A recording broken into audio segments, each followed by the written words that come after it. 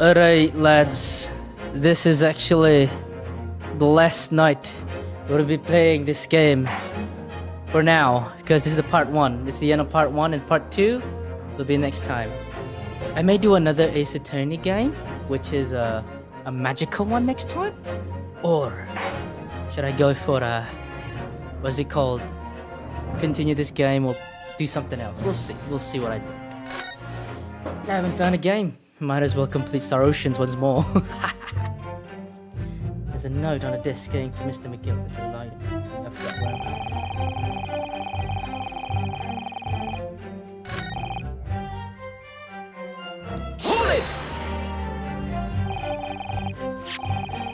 I'm this belongs to you. As you will observe, a communications officer such as myself commands a fine salary. You are certainly exquisitely dressed, sir. So you see, I have little need to make use of services. However, I did once find myself in difficulties having misplaced my purse whilst on an errand. So I put on a fine black overcoat and brought to the... Wait, now he admits it. You claimed that was your overcoat?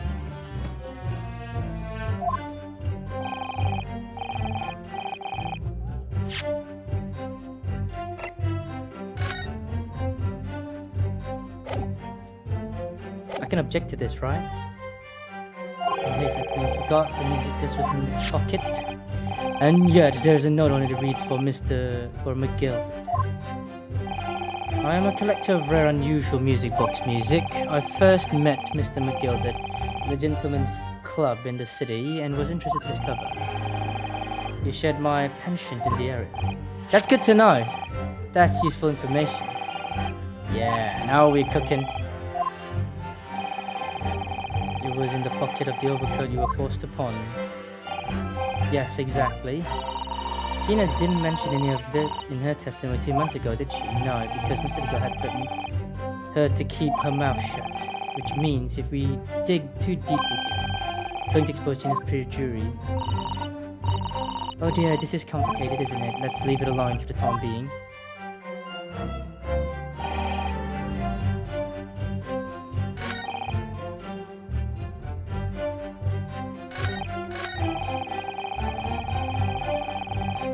Yeah, I can do that yet. Let's keep pressing it. Yeah. Hold it! So you're saying that Mr. Strahd lifted the ticket from your pocket or bag? That's right. Despite being mindful of danger when walking in the insalubrious areas of her kind of street, Mr. Strahd did no such thing. Well, of course you wouldn't take that stance, but a girl is a regular offender. You came to the pawnbrokery that day that prepared with all information you need to identify the defendant. Let me just do this real quick. Yeah. You were looking for her. That's what brought you to Winterbanks. Yeah. There we go. To get your hand on Mr. McGill's disc. My learned friend is a very veritable font of nonsense. Nonsense? I concur with the prosecution. Counsel, you will refrain from conjecturing in this way, is that clear? Yes, my lord. Then I will continue with my testimony for what possible use it can be.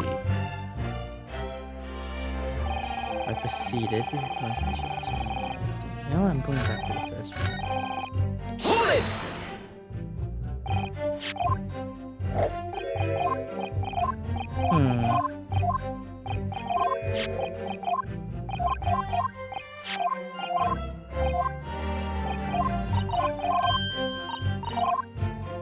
I could actually like object that, but I can't really object, you know. But the item belongs to me. Yeah, just talking about this. Hold it! Had you ever been to Winterbanks before? Only once for the purpose of pawning something, but like many, I enjoy browsing in such establishments. So when you noticed that the pickpocket had taken your ticket, you chased after her, is that correct? Yes, that's right. I didn't notice at first, of course, such as the art of the pick purse. But when I did, I headed to the pawnbrokery at once. Give me that gun. No! At once, in order to reclaim my coat before the thief. You know what? I should make a compilation of you, Andy, since you want that gun. First place. He can't say what he likes because he knows no evidence to contradict him on this. I do. Gaydon the gay bro. Indeed! It's Eggert Benedict, Mr. Egg Benedict-san. But the disc was taken by the police. I need to take this one. Yes, it was taken by Inspector Gregson here, wasn't it? That's right. This was the very man. Apparently, the police are collecting anything. Is that right? Anything that has a connection to Mr. Gill as evidence. What? Excuse me! Excuse me, Mr. Is something wrong, Inspector? What do you mean? The last remark Mr. Graydon made in his testimony seemed to trouble you in some way. No, it didn't. It's nothing. Leave it alone. Let me ask you this, Inspector. Why is Scotland Yard gathering Mr. McGilder's possessions? I can't tell you something like that, Sunshine. Wait, I can't tell you something like that, Sunshine. Is that how you do it? What is it, Inspector? Investigative secrets? Yes, exactly. You should know all about that. Magnus McGilder, who died so unexpectedly after his trial 2 months ago. A man renowned throughout the capital for his great contributions to public life. Yet he had a dark side too. Where are you going with this, Van Zeeks? I suppose the police are dealing with the aftermath of his nefarious activities, are you? Skulkin brought her gun. Brought her! That's enough! Coppers like me have duties to carry out that we're not at liberty to talk about. That's all you need to know. Duties conferred by Lord Strongheart, I presume? The Lord Chief Justice appears to have great faith in you, Inspector. The bottom line is, if you want to get more out of me, you're gonna need Lord Strongheart's paw print first. What's all this about? Van Zeeks, I'm cancelling you. I would cancel Van Zeeks too. I hate him so much. I'll give him the middle finger like 3 times last stream. It's like there's something going on between Gregson and Lord Van Zeeks here. Well, it would appear that the Inspector has revealed all he is at liberty to reveal. Mr. Graydon, let us return to your testimony. Gladly, my lord. Okay, let's see what we got here. Last one. In other words, I had absolutely no reason to break into the shop later. But perhaps you'd seen something of value among the forfeited items. You thief! No, not at all. Oh. A valuer was brought in by the police to assess everything in the shop. Without exception, every article on the shelves was common or garden bric-a-brac. In that case, it's clear that you broke into the shop later that day in order to recover Mr. McGilder's desk. Have you not been listening, man? Even if I wanted to recover the desk, you may recall that it had been seized by the police that afternoon. There was no more in the shop that night than I. As I keep saying, I simply had no reason to break in. So there was nothing of Mr. McGilder's left in the shop that night. Nothing this man might have been after. I wonder if that's really true. Right now, if you have some evidence, then let him have it. I'm dying to see that irritatingly short express of his crumble. Okay, Mr. McGilder slipped his disc into his coat pocket and had deposited the window banks. Then when he realized he was going to be arrested on suspicion of the omnibus murder, he threatened Gina and forced her to take the redemption ticket. There's no doubt about it, that's the witness is lying through his pearly white teeth. The police were obviously after anything left behind by McGilder as well. That's why Inspector Gregson ended up taking the disc in custody that day. But Greg Z being very strange all about all this. There must be a reason for that, I'm sure. I just don't know what it is. For now, I need to focus on exposing the fact that Mr. Graydon is lying in his testimony. There's a note with this Mr. McGilder, but it belongs to... Can I present, Objection! Yeah, I can't. It's not. That reveals damning. What do I do? Ah, stop. I know. Can you just hurry it up? Stop insulting me. Strongheart and Van Zieks will be sent. Nice. I want Van Zieks to be sent only. Strongheart's cool guy. He's Jurgen von Strangle, isn't he? You invite her. Ah, come on.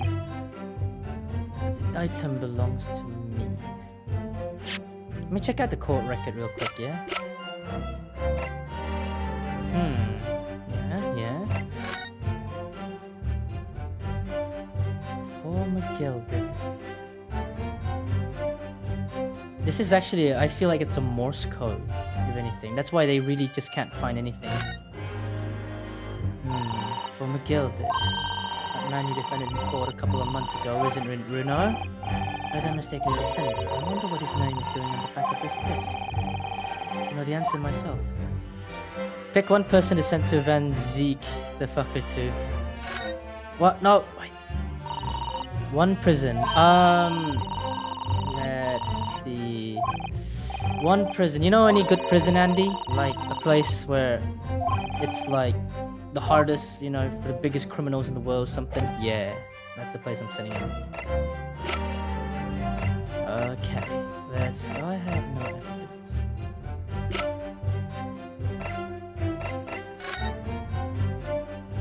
Omnibus, and the day after stabbed abdomen. Fictional. USS Anomaly Space Prison. Let's go for that one. Yeah, that would do. He can't escape. He's in space. What is he gonna do, eh? Fall to death. Conviction was assured 3 eyewitnesses. However, so resulted in antique insufficient evidence.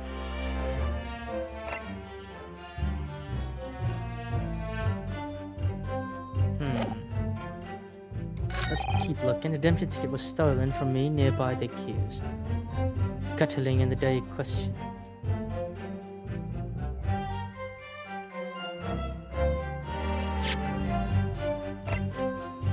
Objection! Ah! Stop! Okay, Santa Claus. Van shit can steal the transport space shuttle. Heaven's sake, would you kindly assist from where they... Shut up, Judge.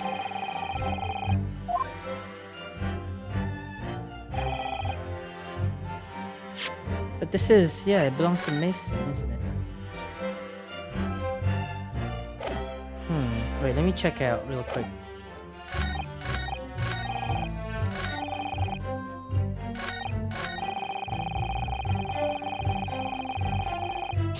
Let me ask this one question. So you're saying there's volume in your bag? That's right, despite being mindful of danger. Objection! Did no such thing.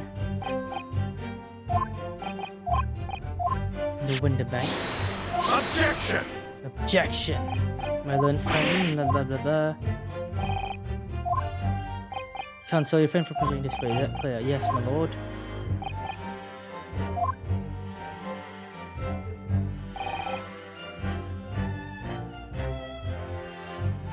Redeem his article.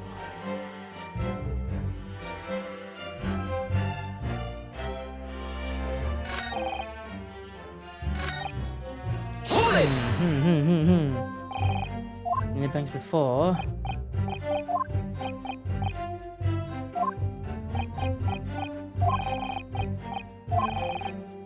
If we're wrong in the first place, huh? This is difficult. What the fuck? I don't see a budget.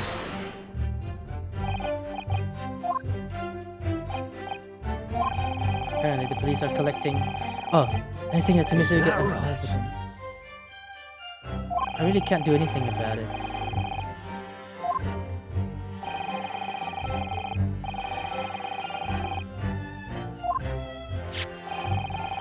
Question is this here? Yes, it is. Have indeed been gathering items believed to be the property of Mr. McGilded. Aid of an investigation some way. Not something I would be aware of. God, make the blood open!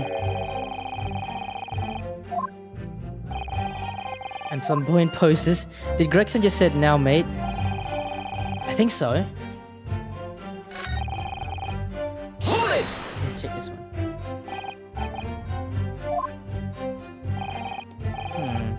Is that right? Can I question him again? Excuse me! Something wrong, Inspector? And well, what do you mean, testimony? Tell me! Tell me, fool!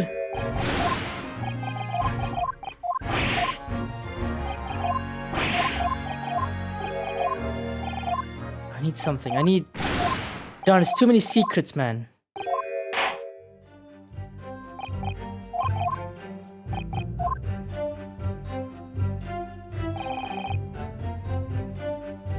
No reason.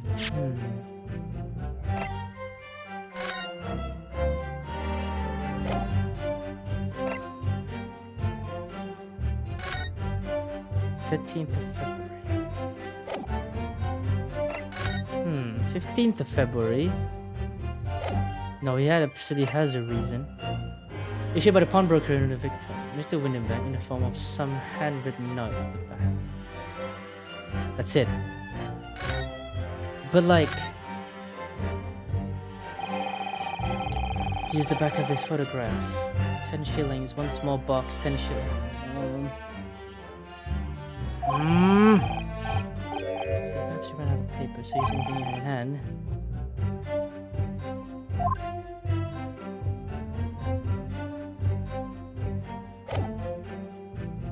I could use this. After like what happened, I'm going to like save this here. Yeah, I'm gonna save it here. Though I don't have proof. Okay, here we are. Hey, wait, that's not what I meant to do! Oh.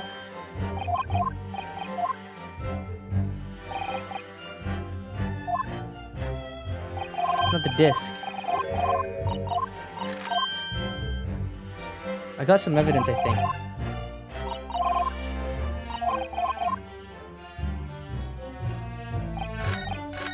I'm gonna save here. Present. I'm trying everything to crack this guy. Right there. I'm gonna present this one, yeah? Objection! There we go!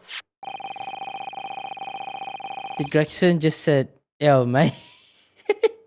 Yeah, he did. Now, mate. Is that right? This was deposited at Windenbanks on Magnus McGilda's instructions. You knew that, and you went there with the intention of obtaining it for yourself. Objection! Conjecture again. In any case, the disc was taken into custody by the police that afternoon. The witnesses had no reason to visit the pawnbrokery again that night. Objection! No, Mr. Van Sheets. Yeah. Sorry, my learned friend, but that's not true. What? Mr. McGilda had another article in pawn at Windenbanks. As this second pawnbroker's ticket proves, there was 2 articles belonging to Mr. McGilda in Windenbank's pawnbrokery, and the reason you broke into the shop that night was to recover the second one. Together with your 2 accomplices, the Skulkin brothers. Why is he so offended, eh? He could have stayed calm. We see right through him, lads. This is the second ticket, is it? What had the man deposited? The article description reads, one small box. A rather vague description, it seems to me. Are you suggesting that I broke into the pawnbrokery with these clowns in order to steal some trinket box? I believe there are adequate grounds to suspect that you did. This is absurd. Why on earth would I do such a thing? Damn, luck. On the article had been forfeited, I could simply walk into the shop and purchase it. There would be absolutely no need for me to resort to theft. That's a good point. Indeed, the witness makes solid argument. So that means for some reason, this Graydon fellow needs the small box that very night, does it? Objection! What? Van Geeks, what is he gonna say? It's time to put an end to this nonsense, my lord. Could you be a little less cryptic, Lord Van Zeeks? La Cook. Kane is. Alright. I do I do hate to ruin my learned friend's argument, but the truth is quite incontrovertible. On the night in question, no small box was taken from Winterbank's pawnbrokery. And rest assured, the prosecution can prove it. What? Good gracious. Inspector, show the photographic prints to the court, if you please. Yes, sir. What prints? These prints were taken from one of the detective's security cameras. Attorney's red-handed recorders again. As previously explained, using this plan of the shop layout, the victim's establishment was furnished with automatically cameras in 2 locations. One set to capture the counter where Mr. Winterbank received his customers. No, I'm not gonna say that. And the other was set to capture the shelves of which articles were placed for sale once forfeited. According to the information on this ticket, McGilda's small box had been forfeited already, 2 days before the incident at 9 p.m. on 13th of April to be precise. No, I'm not. No, I'm not saying that, mate. Which means it would have been on the shelves of forfeited items in front of a shop. Now, what I have here is a print taken by one of the cameras about 2 hours before the incident. That's at 11 p.m. at 15th April. What's this? The victim certainly had a very full shop, it would appear. And then there we have another print. This one was taken about 2 hours after the incident. I need to spot the difference, man. What the fuck? What's gone? What small box are we talking about? I see. So we have 2 pictures to compare. Well, let me compare these 2 boxes. I see nothing out of the ordinary. Nothing. It's the 11 p.m. and it's 2 a.m. Let's see. I don't seem to find anything out of place. Yeah, nothing out of place. These boxes are still here.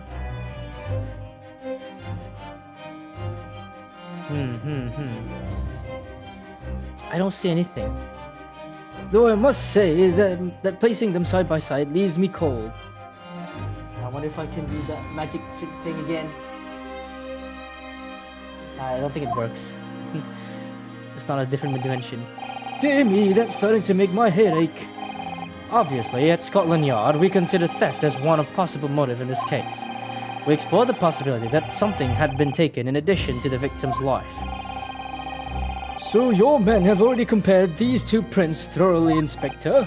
Yes, sir. Yeah, there's nothing different, that's why. Exactly. We counted every single item in each of these 2 photographic prints. Bro tried to get brain cancer but failed. No! And that the art's conclusion is the exact same number of present. Yep, okay, that's the conclusion.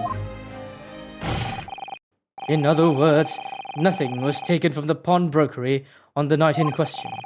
And my learned friend's assertion is nothing more than a hopeful fantasy. Ah! What is this? I don't believe it. If I could have just shown that he had stolen Mr. McGilda's pawn box. Open up that wound, fool! Open it up! I might have been able to break him down at last. You know what, Renault? I've been thinking. What is it? I wonder if these 2 photographs really are exactly the same. You know what? I have to fucking do it again, don't I? I have to bring my laptop close to my face and really look into it. As what Andy would call it, try to get brain cancer. Alright, so look at it. Alright, everything's starting to clear up.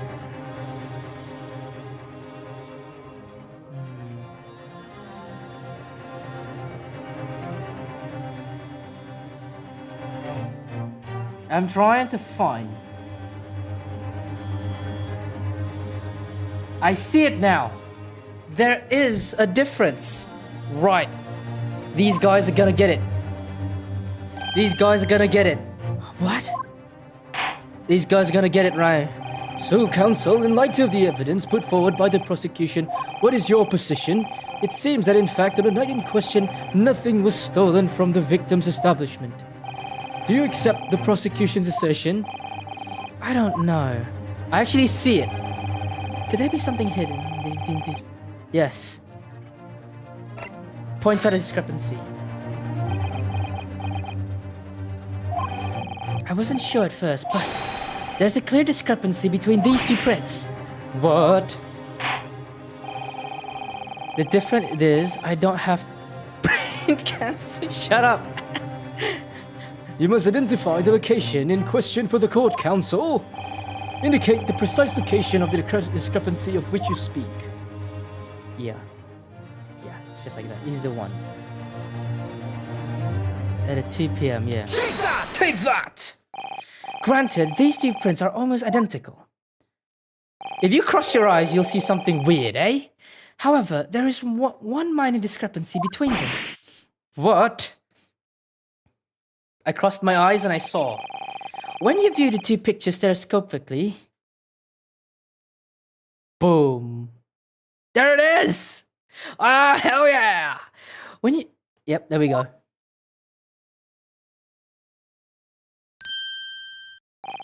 A single area stands out as being different, the location of this small box. Let me wait. Unbelievable. Yes, let's go! Baby! Baby!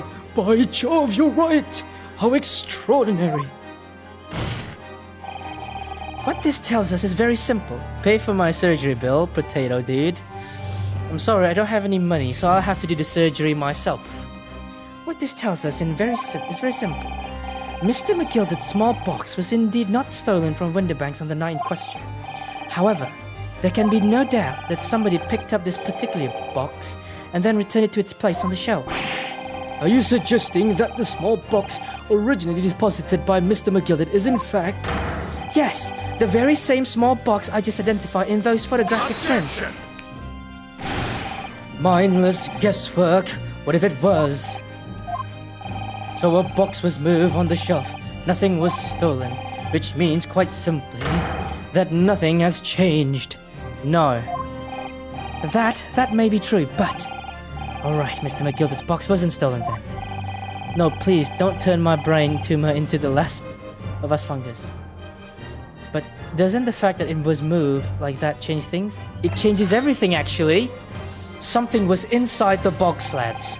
I believe that this changes everything about the case. How can that possibly be? The crucial point is the fact that what was moved was a small box. In other words, we have to consider what might have been inside that box. Bro, what are you suggesting? I'm suggesting that we need to examine that box as soon as possible. A vital piece of evidence is sitting on the shelves at Winterbanks as we speak. Objection! That won't be necessary. Some little box belonging to a man who died 2 months ago can't possibly be relevant to this trial. The court does not uphold your objection, Lord Van Zeeks. Bailiff, arrange for an officer to go to Baker Street at once, obtain the small box in question, and bring it back here for further examination. We got this, boys. Get Naruhodo to jail. No, not Naruhodo, just Van Zeeks. I just hate him, man. How many innocent people have he sent to jail? He must pay for his crimes. Oh, the stare down. It's the stare down, lads.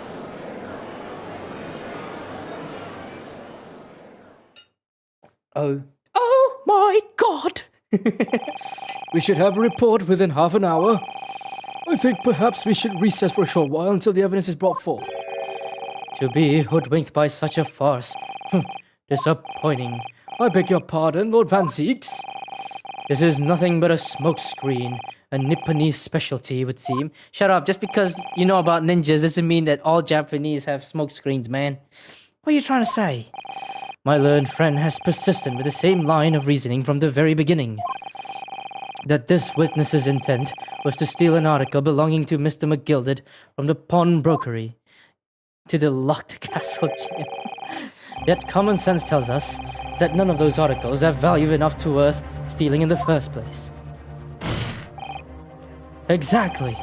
It would be beyond absurd to break into a place for the purpose of stealing such commonplace property. And get Van Zieks to the guillotine, yes. Yes, he's the guillotine himself.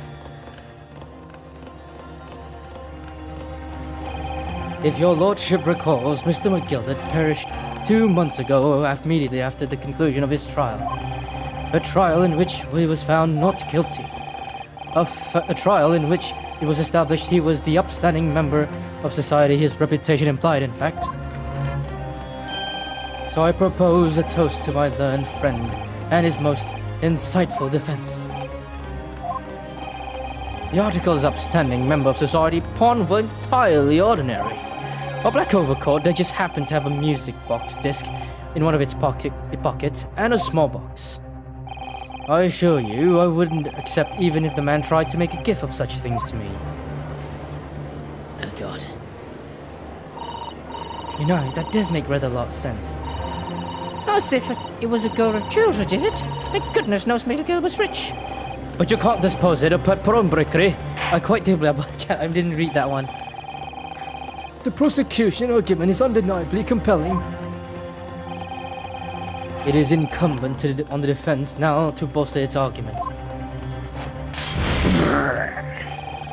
To explain what possible insignificance these commonplace articles pawned by this fine citizen could have. Well, counsel, is your argument in fact demonstrable? Are you able to show proof that the disc or the box are in any tangible way related to the case? Well, what's the matter, Renaud? We know that they're related, don't we? They're both vital pieces of evidence. Yes, of course. And you and I both know that. We know Mr. McGilded's true character, and we know the disc is significant, even if we don't know why. But if we try to explain all to the court at this point, we'll have to acknowledge that Mr. McGilded's acquittal 2 months ago was a mistake. That the defense argument was flawed, based on false information. Oh no! And that would mean admitting that Gina committed perjury. But Ginny... Could it be that Van Zieks knows? Is that why he's doing this now? Because he anticipated everything. But maybe... Oh my god, Mr. Super Hot. Yeah, it was Mr. Super Hot. You just noticed? It was there since the beginning of the trial. This could be a great opportunity for us. Sorry, what do you mean, Iris? What is it that you always say, Renaud? Sooner or later, the truth comes out, every time. Alright then, exact significance of the things that Miss McGilded deposited in the window bag is something that only Gina can explain to the court. But if I put her on the stand to testify about that, it could critically damage our chances of winning this case.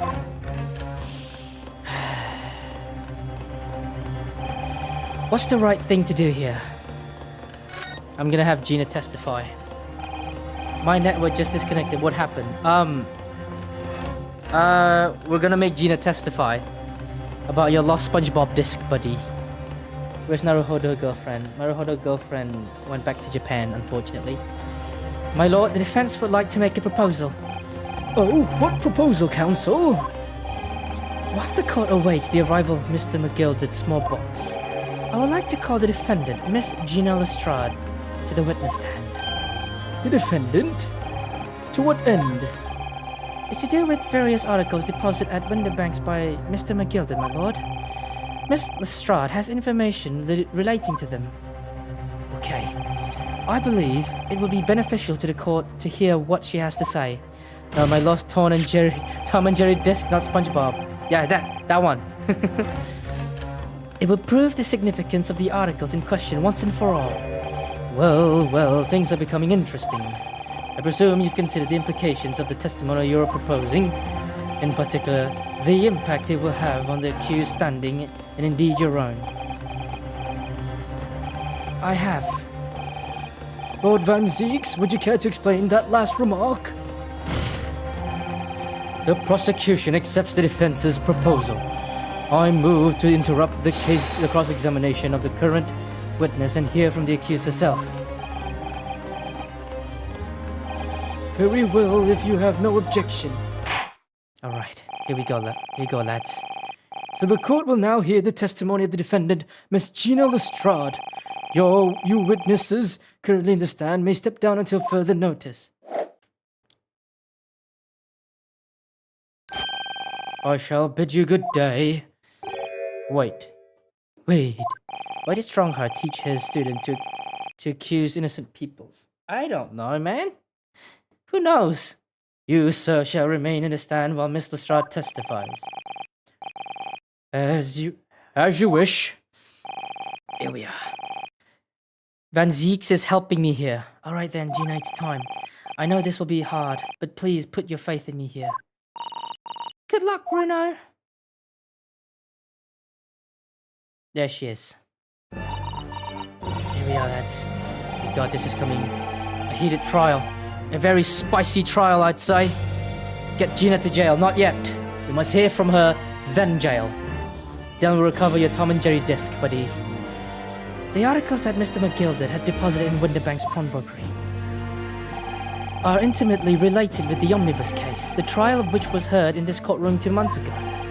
Yes, and I remember this young lady being brought before me in trial as well. Get her to jail. The US says too young for that, buddy. That's right, my lord. Her testimony helped to establish the innocence of the defendant, Mr. McGilded. The omnibus case was intriguing to say the least. And now here we are all again, the same players in that trial facing each other once more. Get her to... Not yet.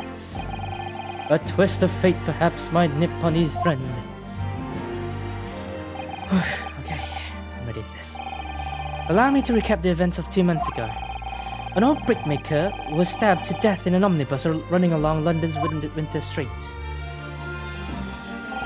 Apart from the victim, there was only one other person in the carriage, Mr. McGilded. Naturally, he was the prime suspect for the murder. But as the trial progressed, another possibility emerged. That the murder in fact took place above the defendant's head on the roof deck, with the body then being dropped through the skylight into the carriage below. It was Miss Lestrade whose testimony brought that possibility to light. At the time of the incident, Miss Lestrade was concealed under the seat in the carriage, hoping to pick the pockets of unsuspecting passengers. Then, immediately after the trial, having acquitted of the murder, Mr. McGilded died in this very courtroom in the most extraordinary of circumstances.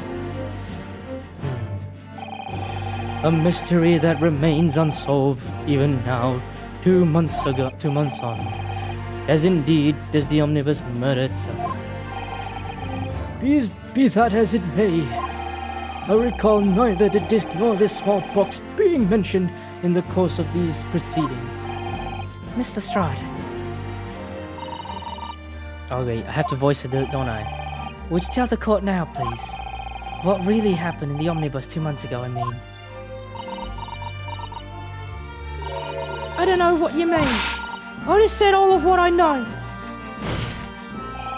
And what about everything you told us yesterday from inside your prison cell? Please, Mr. Lestrade. This is extremely important. But... Remember, little girl, if that transpires that you willfully withheld information in the trial 2 months ago, the Home Office will seek to prosecute you for perjury. Yes, it is. And naturally, you will lose all credibility as a witness. Although, let's face the facts, you will have little credibility to lose.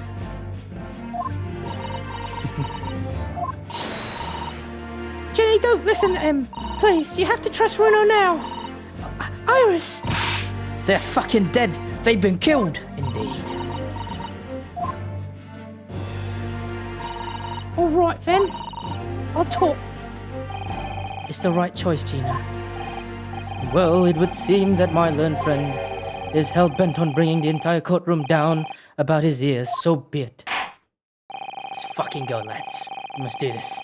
I must confess that I'm struggling to understand what on earth is happening here. However, it would appear that Mr. McGilder's pawn articles, an extraordinary case of the omnibus, harbor secrets of which we have been hitherto unaware. So, Miss Lestrade, you will now give your testimony before the court about the events of 2 months ago. You will reveal the truth, a commodity sorely lacking in your original statements. This is it then. Everything's going to come out. Like Van Ziek said. This could bring the whole courtroom down about my ears. But as a lawyer, I'm prepared to take that risk. I am prepared to take that risk, lads. Alright. The real truth of the omnibus case. Truth is, the brickmaker cove was in the cabin of the omnibus the whole time. The Irishman dragged me out of the underseat. I saw the disc on the floor.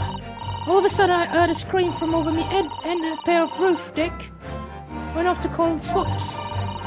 And that's when Mr. McGilder slipped the driver tin to do a run to the pawn shop Runabout. Okay, I'll read it later.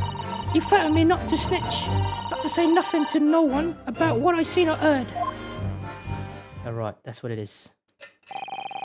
Good grief, this is outrageous! What you've just taught to the court bears almost no resemblance to your testimony 2 months ago. As you say, my lord, then there's every chance I may have educated in error in McGilder's trial.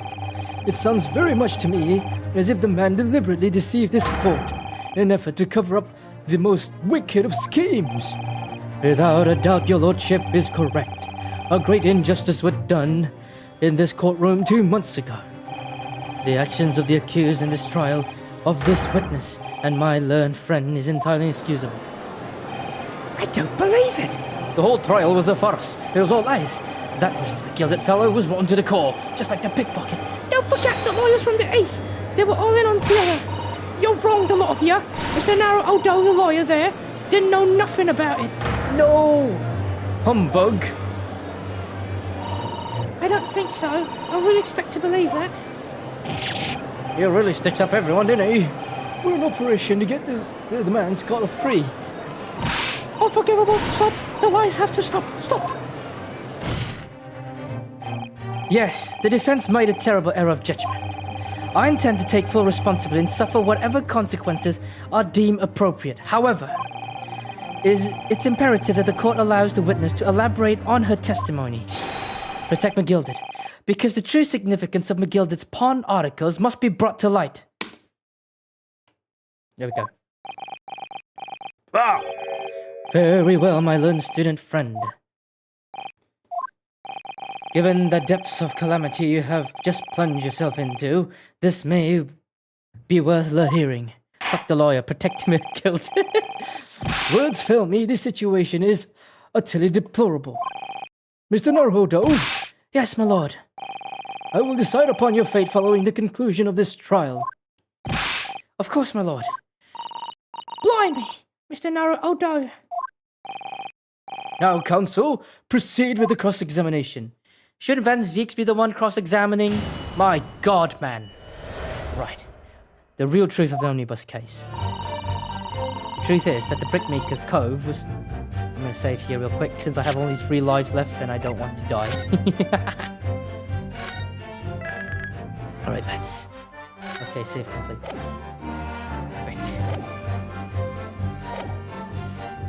For Brickmaker Cove was in the cabin of the omnibus the whole time. When the Irishman dragged me out from the under street, I saw the disc on the floor. All of a sudden, I heard a scream from over me head and the pair of the blah blah blah. That's when McGilder slipped the driver some tin to do a run to the pawn shop around about. He threatened me to not snitch. Here we go. True Brickmaker. I'm gonna press everything first. Let's go. See what we got, lads. And you were hiding the cabin at the time as well, weren't you, Mr. Lestrade? If I remember correctly, in the storage compartment underneath one of the seats. Yeah, that's right. It's pitch black under there, so you can't be seeing nothing at all. Now, in your testimony 2 months ago, I feel certain that you claimed that Mr. McGildet was the sole passenger, did you not? False testimony, my lord. That's what it was. He told me I had to say. But it's important that you tell us the truth now. Were Mr. McGildet and the victim acquaintances? I don't know. I did hear him talking a lot. What were they talking about? Well, I couldn't hear too well. If I had to say, I think it was about money or something. They keep talking about buying and not buying. Perhaps business dealings of some kind. But anyway, they got louder and louder, and it started to sound like a proper fight. I was pretty scared by then. I hardly dared to breathe. Then all of a sudden, I heard a noise like some kneeling over the floor. It was blooming loud and all. I believe you let out an involuntary scream. Yeah, that's what got me away. Right. When the Irishman dragged me out from under the seat, I saw the disc on the floor. The disc? Was that disc you saw this disc? Yeah, I reckon it probably was. I was right next to the cove lying on the floor. Could this disc have belonged to the victim, perhaps? I don't know, but McGildet picked up pretty smartish. And then he sat cove with me knife and a belly up on the seat. What did he say to you at the time? He told me not to say a word about it. I'd seen or heard to no one. About the disc and all. I was dead scared. The way he was looking at me, I thought. If I didn't go along with it, I'd get stuck with that knife too. Then he started asking me a load of questions. Like what my name was and where I live and that. Asked me about being a diver too. But after a while, what had happened in the carriage was noticed. Yeah, that's right. First there was a kind of rapping noise. All of a sudden I heard a scream from my head. Right, let's ask everything. There were two gentlemen occupying the seats on the roof deck, I believe. That's right. Two men. They must have looked down through the skylight and noticed the cove with the knife in his guts. And they screamed. The driver pulled the horses and they got me out of sight. Out of sight? Where? Back under the seat where I started off. Once the carriage came to an halt, two coves from the roof ran off to fetch the sloops. If they immediately left to fetch the police, it would appear they were entirely unrelated to the incident. So that left Mr. McGildet, the driver, and you still in the scene. Yeah, only the driver didn't know I was there because I was under the seat. I heard the cabin door open and the voice outside. The driver, yes, he also testified in the trial, I believe. Do you tired of these useless lawyers and thieves? I don't know. Probably. A fellow who went by the name of Beppo, if memory serves. Yeah, he was. What did McGildet and the driver say to each other? I don't know what happened and stuff like that mainly.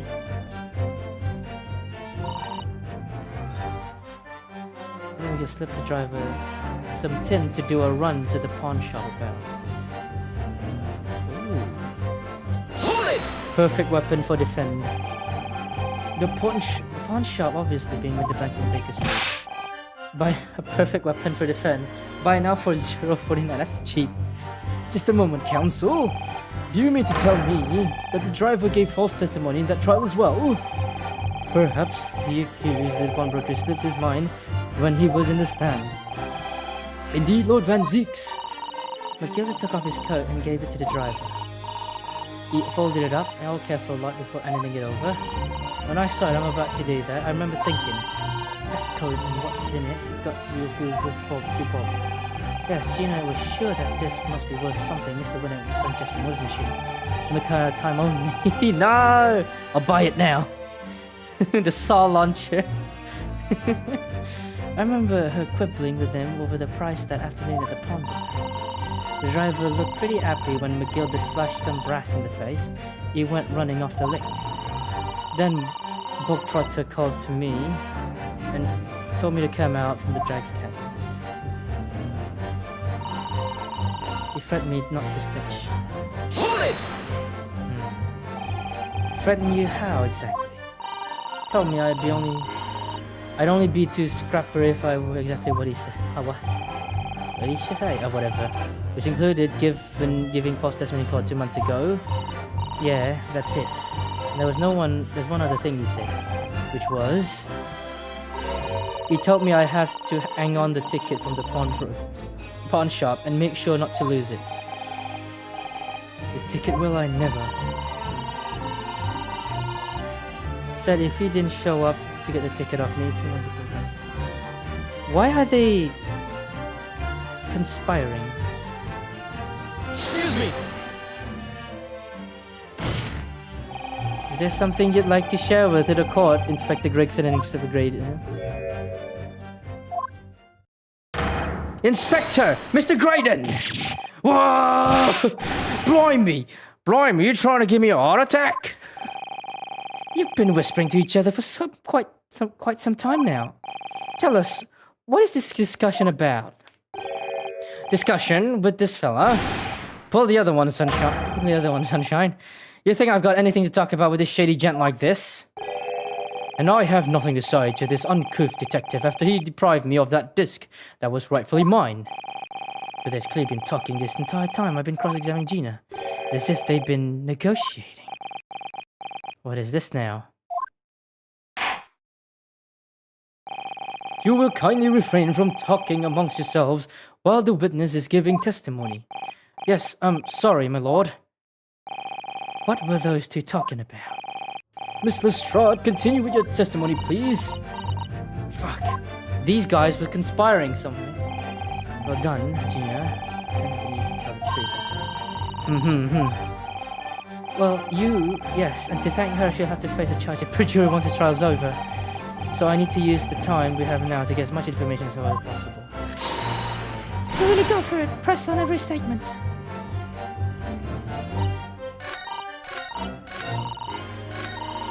Hold it! I want to ask completely. Fred and you know exactly. We was said. Or buy our limited laser gun and EMP. Nah, I'll go for the saw thingy. Yeah, that was great. That's it.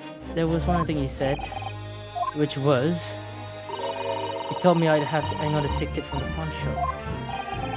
The ticket, well, I never. Showed up to the ticket around 2 months ago. He passed to stop it being forfeited. He left me with some brass to pay for it. But really, why on earth would Mr. Gill have done such a thing?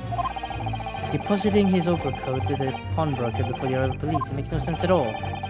Which seemed to be the only logical explanation, my lord. 100% lawyers meet their grave.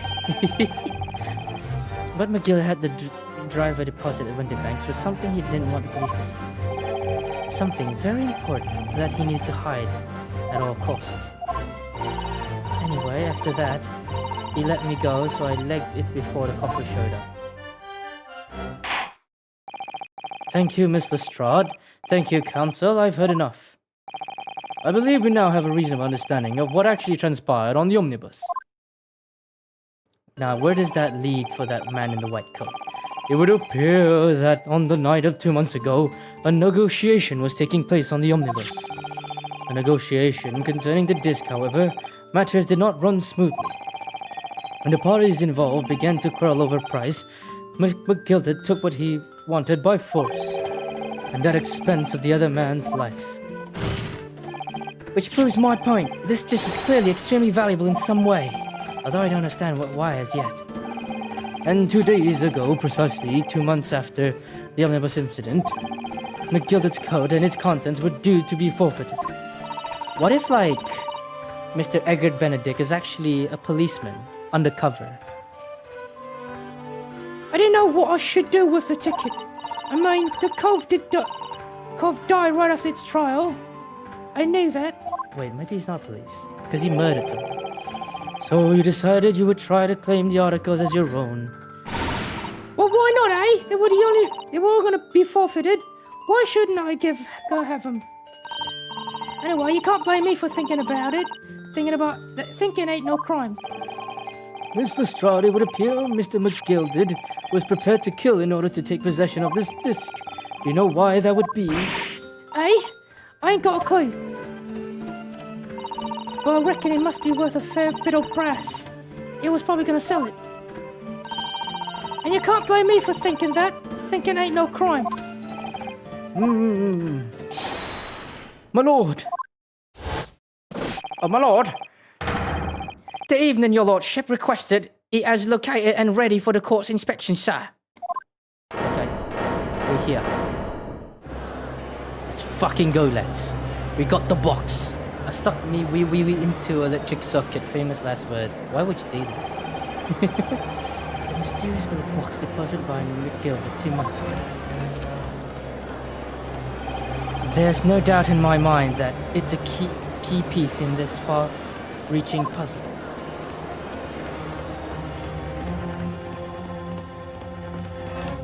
Right. I'm gonna save and continue. That's the plan. Let's see where this goes. I'm still kicking. Save the progress. Yeah. Now we can save here. That was a short one, even though if it is like only half of it. I feel it's the whole short part. Man, there's a lot of parts here. Okay, let's see what's in the box. I am curious. So this is the article in question, is it? The small box deposited within the pawnbroker bought by Mr. McGilded 2 months ago. And on the night of Mr. Winterbank's murder, the only item on the shelves that was touched by whoever broke into the shop. Quick, let's open and see what's inside. I forgot how to breathe. No! What is that? I know what this is! It's... Good gracious, this is no ordinary box, it seems. Wow! Although, in truth, I had an inkling that might be the case. It would appear that the box houses a miniature music box movement. Oh shit, here he is. Here he is, lads! Oh! Then, is it too much to expect? I think it would be reasonable to assume that it is a device for the playback of this disc, my lord. Let's fucking go. It must be a Morse code. I'm betting that this is actually Morse code. We have a reader here. So here we have the means to play back Mr. McGilded's disc, deposited at Winterbank's at much the same time. You see, that man in white is perjury now, because it actually did belong to someone else. Not strictly correct, my lord. It was not Mr. McGilded's disc. It was the disc of his victim in the omnibus. But why, for heaven's sake? Are we to understand that the brickmaker was trying to sell this music box disc to Mr. McGilded?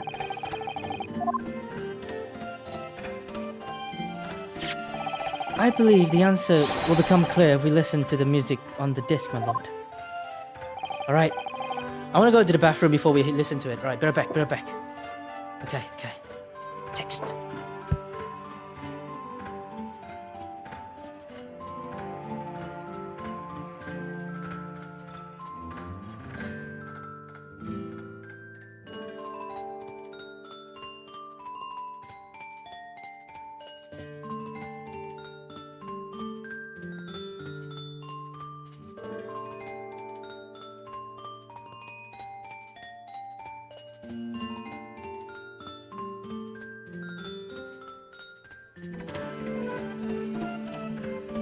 Alright, got it.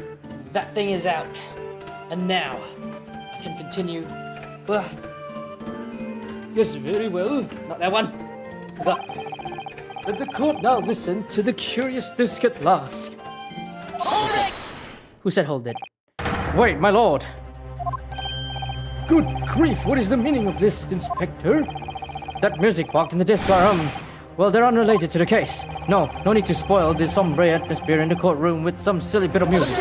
Objection! This disc may very well have motivated the culprit in this case to commit murder. Clearly, there's every chance that it's fundamentally important to the understanding what happened. The prosecution has no objection. But no!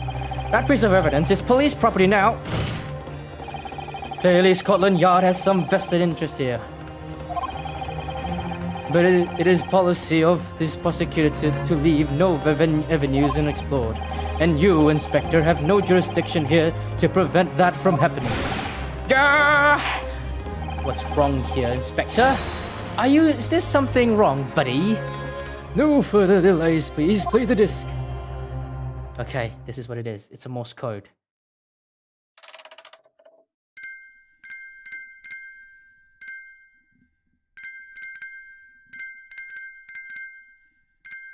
Yes, it is Morse code.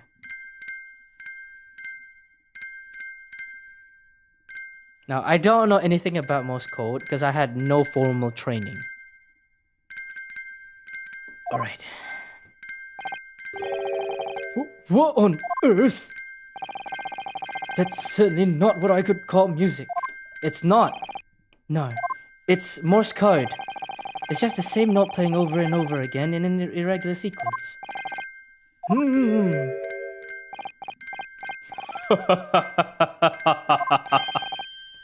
Mr. Craydon, this is really priceless. Oh, this Jojo character though. I want to remake the Chernobyl. No. After all that, the music box is broken. It's not broken. It can't be, can it? Well, obviously. In fact, I would be surprised. If the officer sent to fetch it, it didn't drop it in the way back to the courtroom. I should change his voice. Well, with much regret. I feel the court must accept this music box offers little in the way of clues. Are you ready to move on, counsel? Come on. Yes, alright. It does sound as though it's completely broken, but is it? Could this music emanating from the music box could possibly be a clue? It could be a clue. It's Morse code. There's another way we can communicate with a fucking sound. I believe that it could be relevant, my lord. Good lord, but how can it be? It's an abomination, counsel. Mere noise. I fail to see how it can have any meaning whatsoever. It does sound strange, I agree. But there's one thing bothering me. Well, while Graydon stands there, chortling victoriously, the inspector beside him has a rather telling expression on his face. It's as if Gregson recognizes the sound, as if he's familiar with it somehow. And that's making him appear extremely on edge. If that's the stance the defense, my Nipponese friend, answer me this. Oh. Would you play the Ace Attorney Spirit of Justice? I would. Oh, well, I love all the Ace Attorney games. Even Miles Edgeworth Investigation, actually. I played that one before. And Apollo Justice and all that. That's why I played this game. Because I never played this one. I wish the Miles Edgeworth Investigations 2 was in English, though. It's pretty sad. Just what relevance do you propose this woeful chimming has on this case? I don't know. Is there a... Fuck. Wait, let me find a Morse code translator.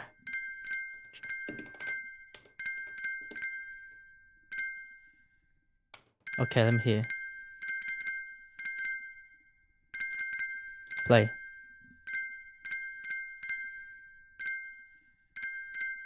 I can't find one. Alright, whatever. We're gonna have to find this out for ourselves, lads. Just what relevance do you propose this woeful chimming has in his case? Blah, blah, blah. Is the defense belief that the sound emanating from this music box is not supposed to be music, actually?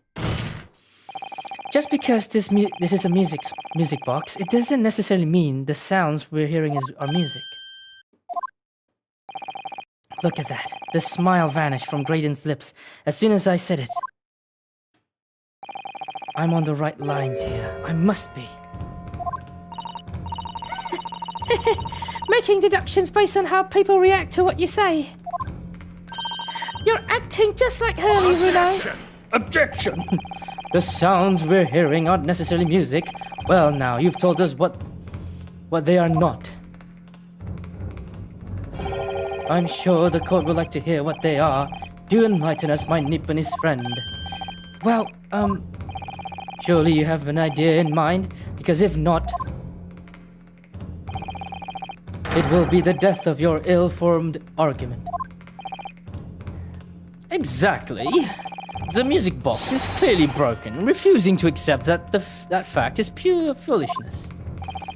They've got me. I don't know what the answer is. I know, yet... Bruno, I've just examined the music box very thoroughly. I'm fairly certain that it's not broken at all. Really? Really, the way it's been made, it can only produce a single note anyways. Thank you, Iris. Oh, a single note. Let's fucking go, man.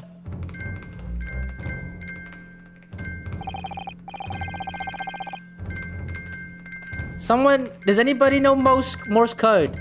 Shit, I must solve this. Alright, well, if the music box isn't broken, it must mean that the sounds it's producing have some significance that isn't musical.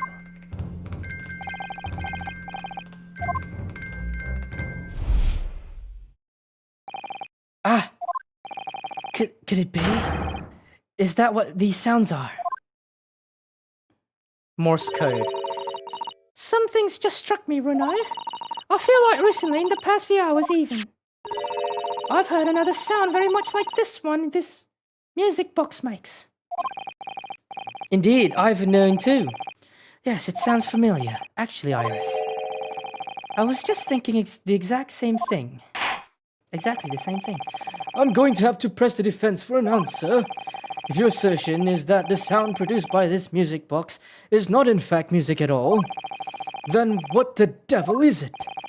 All the evidence we've seen so far, all the testimony we've heard, it's all pointing to one single answer now.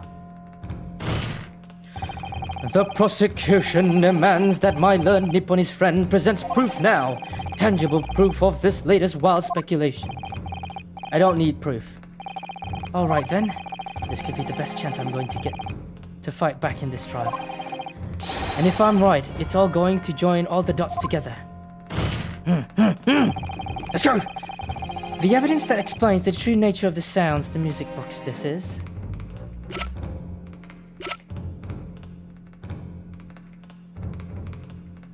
Wait, what? We need evidence? I don't think I have that in mind.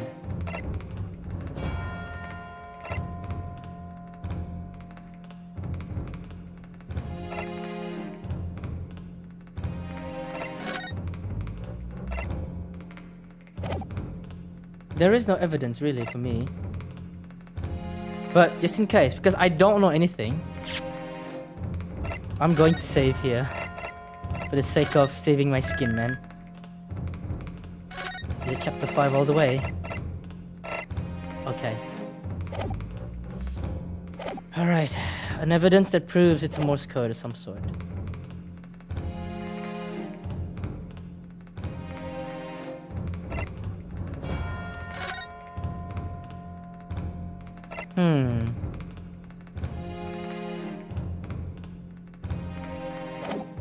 No. Let me think, buddy. What's back here again? Sensational story, Ministry Mall.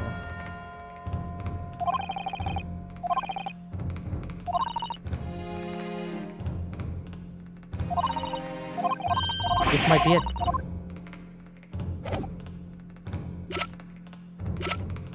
Yeah, I feel like this is it. I'm gonna present the newspaper then. Take that! Today's paper, Council. The headline is Pawnbrokers Perishes in Pick-Purse Plunder. Hardly supporters of your case. No, my lord. I was hoping you'd look a little further down the page. Further down? Ministry Mole classified secrets may have been leaked overseas from Ministry of Justice.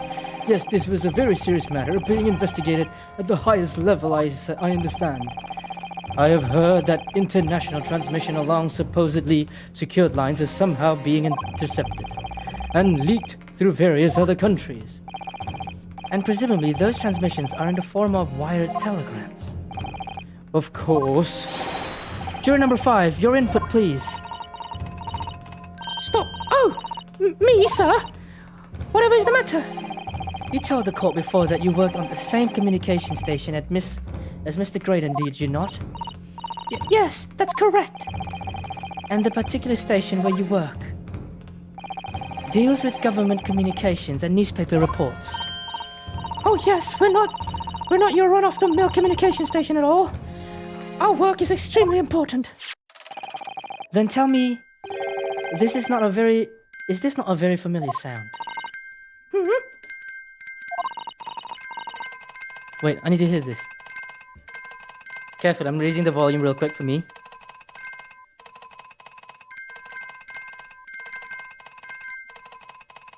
Okay. You don't mean to say, is it? That's right. That's right, madam. It bears more than a passing resemblance to the sound made by your telegraph machine as you tap it. I believe it's called Morse code. But I don't believe it! Now, correct me if I'm wrong, but when it comes to leaking telegrams from the government departments, there could be nobody more perfectly placed than a highly skilled communications officer. Are you suggesting that this music box disc contains stolen government secrets in Morse code? Let's go! Order, please, everyone, order. But this is high treason, council, deserving of capital punishment. Too much new vocabulary. What is this treason, and what is capital punishment? The sorts of words I'd half expect you to know. For our sovereign government, confidential information, hostile nations would surely pay almost any price. Yes, and on that night 2 months ago, that was the very negotiation that was taking place inside the omnibus. But in the end, McGill did perish, and the all-important disc they unclaimed in the pawnbrokery. My word! In which case, whoever stole that information in the first place must surely have been beside himself with worry. Because if the disc were to be discovered before it found its way out of the country, it would reveal an act of high treason punishable by death. Indeed. So, the culprit had no choice but to retrieve it. And in order to do that, he would have to gain entry to the pawnbrokery illegally in the middle of the night.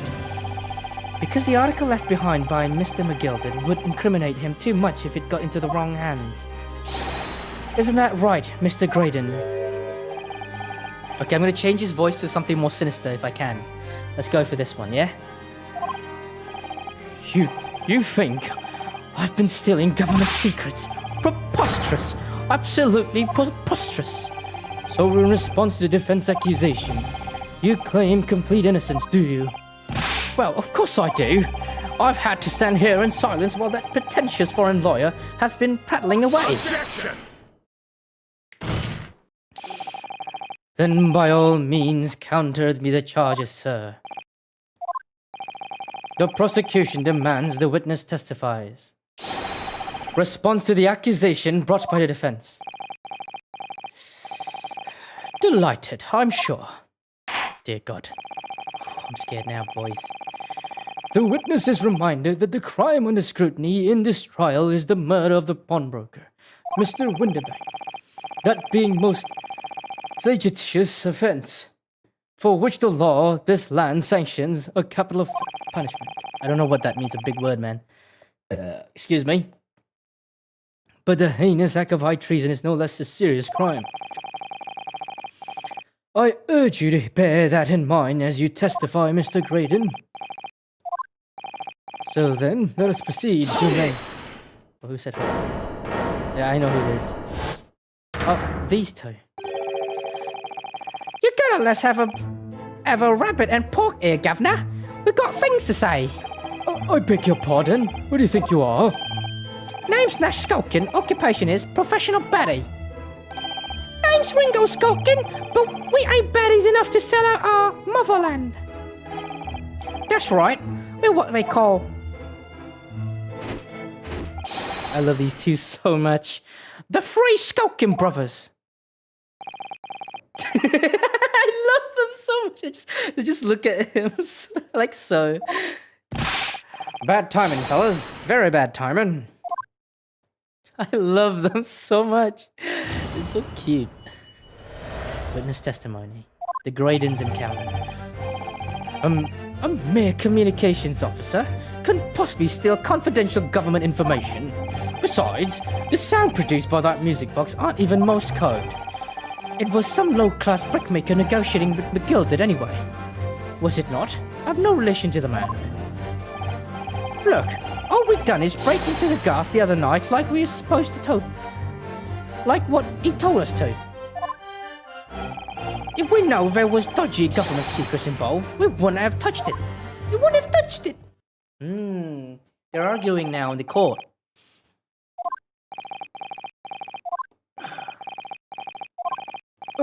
Mr. and Mr. Skulkin.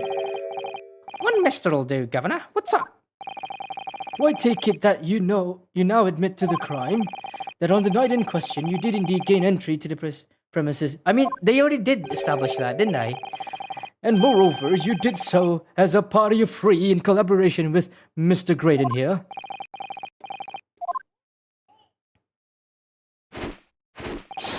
We did, Gav, we did. Let's fucking go. Ooh, baby. Quieten down, please. What say you to that, Mr. Graydon? I have no idea what these two ruffians are referring to. You little rotter, getting us all mixed up in all this monkey business. You never said nothing about no government secrets. It was supposed to be a straight-up job. And what about the geezer whose shop it was, eh? Poor old Buck didn't have to die, did he? Nice to know who your friends are. Whatever these men say, I deny their accusations. Indeed. Well, I certainly wasn't expecting this little music box to become so significant in the proceedings. However, as it has, I will admit it to the court record as evidence. Nice. Now I might need to actually inspect the little evidence first before we continue. Yeah, me and Van Geeks are finally working together. The bloke's an idiot, man. He doesn't read the atmosphere. Can someone actually translate Morse code? What's this button here? Oh, where is it, Rona? I've just noticed some things about this music box. It looks like a bottom that opens up as well. Oh, you're right. Come, what are you waiting for? Let's open it. Here it goes. Oh, look at that. There's another movement on this side. So, does that mean you can set another disc to play at the back side? I think so. It looks like two movements are linked together. They're linked. So if you had two discs, they would have... But for now...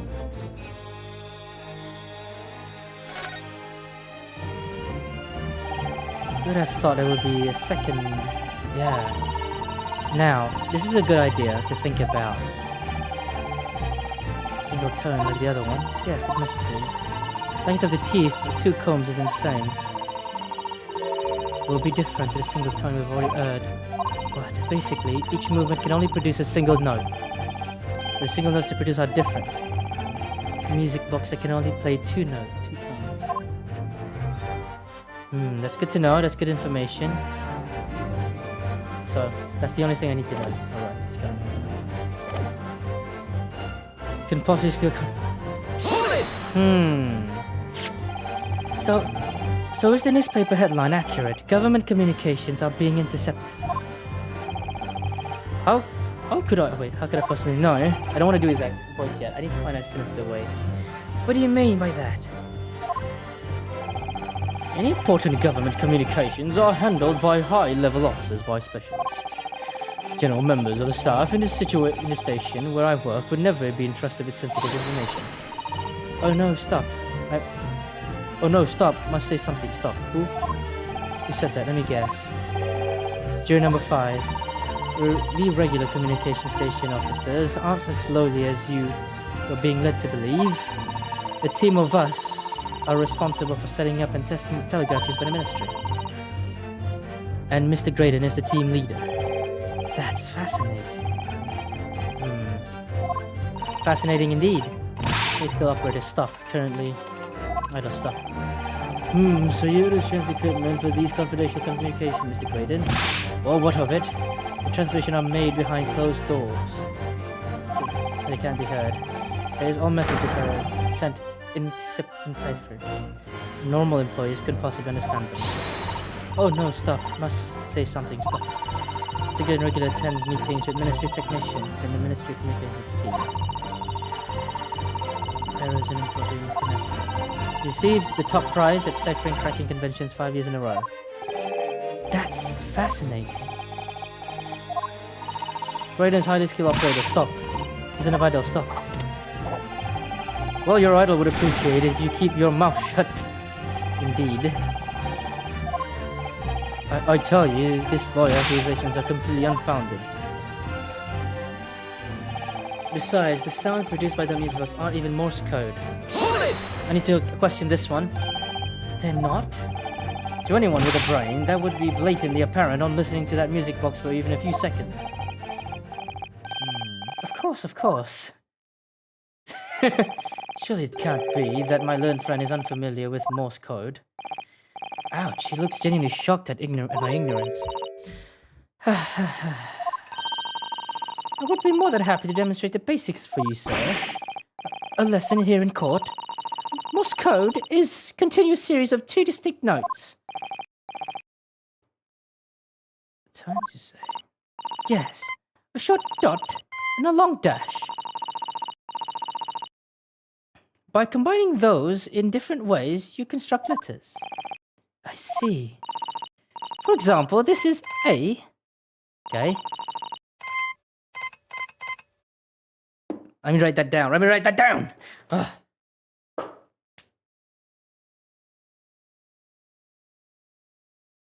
Okay, that's 2.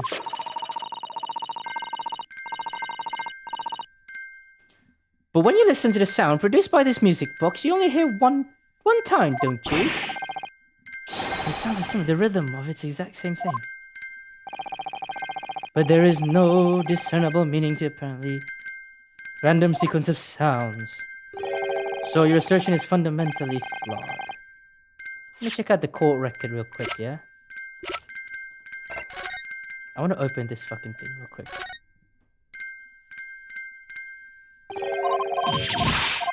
Because right.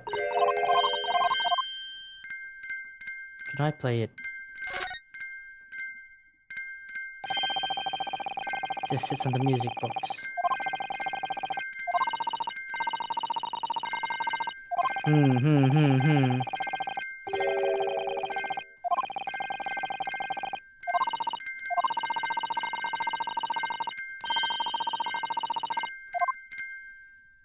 Yeah, this one specific here.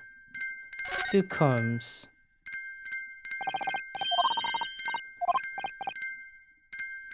Like the other one, yes. It must do. So that the length of the teeth on the 2 combs isn't the same. Alright, let's do this. I got it. So assertion for flawed is not Morse code. No! No, it's not. Don't give up yet, bro.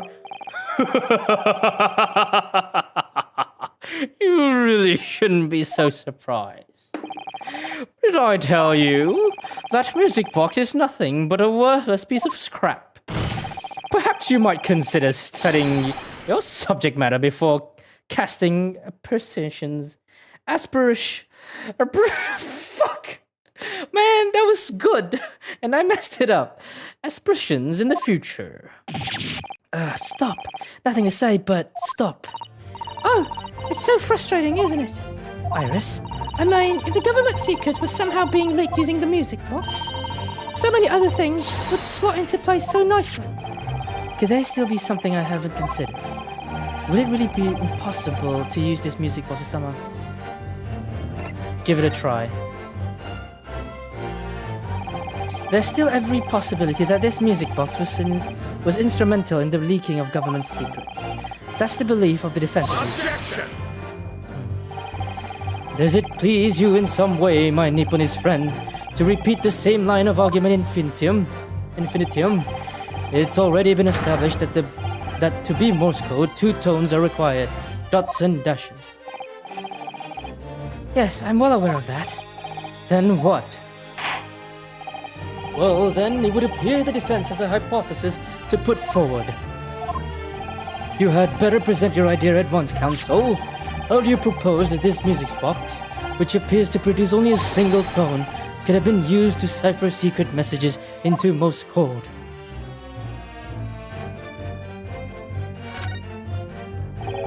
Open it up, open it up. Open it up, open it up, open it up, fool! I've seen this! Come on there, what are you waiting for? Ah, come on! Why are you so slow, bro? I've already seen those! If you had 2 discs, you would both play at the back at the same time.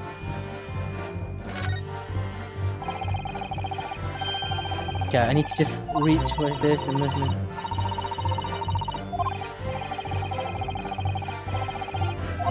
So that's the comb, yeah? I don't know where's the comb. Which is the comb? Is that silver thing? Or is it that... I don't know, but it's getting spicy, that's for sure. Music box I can only play 2 times. Got it! Got it! Yeah! Got it!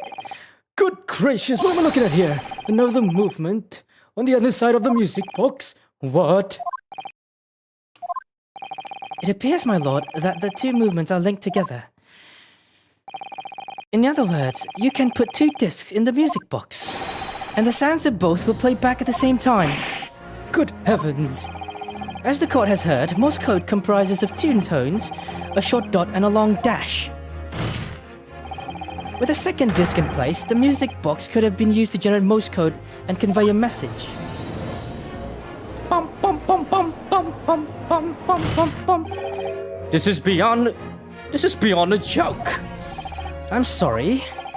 This poor excuse for a lawyer has absolutely no evidence to support his claims. Though, of course, if my learned friend were able to present the court with a second disc, that would be another matter. Well, I can't at the moment. And may I remind the court that as the witnesses has pointed out, he was not the one in the omnibus with McGilded 2 months ago, striking a deal over the disc or discs. Indeed, that was the Mr. Mason, the brickmaker. Exactly. I had nothing whatsoever to do with it. Oh, I don't know. How should I do his voice? Like, I'm not used to his new voice yet. Ah, fuck.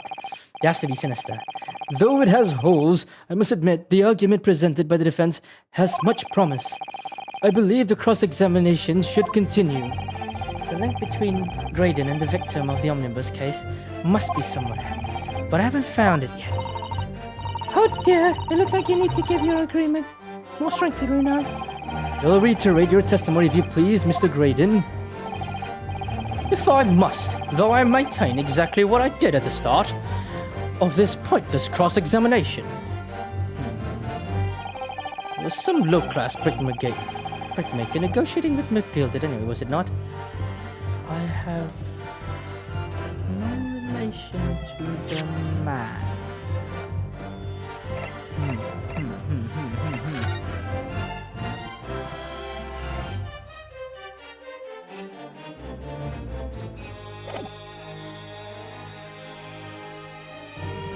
I'm gonna press first? Let's press it first. Pull it! So 2 months ago in that omnibus, McGilded killed the brickmaker and stole the disc. Mr. Mason was a single man, almost nothing to do with his name. It seems he lived in an artisan quarter some years ago, but people there remember little about him. That doesn't make much sense though, doesn't it? How would a humble brickmaker come to acquire secret government information? How indeed? There must have been somebody else involved behind the scenes in all of this. Somebody who acquired the disc and gave it to Mr. Mason in order to take it to the meeting with McGilded and negotiate a deal. Dear me. You may have in it for me, sir, but I assure you I have far more class than that. An old brickmaker from Madison Quarter and his well-to-do communications officer. If only I could find some... What do you say? An old brickmaker from Madison Quarter and this well-to-do communications officer.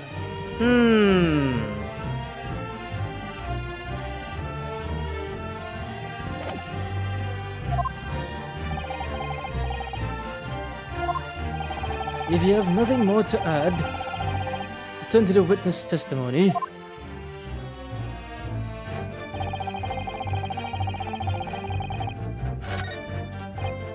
Let me check something real quick, yeah?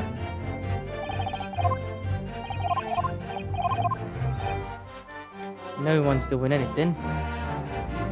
Let's go back to him, yeah?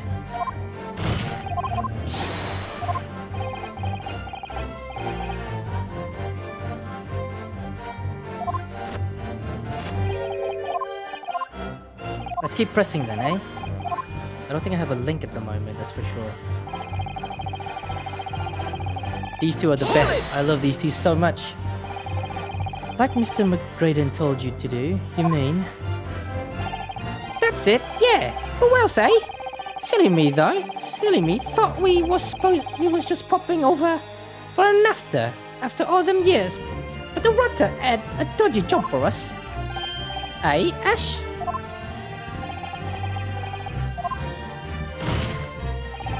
Let me stop you there, Mr. Skulkin. After all them years, you say? Do you mean to tell me that Mr. Graydon is an acquaintance of yours? We're the sociable kind of baddies, you know. Sure, let's say Graydon's an old China. An old China? Excuse me. Let me ask. Is something wrong, Mr. Skulkin? I need to know what is this China slang that they have. British. I don't think so. Then what is this slang? Something wrong, Mr. Skulkin. Eh? No, the other Mr. Skulkin. What? Oh, me? When your brother was testifying just now, he said something that seemed to cause you to react. Oh, I was just remembering the old days, that's all. We used to have a right old laugh together way back when... Together?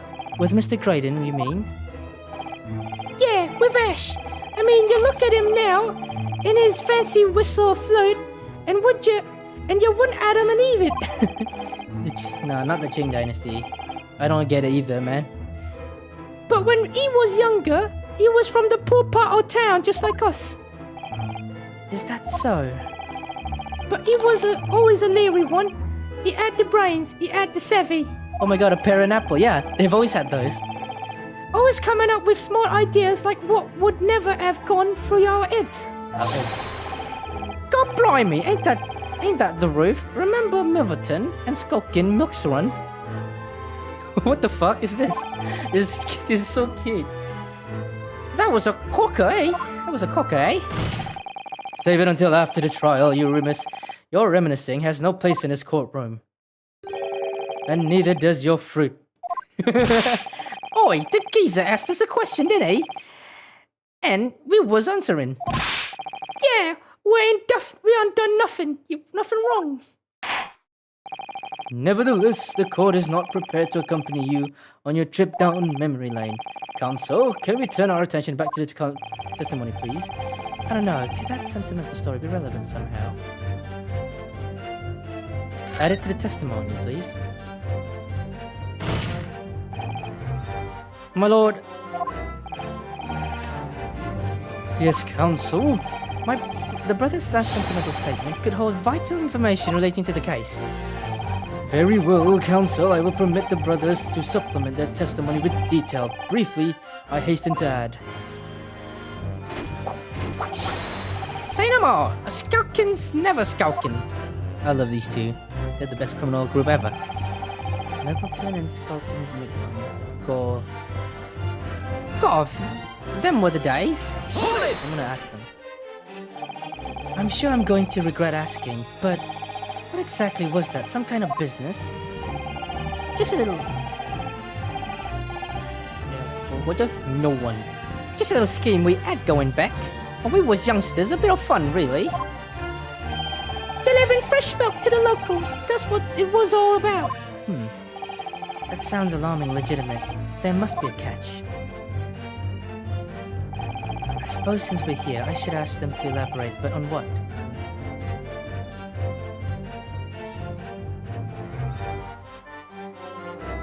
How about the business name? So this business was just a bit of fun, you say? It was just yourselves and Mr. Graydon involved? Yeah, that's it. Milverton and Skulkin's milk run, was it?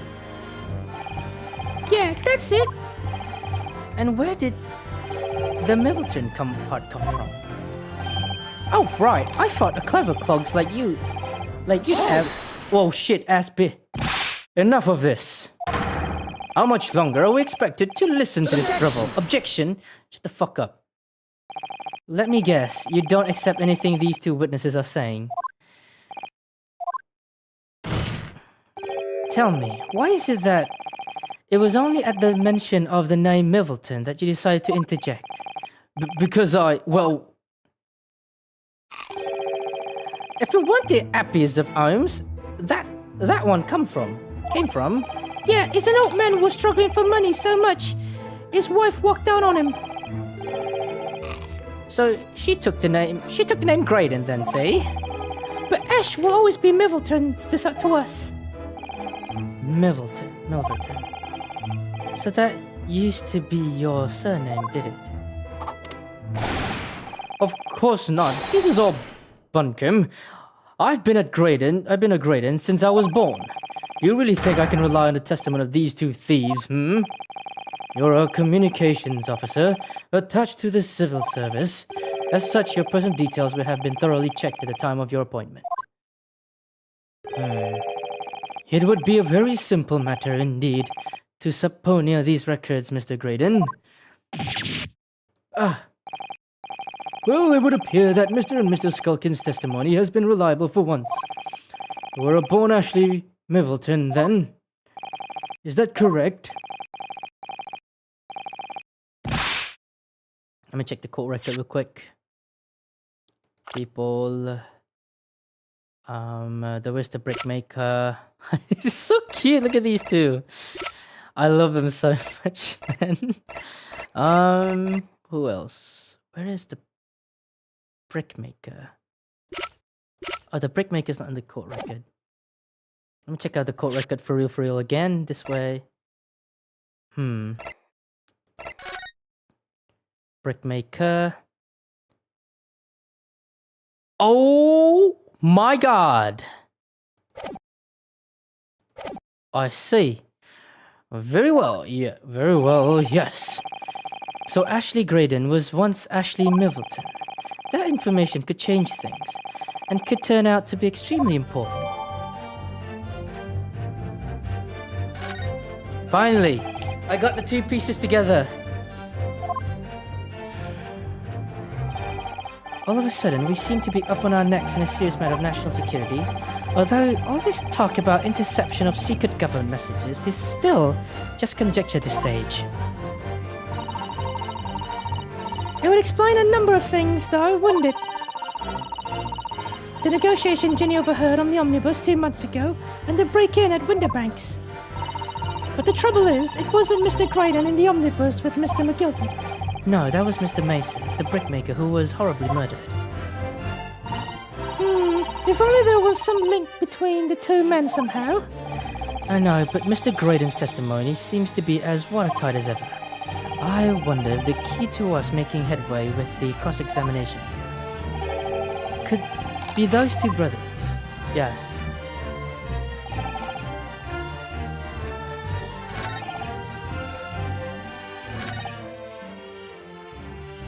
I need to use the bathroom before I present.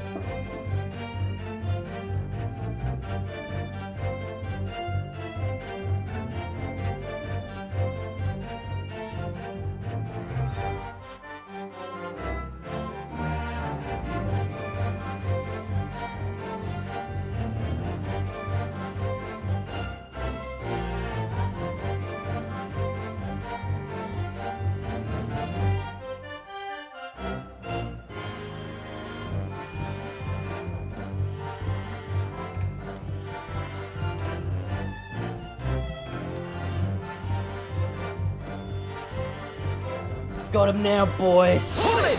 I'm gonna hold it right now. Let's go. So, let's see. Bra bra bra bra bra bra bra bra bra bra bra bra bra bra bra bra bra bra bra.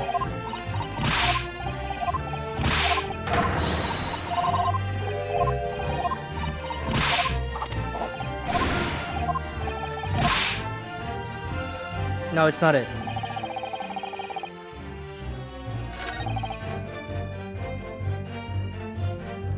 I have no relation to the man. I'm gonna, yeah, present the evidence now. This is it. Objection! Objection! Let's fucking go. Mr. Ashley Milverton, tell me, why did you try to hide your former name from the court? Because I haven't gone by that name for years. It means nothing to me. No, I don't think that's the real explanation at all. The truth is, you had a reason to hide that name. Explain yourself, please, counsel. I have here the notes from the omnibus, my lord. And as we all know, the victim, the man who we now understand to have been negotiating with Mr. McGilded. Yes, Mr. Mason, the brickmaker. That's right. Only Mason wasn't his surname at all. It was his given name. His full name was Mason Milverton. Milverton? Do you mean to say, saints alive? Mr. Ashley Milverton? Is it not the case that the brickmaker, Mr. Mason Milverton, was your father? I don't. As I believe I mentioned before earlier, your family history will have been thoroughly checked when you joined the civil service. It really would have taken in no time at all for the court to subpoena those records. The truth is, you have been illegally acquiring highly confidential government information and selling it to the McGilded in collaboration with your father. Oh! I got it now, babes. The new facts and evidence unveiled by the cross-examination of these witnesses all come together to reveal the truth. The truth, you say? That you collaborated with your father, Mr. Mason Milverton, in illegally dealings with Magnus McGilded. By dint of this music box, you mean counsel? Yes, stealing information being sent in the government communications and selling it to Mr. McGilded. Mr. Graydon concocted this elaborate scheme of using 2 music box discs to encode the information, as presumably a safety measure against the information falling into the wrong hands. And a very effective one. I shouldn't have given this scheme any credence whatsoever. But the deal with McGilded went sour, and the brickmaker met his end. Yes, but before he was arrested, McGilded managed to temporarily dispose of the stolen disc at the pawnbroker. Then, having learned of the situation, you appeared at Winterbanks 2 days ago in an attempt to recover the 2 articles McGilded had placed in the pawn there. But that attempt failed. One of the discs was seized by the police, and the other never found. So that same night, you enlist the help of the Skulkin brothers and broke into the pawnbroker.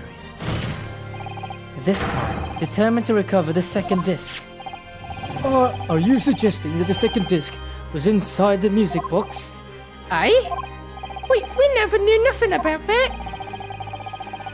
On the night that Mr. Winterbanks was killed,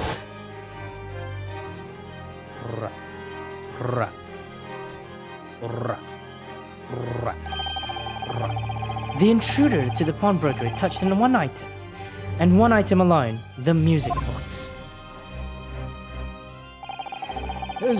As rather ingeniously demonstrated using 2 prints from the security camera indeed. So, the question that naturally begs answering is this. Why was that one article disturbed? The answer is obvious, because it contained the second disc, which the intruder was desperate to retrieve. Since if it were to fall into the hands of the police, it would be proof of high treason. Well, Mr. Graydon, do you deny that all of this actually began on that fateful night 2 months ago? I refuse to accept any of this. Any of this nonsense. Is it nonsense? Yeah, there we go. Sir, there appears to be blood seeping through the sleeves of your jacket.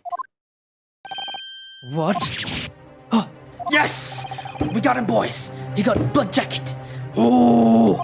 2 nights ago, we know that 3 shots were fired at the scene of the crime in Winterbank's pawnbroker. One took the life of the pawnbroker himself. One struck the pouch around Mr. Shelm's waist. And the final bullet struck the calendar on the wall of the shop, having first pierced the arm of one of the intruders. Mr. Graydon, that wound on your arm that you seem to be trying to hide, it's a bullet wound, isn't it? He's got you now, me old China. Time to call it quits, an old crook, I reckon.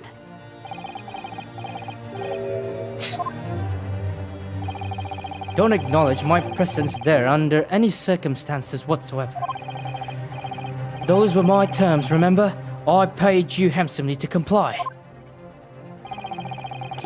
Clearly I was not. I was a fool to think I could trust some common back slum thieves. Fine, I admit it. I was there at Winterbank's that night. I paid this pair 10 guineas to accompany me. As you've noticed, I sustained an injury in the course of my adventures. Okay, let's see what happens here. But that is all. I admit nothing more. Stealing government secrets, negotiating with Mr. McGilded. Whoa. As God is my witness, I'm sure I recall nothing of the sort. Maybe a different voice? I'm still trying to work out his good voice. He's not going down without a fight. Not until I can show hard evidence, I suppose. Nevertheless, the defense has now established a crucial fact. Which is... Wait, I think...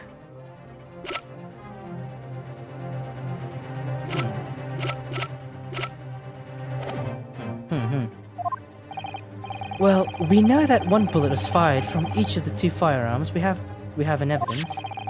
The bullet from the Skulkin brothers' gun hit the pouch around Mr. Shelm's waist. And the bullet from Winterbank's gun. But it must have been the one that caught Mr. Graydon on the arm. Indeed it must. We can rule out the possibility that the man shot himself. And that leads us to only one conclusion. Mr. Winterbanks was shot by a 3rd gun, which can only have been fired from a 3rd intruder. By the 3rd intruder. Goodness! That's right, Mr. Graydon. The only person who could possibly have shot Mr. Winterbank that night is you! Let's fucking go. We put the puzzles together. The pieces are together. Who said hold it? Who the fuck said hold it, eh? Aye, mate? Hold it! You little upstart. You made a grave mistake when you summoned me here. What? What's that supposed to mean? Yes, as you rightly say, I was there at the pawnbroker's. I did my best to hide the fact naturally. I had no intent of ruining the distinguished career I'd built for myself at the communication station. But did the thought never cross your mind? Did you never consider the possibility? What do you mean? What thought? What possibility? The possibility that if I was there at the scene, I may have witnessed the crucial moment. You see, this makes me a key witness in the case, and I have my hands firmly around the neck of your client. What? Are you suggesting... I saw it all. I saw the very moment the pickpocket girl pointed the gun at the poor, defenseless pawnbroker and shot him. You... What? Now This is it. Now we get to fight. This is. I can open up this testimony. Order, order, order. Well, would it seem we are finally entering the last act of this theatrical trial? Mr. Graydon. Yes, I trust you are fully aware of the implications here. If it is shown that your claim is false, you will have him incriminated yourself as the killer. Holy shit.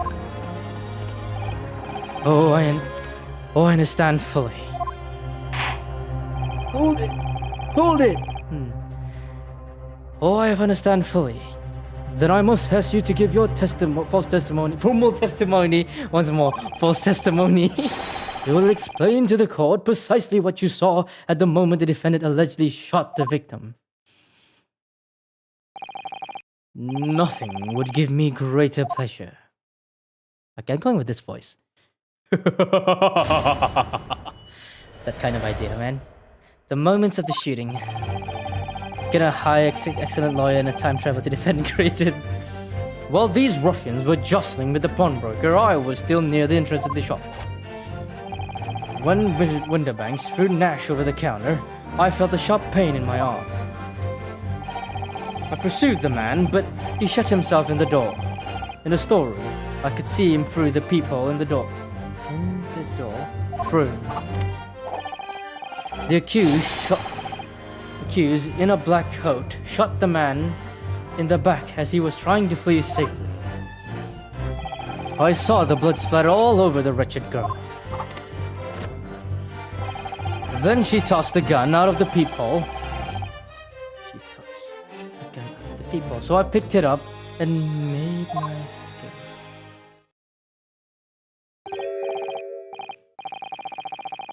What? Good gracious, this is quite extraordinary testimony. It's not. There's a fatal flaw there, Judge. You claim, sir, under oath, that you've clearly seen the defendant pulling the trigger. All right, baby. Order, order, order! It wasn't my intention to testify this way. But neither is my intention to be found guilty of murder I didn't commit. So you see, my hand has been forced. I'll tell the truth now, as an act... excuse me. Oh. Tell the truth now, as an act of self-preservation. The truth. Until now, the prosecution was completely unaware of these details. Yes, well, I'm sorry about that. What the fuck? Having shot me in the arm, the pawnbroker was then shot in the back by the accused. As I said, he was showered in his blood. You say the blood splattered the accused's coat. Are you sure on that point? Okay, wait. The Skulkin brothers shoot Sholmes. And then the man, the pawnbroker, shot him. Okay, but with what gun? Oh yes, quite sure. All over the black overcoat that pickpocket girl was wearing at the time. Really? If we could be shown in harbor vestiges of blood, that would be conclusive evidence here. A hidden gun? Exactly right. Such an investigation is entirely possible, my lord. What? A secret gun? Only very recently, a German scientist had developed a technique to identify human blood. So here's to true science, not some amateurish detective dubious foray into the world of chemistry.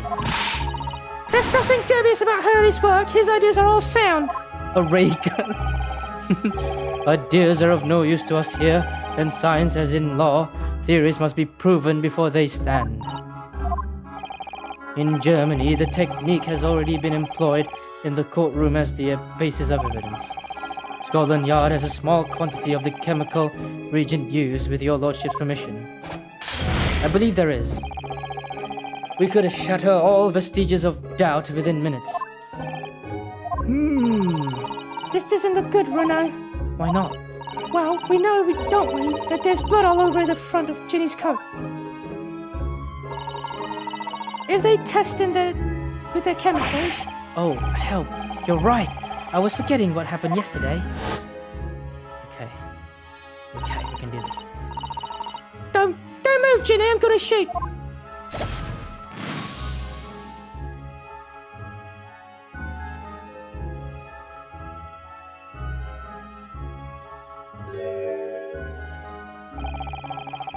But that's not Mr. Winterbank's blood. That stains from 2 months ago. That's Mr. Mason's blood from when he was stabbed by McGilded. Yeah.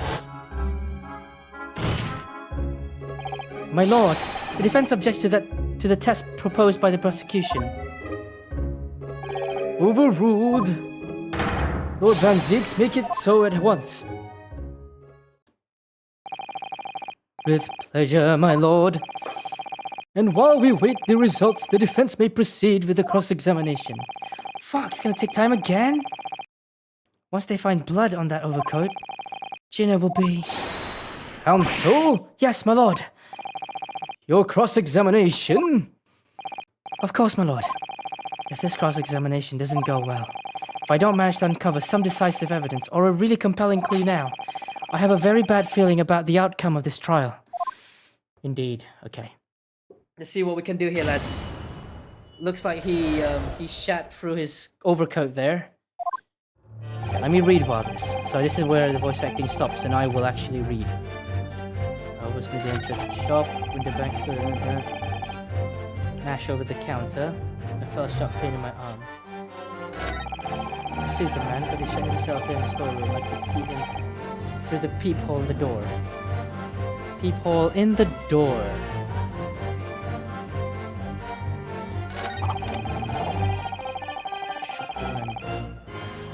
Flee to safety. How?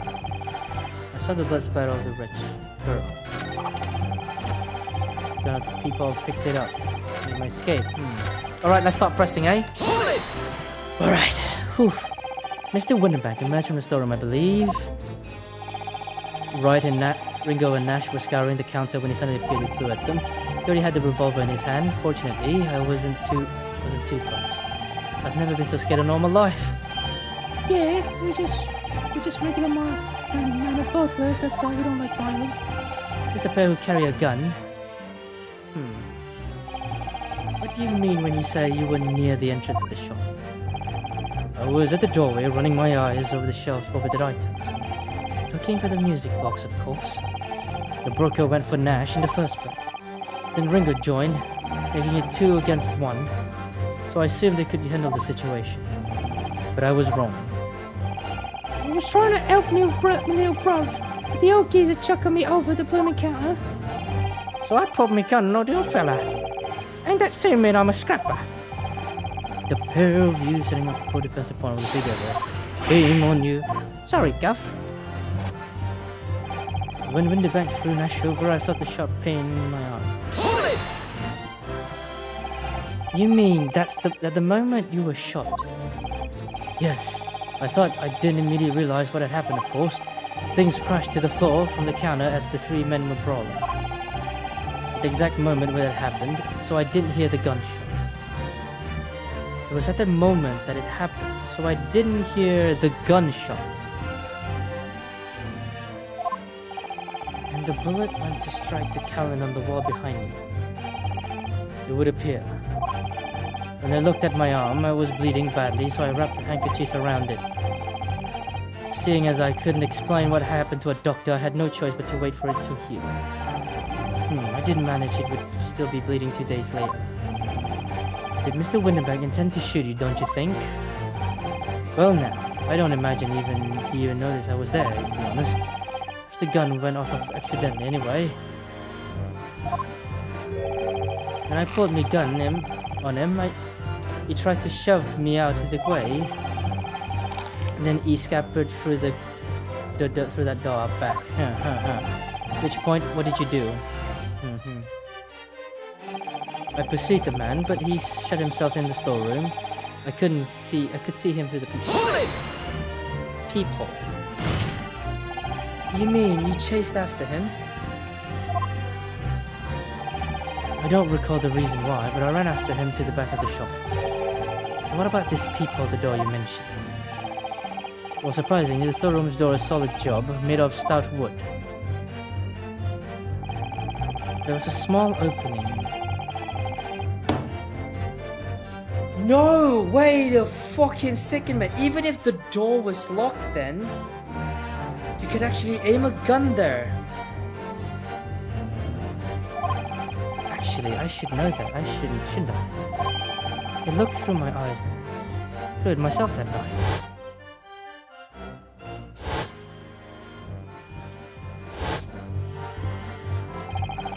And what about your burgling brothers? Did you see what went on the peephole as well? Not likely, Gov. Didn't see nothing of the sort, Gov. I doubt these two buffoons were even aware of the peephole's existence. So skulking brothers were there, but they didn't see the killing of Mr. Winterbanks take place. Inside the storeroom, I could see the broker and that young girl standing there. The defendant? Yes, though neither of them noticed I was looking. The girl raised the gun. And then, what did you see next? Black coats shot the man. Hold it! Yes, when the crime was discovered, the defendant was found with the gun in her hand. But that was Mr. Winterbank's gun, from which only a single bullet had been fired. We've already established, Mr. Grady, that bullet was fired at you. But no. It was the broker's gun. That the pickpocket girl... Huh? Broker's gun that the pickpocket girl had when I saw... What? It was the bullet from Winterbank's gun that grazed my arm. But this was another gun entirely, a third gun. It was not the murder weapon, so clearly... What? In other words, the accused must have had her own gun with her. Objection! Objection! I would object that too, man. But no other gun was found at the scene.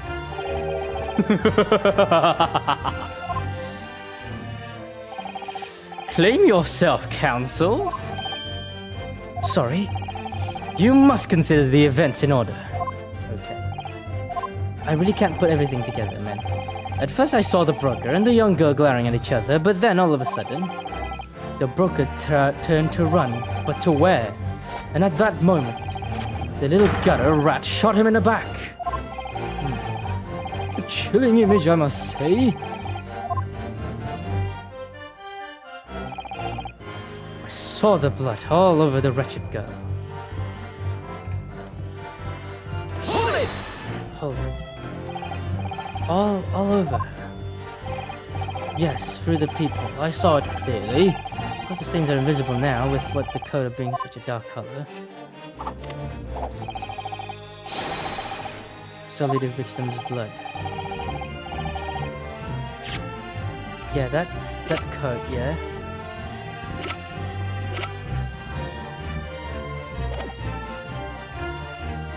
It was Sullen blood, that's for sure. But it's not Mr. Winterbank's blood, is it? No, that's right. It's Mason Middleton's blood from when McGill had stabbed him 2 months ago. So knowing if they don't only accept Hurley's chemical analysis, we could prove that. But they won't, so unfortunately we can't use it as evidence to support our case. Bother. Yeah, bother indeed. Then she tossed the gun out of the peephole, so I picked it up. I could actually, like...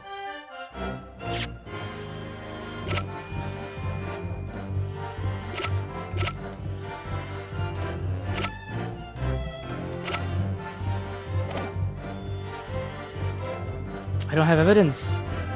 The fuck, bro? Wait. Let me check the gun real quick, yeah? A gun belonging to the victim, Mr. Winterbank, but Gina was...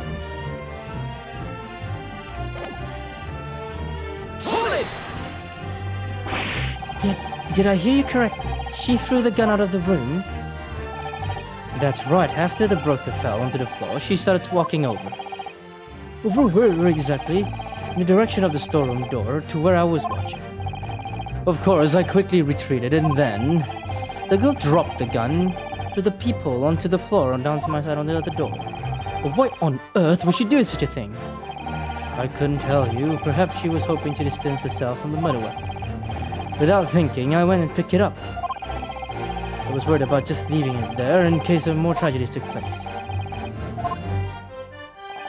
So it was you, in fact, who took the third gun from the scene of the crime. Yes, it was yours, truly. Then submit it as evidence, please.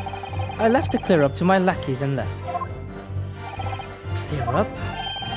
We made a bit of a mess around the counter, so Mr. Whistle and Flute here told us to tie it up. You think he's our blooming mum sometimes? Well, I was paying you enough, by God. Tell me, Mr. Graydon, when you left the pawnbrokery that night, was it by chance? Was it by any chance that the second disc in your jacket? You're like a bull. What do you say? You're like a bull at a gate, don't you? Excuse me. Gentlemen. What's this now?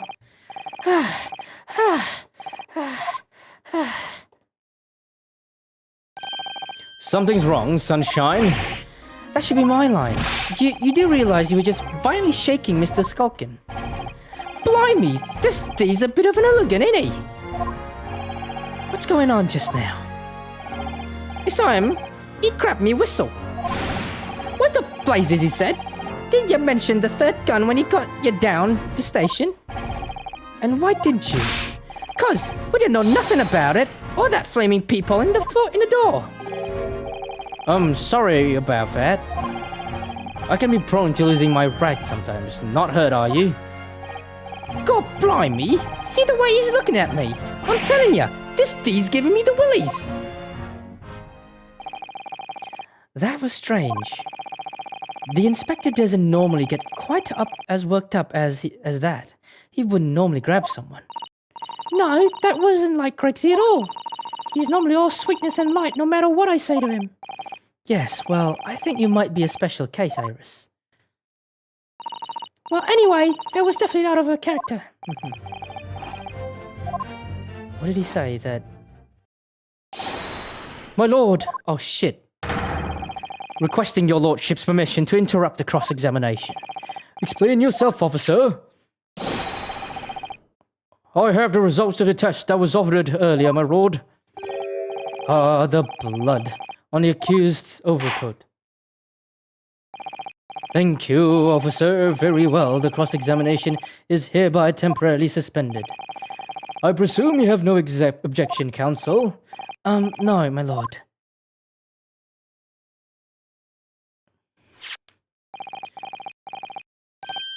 Well, there you have it. The report, please, Inspector. Yes, sir. Traces of human blood were found on the overcoat of the defendant, Miss Gina Lestrade. From the extent of the stains, it would appear that they were a result of splattering following a gunshot wound. It was a stabbing wound, mate. End of report. Goodness me.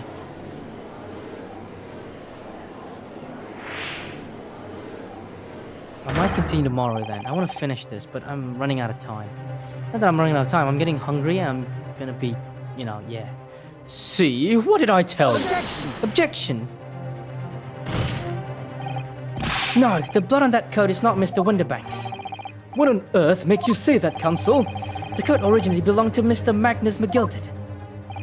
Just before his coat was deposited at Winterbank's, Mr. McGilted had fatally stabbed Mr. Mason Middleton. So the blood on that overcoat is the blood of the brickmaker from the omnibus case.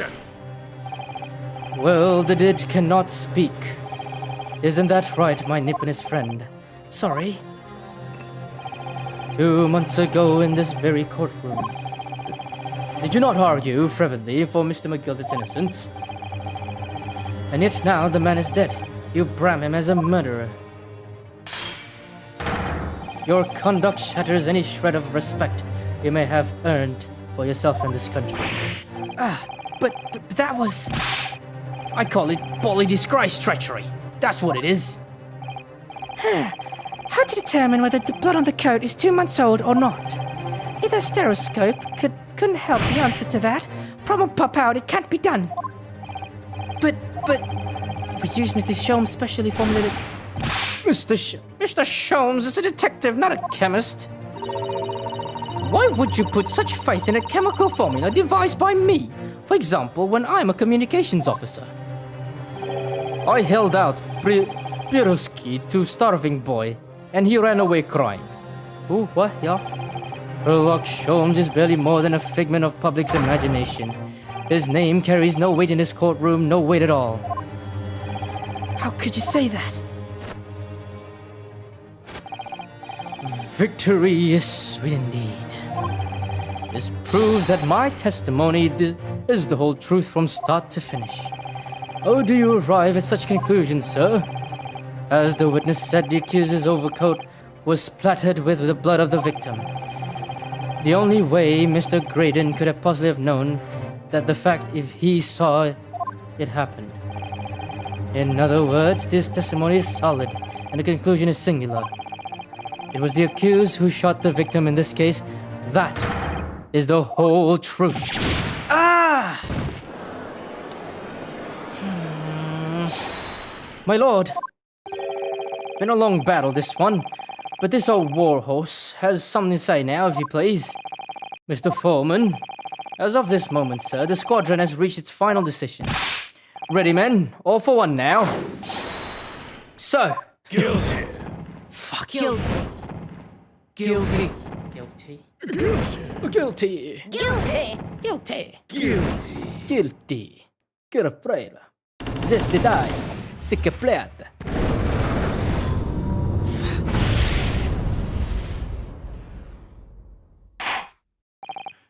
Well, it would appear that the ladies and gentlemen of the jury have reached a unanimous verdict.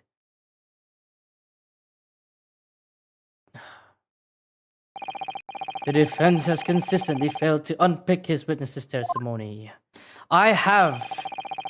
Here's to any attempt you may make at unpicking the juror's decision being equally successful. I don't believe it. After I've come so far, how is this all unraveling on me so fast? No, don't give up.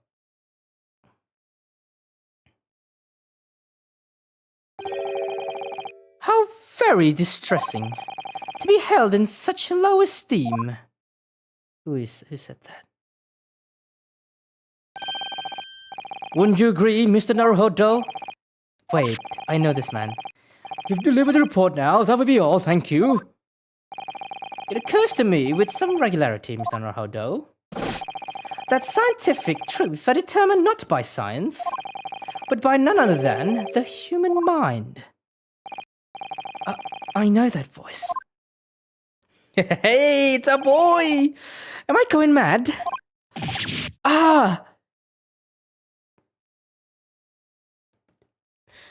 It's him! He has a mustache now. Mr. Sholmes! Whoa, what is the meaning of this? Order! What business do you have here, detective? The last I heard, you were recuperating in hospital. As well I would be, had not I been set upon an errand. What errand? Hurley, it's really you! You're awake at last! Yes, good day, Iris. I appear to be rather late to rise, my apologies. Now, my lord, if you will humor me. In what manner, sir? I have something of great importance to give to the young lawyer over there. I need no more than 5 minutes. Would you be so kind to spare us the time? You say that to this Lord Van Zieks. This trial has taken many hours of the court's time, having spent so long already. Exactly, having spent so long already, we don't want to go wasting any more precious time. As I was saying, having spent so long already, it would seem churlish to deny the defense a mere 5 minutes. Hey! Very well then, counsel. You have 5 minutes. Oh, hell yeah! New group, baby! My dear fellow, I apologize for my tardy arrival. Mr. Sholmes, are you alright now? Alright, I'm all wrong. Sorry. I've only just managed to summon a strength to stand man. I asked the judge for 5 minutes. But I fear even that may prove too much for me. Pray forgive me should I pass out. Let's make sure this discussion as short as possible. Early, this place is full of idiots. None of them can see how wonderful your chemical blood analysis is. As well, that concoction of mine was really just a bit of sport to assist me in my investigations. I never took the trouble to refine it for appraisal by the scientific community, as an oversight on my part. Right, modesty, surely not. But enough of that. I'm here to give you this, my dear fellow. Oh, lunch, hell yeah, thank you. Susato made it for me, haven't she? What's that, a lavender furoshiki wrapping? A leaving present for Mr. Sato. From Mrs. Sato? If possible, matters were to be settled without giving you this. Those were her instructions when she asked me to do her this favor. I don't understand. Mr. Sato foresaw today's events, I believe. She knew that the culprit would attempt to escape justice by means both devious and underhand, and that you, Mr. Naruhodo, fighting fairly as you are wont to do, would find yourself in considerable peril. At that very moment of crisis, you were given this small parcel. Those were the dear lady's instructions. A leaving present from Mr. Sato. Whatever could it be? What is this? Oh! It's the machine I made. I know that machine. Ah! To make, yeah, those things. Ow. The kitty cat. Look, I use this. It's my latest invention. What is that? I call it the cat flapper. The cat flapper mat. I can make a cat flap a little furry friend like Waggy in seconds.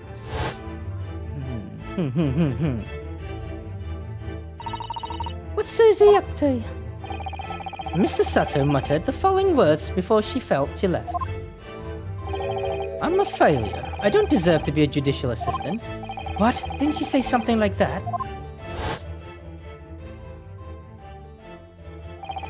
You really are the best judicial assistant in the world. Well, that's extremely flattering. I want to hug her so much, though. But I'm sorry to say that I've been a complete failure. Whatever does she mean by that, Mr. Sholmes? That night, when you left Winterbanks in pursuit of the thieves, Mr. Sato made use of this contraption for a certain purpose. That is your answer, dear fellow. No, not at all, you cryptic thing. Sato used this capsule mat that night, but why?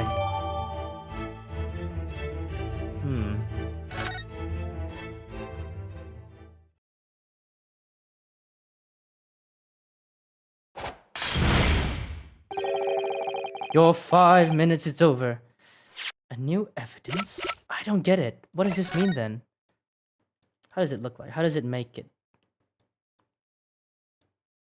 I can see the trademark. What is this? Yeah, how is this supposed to help, I wonder? I'm gonna look around. Oh, shh. That's scary. Whoa, those vicious teeth look like could rip through almost anything. They're good, aren't they? They're made especially for alloy to develop just for the job. And what are the two parts at top there? Are those are attaching the hinges of the section door just to get out? Oh, right, of course. That's good to know, I guess. Charming and friendly, if you say, but it feels like reality of cat format is that it's a grim weapon for door destruction. Well, guys, so adorable. When do you even... Okay. I say. So, what else can we see then?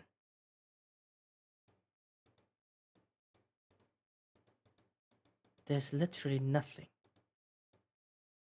Nothing left to investigate. What is this for, I wonder? We're out of time already? Whew. He's here now. I'm grateful to you for affording us that brief recess, Mr. Reaper. I need no thanks, Detective. After all, the die is cast. Is it really? The jurors are unanimous in their leanings. No doubt, my learned friend, they will consider a summation examination. But any attempt to alter the verdict now would be utterly futile. I wonder... Mr. Naruhodo? Yes? The rest is down to you, my dear fellow. What is your plan? The rest is down to me.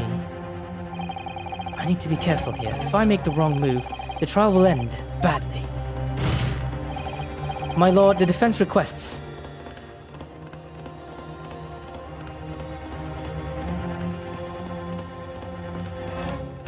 What?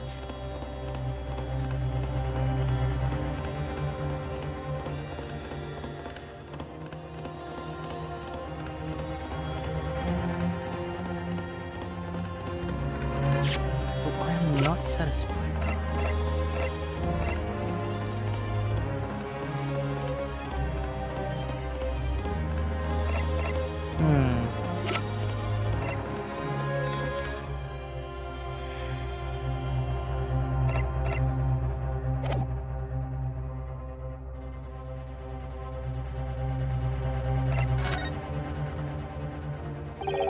Further cross-examination. Objection!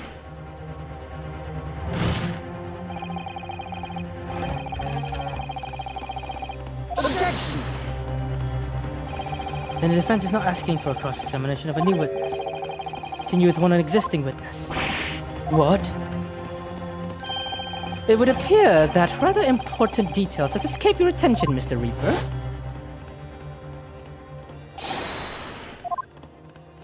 My lord, requesting your lordship permission to interrupt the cross-examination.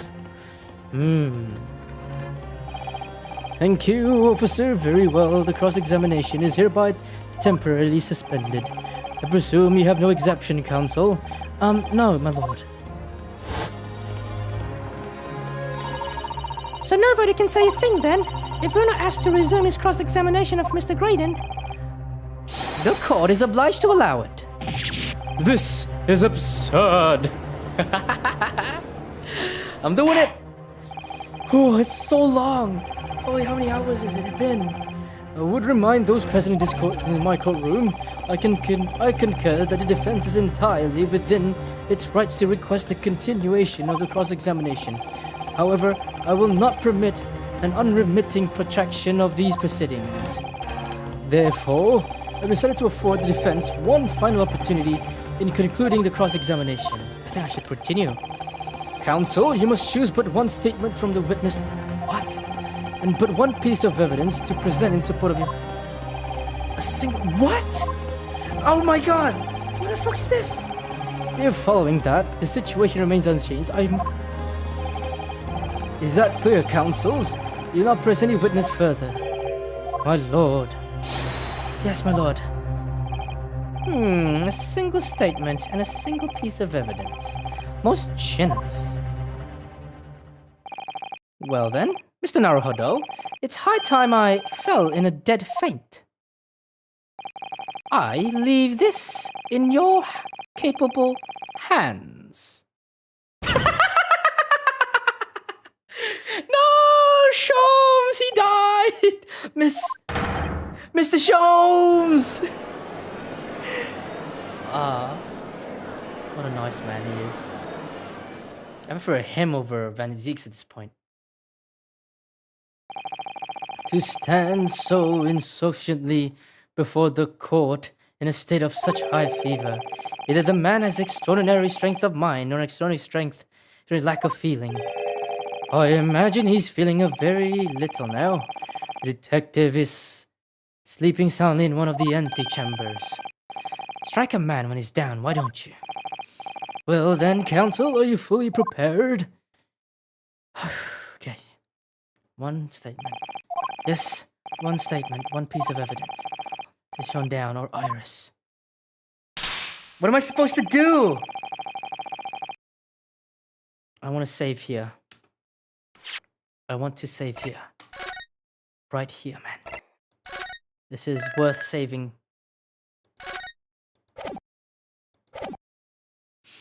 I don't know what to do here, man. This is going to decide the entire outcome of the trial. Very well, then, under terms I have outlined. Shit, what do I do? What do I do? What do I do?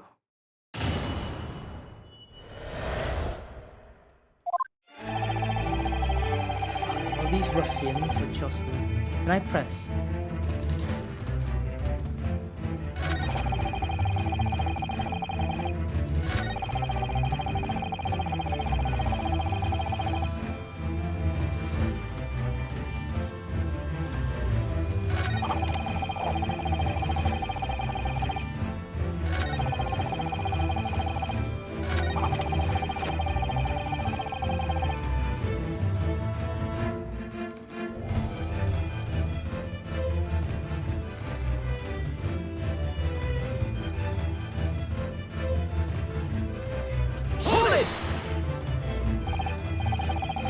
Objection!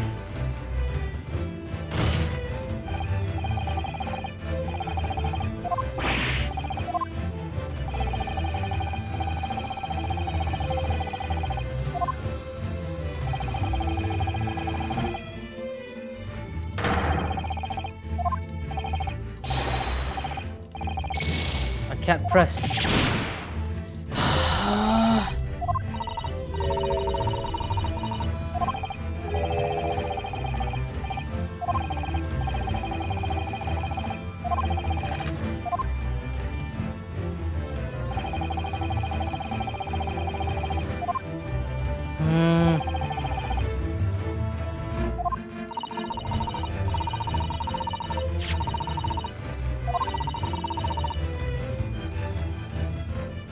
Pawnbroker.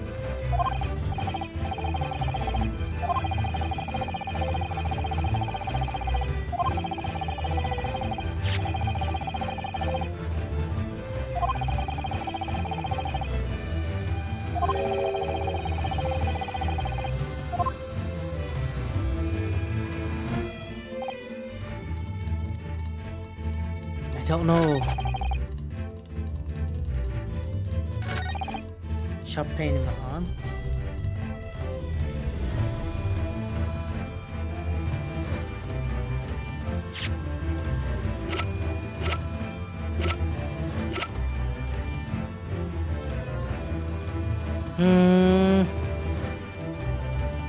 I don't know. To allow cats to come and go freely.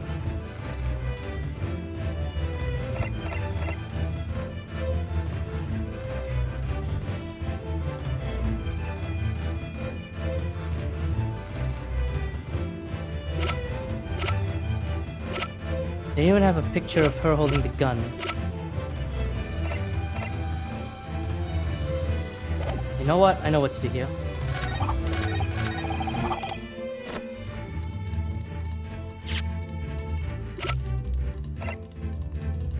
This is what I'm gonna do, eh?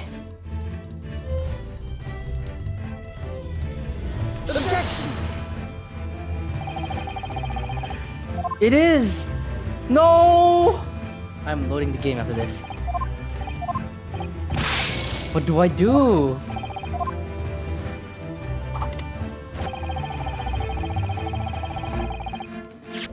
That gun is his gun, then why does she have the gun?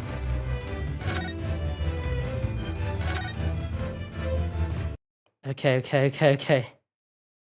So I can't press. I can't... Fuck, man.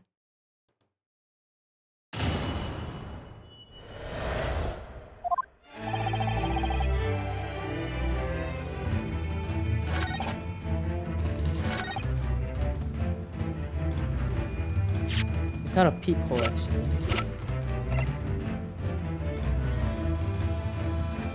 Wait a minute. It never had anything. Oh, what? Ayo, bro.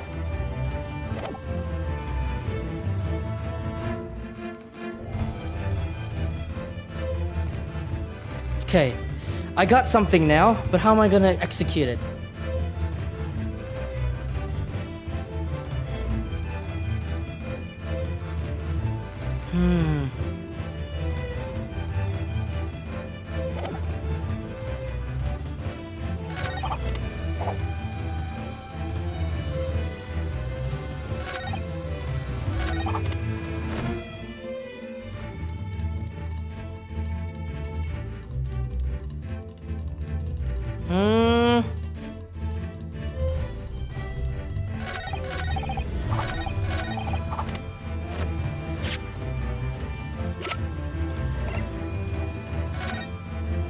There was no peephole here.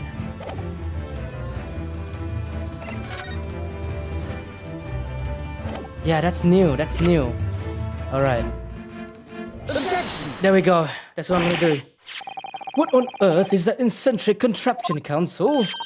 Oh, it's my cat flapper mat, my lord. It makes a way for cats to get in and out of a room.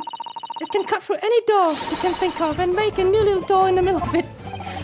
That's right, my lord. It's a device for creating so-called cat flaps. Small doors for cats to come... Okay, you don't need to say this, man. Without their owners. I'm sure we can all agree that out for ourselves. We can all work out for ourselves. But that cat lover's contrivance has no possible relevance to this case. Oh, really? Of course it doesn't. To start with, there was no cat flap in the pawnbroker's door. Not being a keeper of cats myself, I'm afraid I fail to see that this has to do with the matter at hand. Perhaps it would help if I describe its function to another way then. This contraption is able to create a peephole in any door you can imagine in practically no time at all. I beg your pardon, a peephole, you say? 2 nights ago, we arrived at the scene only minutes after the murder of Mr. Winterbang had taken place. That's right. According to the paperwork at the yard, it was your Japanese assistant, and Sholmes. Yes, the 3 of us were together. And it's recently come to my attention that my assistant made use of this device at the time. Your assistant did what? There was a peephole in the storeroom. I can attest to that. Because I looked through the peephole myself to see inside the locked storeroom. This is ludicrous. What are you trying to say? Of course there was a peephole in the door. I said as much as in my testimony. How else could I have witnessed the crime, for pity's sake? Yes, how could you? What? Counsel, kindly say what you mean. All right, it's time. Time to strike the final blow.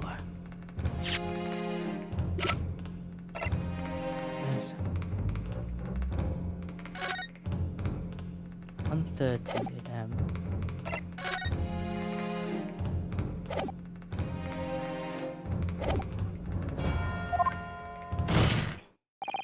What I mean is this, my lord. My assistant made the peephole in the storeroom door, and until such time as she did, the door had no hole in it to look through. What? No! Let's fucking go! I don't know, I feel like I want to finish this, but I want to delay it. I want to eat cereal. This is farce. Are you suggesting that the peephole in the door was... Yes, it was created only after the incident has taken place by my judicial assistant using this device. Your assistant tampered with the crime scene whilst being fully aware of the gravity of her actions? That is a most serious act of vandalism. For which I humbly apologize, my lord. It was in the few minutes that I left the scene in order to pursue the skulking brothers and alert the police. Nevertheless, in light of this new information, it became apparent that Mr. Graydon's testimony is riddled with holes. Pun intended. Riddled with? Explain yourself, counsel. The majority of Mr. Graydon's testimony that appears to incriminate the defendant is based upon what he witnessed through the peephole in the storeroom door. Yes, that filthy girl shooting the man in the back. However, if at the time of the incident, that peephole did not exist yet in the door, there's no possible way you could have seen what you claim yet to have seen. In short, your entire testimony is a pack of lies. Oh. We did it, boys. Order. Is there any credence in this revelation? None whatsoever, as my learned Nipponese friend must surely realize. Wait, exactly. This is just one cheap trick that's designed to discredit me. I'm afraid not, sir. Of course it is. Do you seriously expect people to believe that plaything can cut through a solid wooden door? Oh yes, I designed it to be very powerful. It can cut through even the toughest of doors. That's absurd. I don't believe it for a second. Haha! I had a feeling you'd say that. What? Waggy, cooey, time for dinner.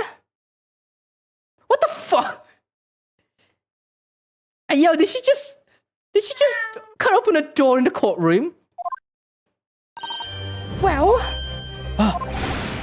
Young lady, this is the Old Bailey. One does not make a cat flap in the yoke paneling of the Old Bailey. I'm not done yet, don't worry. Not done yet, don't worry. This doesn't mean that the people in the storeroom door at Winterbanks was made by your machine. It does. See? There's no door here. And in this new one, 30 minutes later, there is a new door. So what say you, fool? But that's not the point either way. It was not there from the first place. There's no way you can prove that it was. no, but it's easy. What? The cat flaps my cat format creates are all of fixed size. And the dimension of the peephole at Winterbanks are exact match. Oh, Silky, lost for words. Excellent work, Iris. Thank you. And now it's my learned students' friends' turn to be lost for words, I feel. Okay, what do you got now? I believe your judicial assistant has already left the country for your Eastern Islands home. Well, yes, that's true. Then you may have some difficulty in establishing all of the facts. For the sake of the argument, let's assume the peephole has dimensions that are a perfect fit for this contraption. In that case, when was the peephole cut? The prosecution demands proof of your answer. What is the purpose of your line of inquiry, Lord Van Zeeks? It's very simple, my lord. The defense argues that the peephole was created after the incident using this device. But now the perpetrator has returned to her native land. She cannot testify the fact that there is no proof. I can still speak, man. And for as long as the defense remains to prove when the peephole was made, my learned friend's claim amounts to nothing more than baseless accusations. What? Bleh. Now you're insulting me. Indeed, that is so, Lord Van Zeeks, well, counsel. Don't give up now, Runo. This is the time to create your own opening and force your way through. I don't know if I can do this. I don't know one thing, but I do know one thing. Susato-san is the greatest judicial assistant in the world. Very well. The counsel for the defense will present evidence to support the claim made. Proof that the peephole in the door of the Winterbanks was created after and not before. Yeah, I do have evidence here. Okay.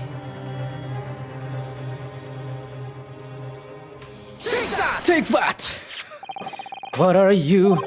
A print from the detectives' infernal cameras again? My judicial assistant, Miss Susato Mikotoba, is an extremely intelligent and capable woman, which is why I never had any cause to doubt that she would have considered this scenario and made sure I had the necessary proof. And the necessary proof is this photographic print, counsel? This print shows a scene in the shop moments after the defendant enters the premises. Agreed. It also shows the accused mercilessly wielded a gun in the direction of the defenseless broker. But more to the point, it pictures the storeroom door in the background. Let me see that print again. I don't believe it. This is really quite remarkable. The door to the storeroom is completely devoid of peephole of any description. Mr. Graydon, you couldn't possibly have witnessed the crime as you claim to have done. But at the same time it happened, there was no peephole in the door. In other words, your testimony is a catalog of lies!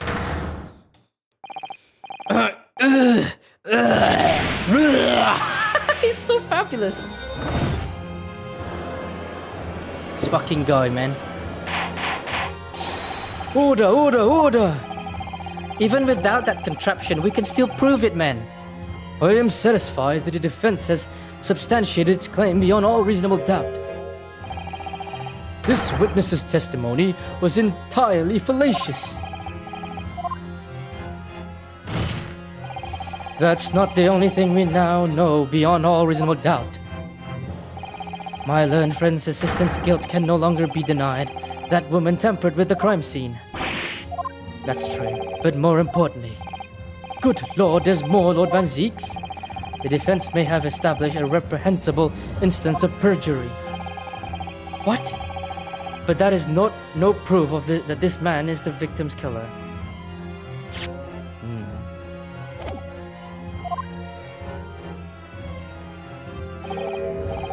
Yes, that's right.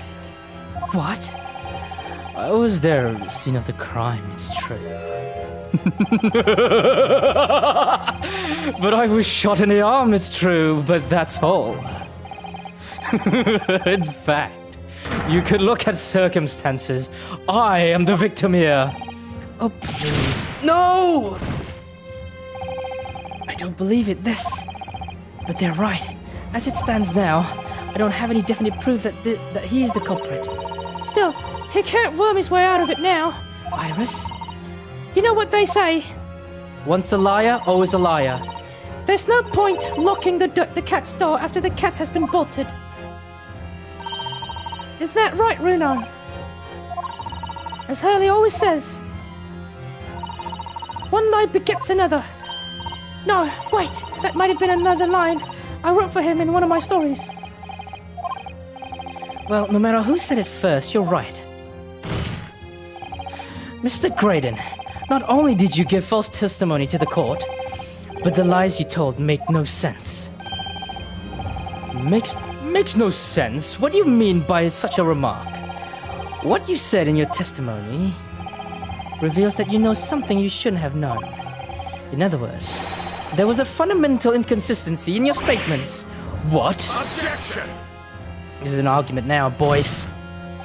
If this is provocative talk, counsel, would you enlighten the court, explain the alleged inconsistency? Iris was right. One lie begets another. The inconsistency is revealed by the lies in the witness's statements.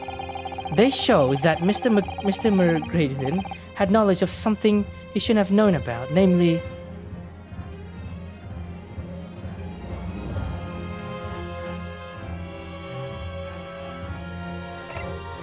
Alright, thinking real hard. Saving here, real quick, yeah?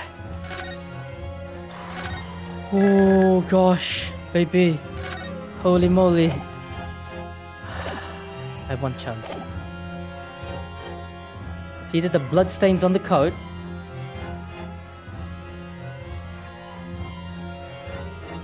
that I can explain it. The peephole, the third gun.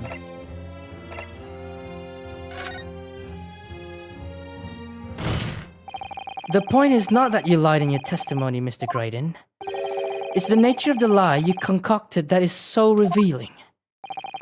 You're not making any sense. Then let me ask you one simple question. How is it that, Mr. Graydon, that you knew of the existence of the peephole in the storeroom door? What? Well, obviously, I...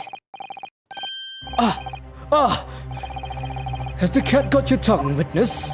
The peephole in the door was made after the incident occurred. And once I returned to the shop having failed to catch the two burglars, Scotland Yard's investigation arrived immediately. Since that time, the police have been at window banks constantly, carrying out their investigation. Isn't that right, Inspector Gregson? Well, yes, of course. The place is chock full of pawn articles, and my lads have to thoroughly examine them all. So I gave them the order to have officers working around the clock in shifts so we get through it all. And consequently, there is no way that you, Mr. Graydon, could have gained access to the shop.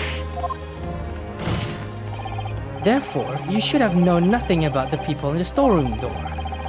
So the fact that its existence forms the basis of your testimony is completely inexplicable. Objection!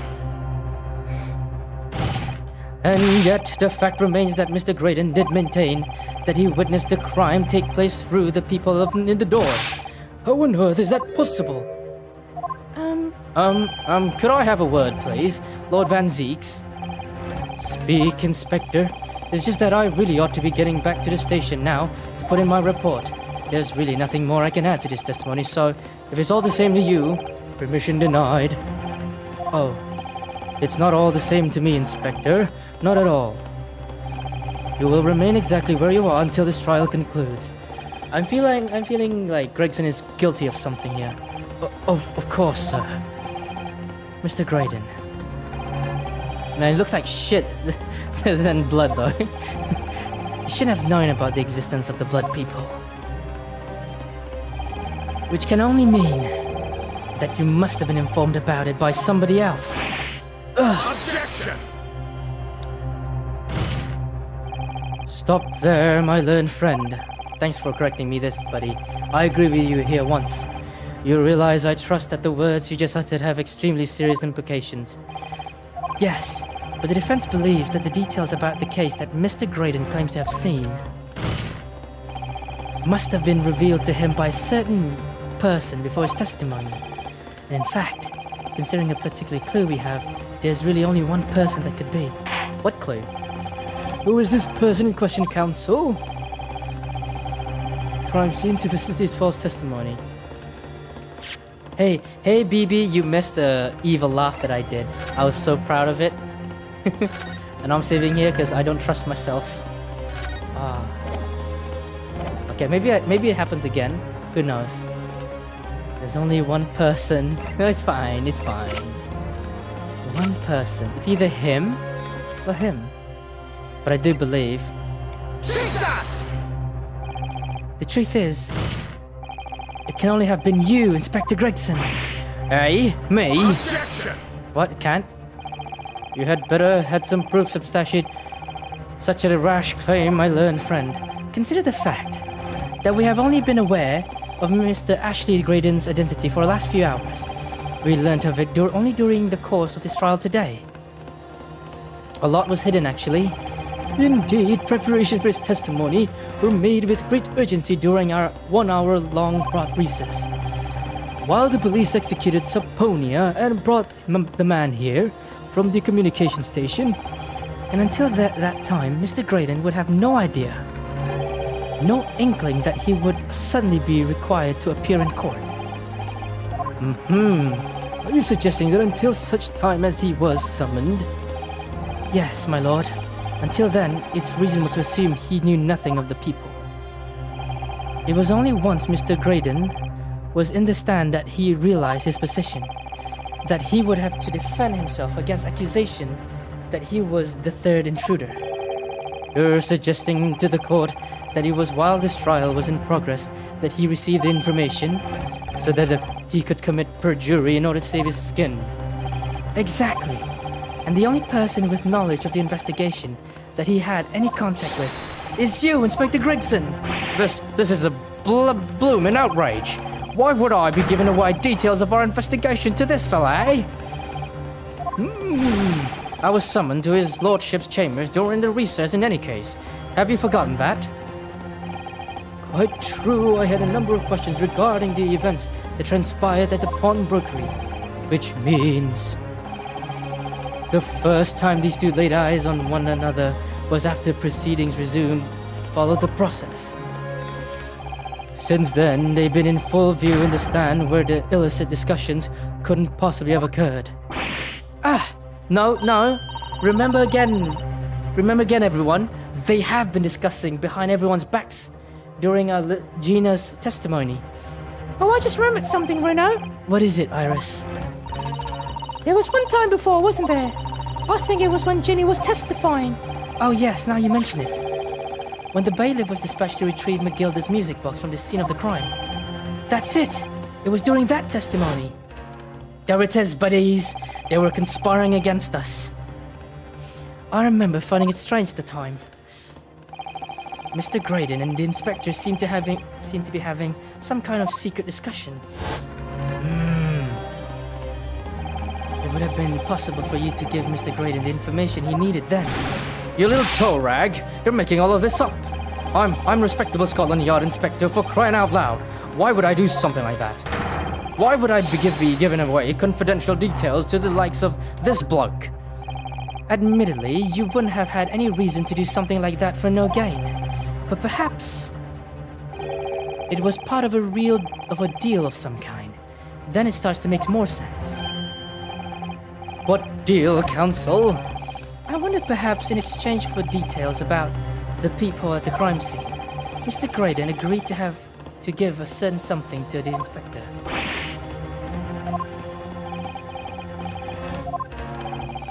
I'm sure I need not remind the inspector that if found to be true, striking a deal of any kind with a witness would be considered a gross case of malfeasance. I don't know how to pronounce that. Well, Objection! It's becoming clear that jumping with accusation is this Nipponese student's specialty. I don't do that. But with the stakes so high, the prosecution is not prepared to listen to baseless charges. It is incumbent on the defense now to present some evidence in support of this diabolical claim. Fuck, I give evidence again? Evidence? Just what are you proposing that the inspector demanded of the witness in return? The court must see proof of this alleged deal. If Inspector Gregson did strike a deal with Graydon, then logically, there's only one thing he could have asked for. That must be it. Reno, do you think it could be? Yes, I don't know. it's the missing link that would join all the dots together in the puzzle. I must press you for an answer now, counsel. What evidence explained the nature of the alleged deal Inspector Gregson with the witness?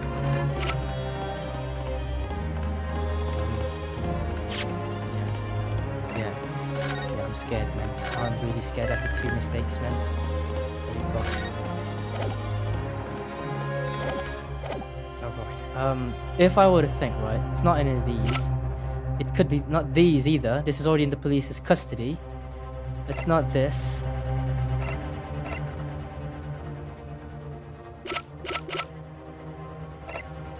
Yeah. I only know one thing. I don't think this can be used.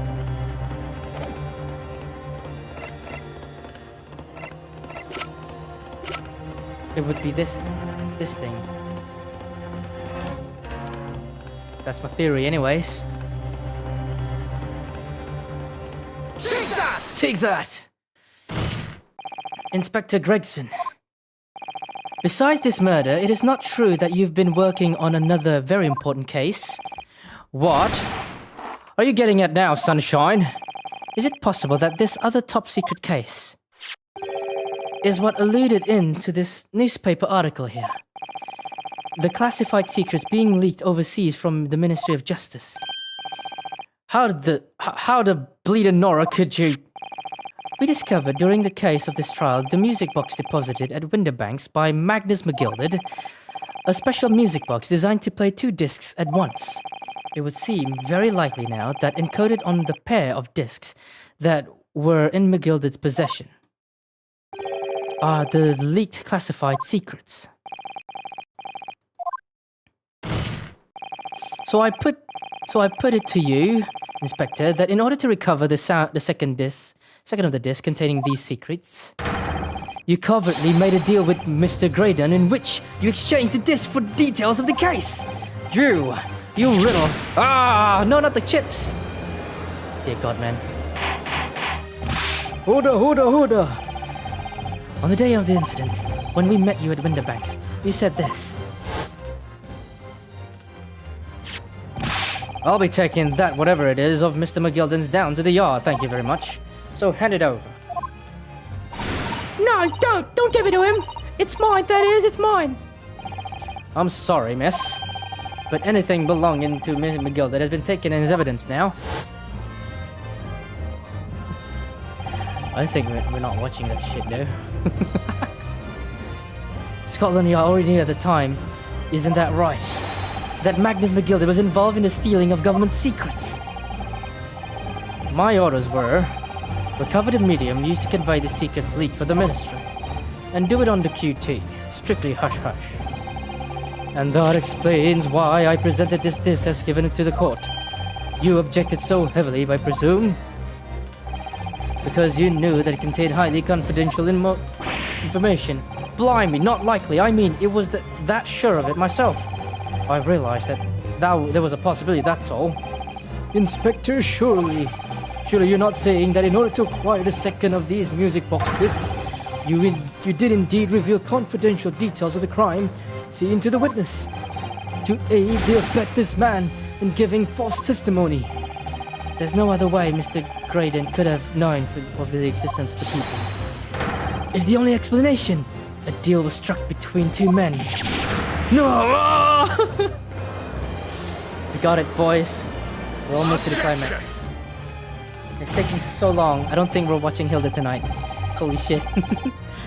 If, and I stress if, this sobering assertion turns out to be founded in truth, it would mean that the second disc is as we speak, here in this very courtroom. Wait, what? In this courtroom? How could you possibly make a claim like that? Because Inspector Gregson is a Scotland Yard detective. What? What's that supposed to mean, eh?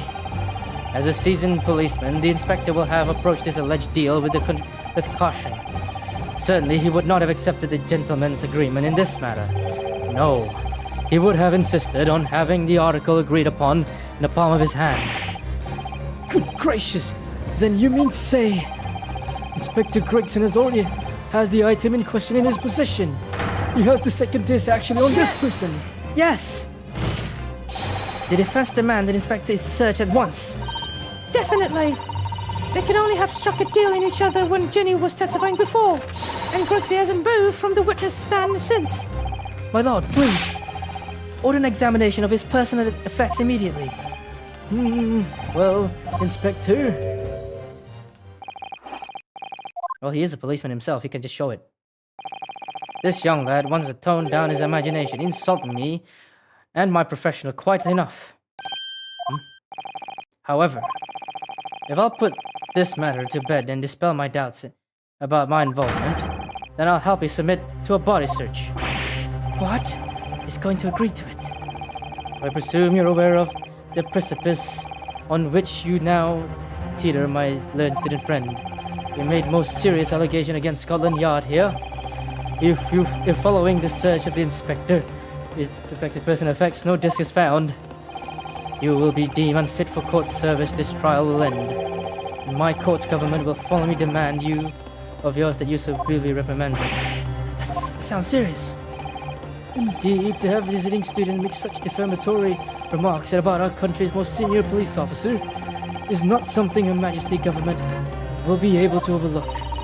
You're just threatening Bruno because you're scared. The accusation is beyond serious. You must be prepared for grave consequences. It's true. I can't imagine Gregson would have accepted a gentleman's agreement for something so critical. The disc must have physically changed hands, which means the inspector should have it. But somehow, something doesn't feel quite right here. Very well, counsel. You know implications, so let me ask you one final time. Yes, your my lord. You still persist on formally requesting to search someone else, actually. Yes, the defense formally demands the search to be conducted. Well, don't say you weren't warned. But your typical Nipponese stubbornness may well land you in hot water this time. Perhaps the lesson will do you some good. Fair enough. I've got nothing to hide. Very well then. Bailiff, conduct a search of the inspector's personal effects. Objection! Again! I love this scene. The defense demands a search, but not on the Inspector Gregson. What? Now what's all this? I'm the one you're accusing, aren't I? I'm the one you're accusing, aren't I? I thought you wanted to search me. That'll be too easy, man. Too easy. No, Inspector, not you. Somebody else. What's the meaning of all this, eh? Lost it at last, have you, sunshine? The court shouldn't have put up with this nonsense. You're being completely irrational. Be quiet, all of you. Be quiet, all of you. Oh, it's her. Bruno's doing what you all told him to do and having the courage of his convictions. So you should respect that and listen to what he has to say in good faith. Because that's the British way. True. Well said, young lady. Indeed, this court is all of the defense counsel's conviction and eagerly awaits his next words. You what? Now don't be hasty, my lord. If I'm not mistaken about the things I've seen in court today, I'm fairly sure that I know who has the disc at the moment. There's only one person it can be. Counsel, of whom do you request to search now? Take that! Mr. Ashley Graydon, my lord. The defense demands that he be searched at once. Very well, I presume you will not protest, Mr. Graydon. Au contraire. Fuck, it's the wrong one, isn't it? And so a brief search was carried out by the court bailiff. Short minutes later, it was that Mr. Graydon had nothing. Fuck.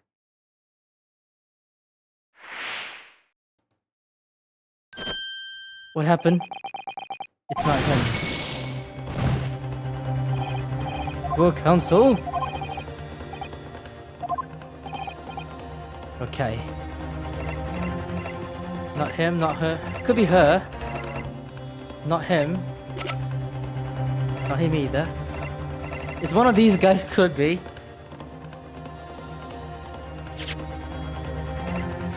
Because they made a lot of exchanges. It was so much that we didn't understand. Like, they didn't even answer what they were doing in court. You know, like, you bloody bastard and all that kind of stuff. Take that! Of course, my lord. Mr. Nash Skulkin. Well, I never. Hey, blimey! Me? Very well then, bailiff. Restrain the witness and conduct a thorough research of person of fact. Who said hold it? Please, my lord. Inspector. Scotland Yard, has to object to this search. Objection! Objection! Unfortunately for you, Inspector, your objections carry no weight here. Eh? In this courtroom, only the prosecution and defense have the authority to object. But Lord Van Zeeks, I have no idea what forces are in play that might influence your actions. But personally, I have no intention of obstructing the course of this trial. Bailiff, carry out the search. Let's fucking go, man. No, hold on a mo. I don't know nothing. Nothing about no disc. He's scared, man. Cut it out! I love this dude. Here, my lord. It's in the witness's pocket. I found this. Found the second piece. Good lord, that's another music box disc. I don't know nothing about it, nothing. These four are guilty. That is the second music box disc left behind Magnus McGilded. It's not Inspector Gregson. Is it not Inspector Gregson?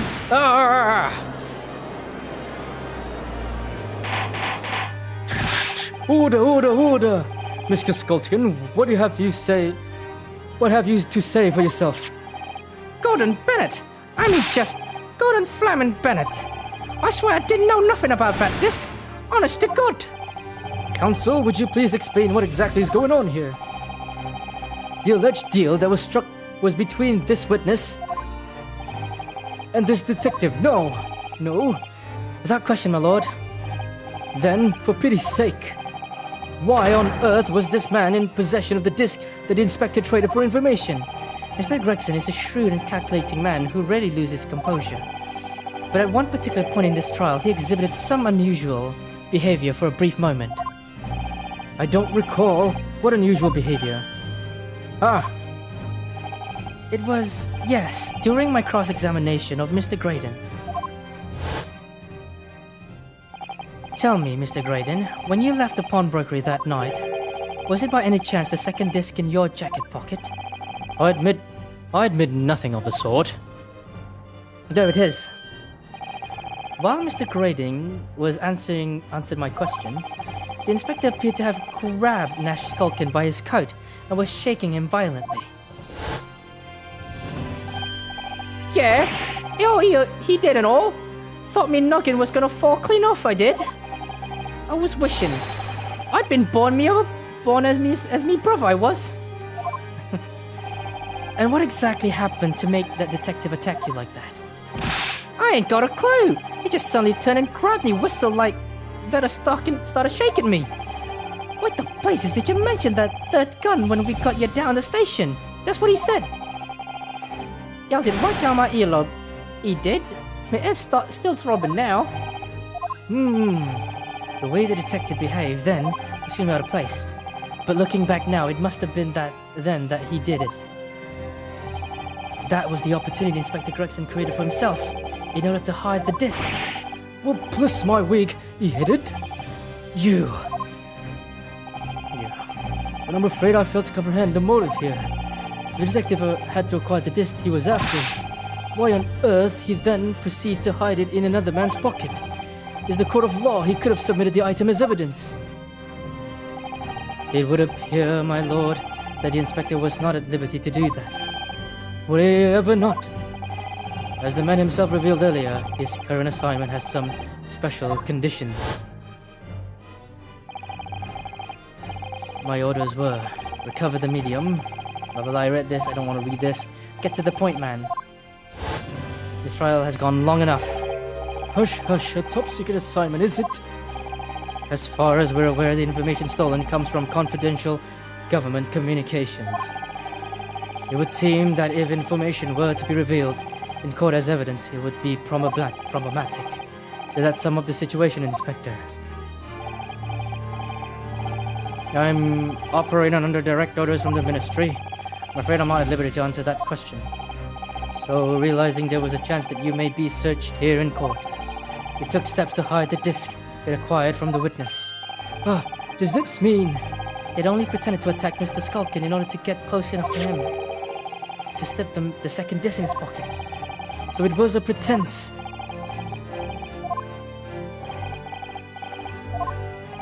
Well, now, Inspector Gregson, and you, Mr. Graydon, are you prepared to admit the accusation made against you of this alleged deal?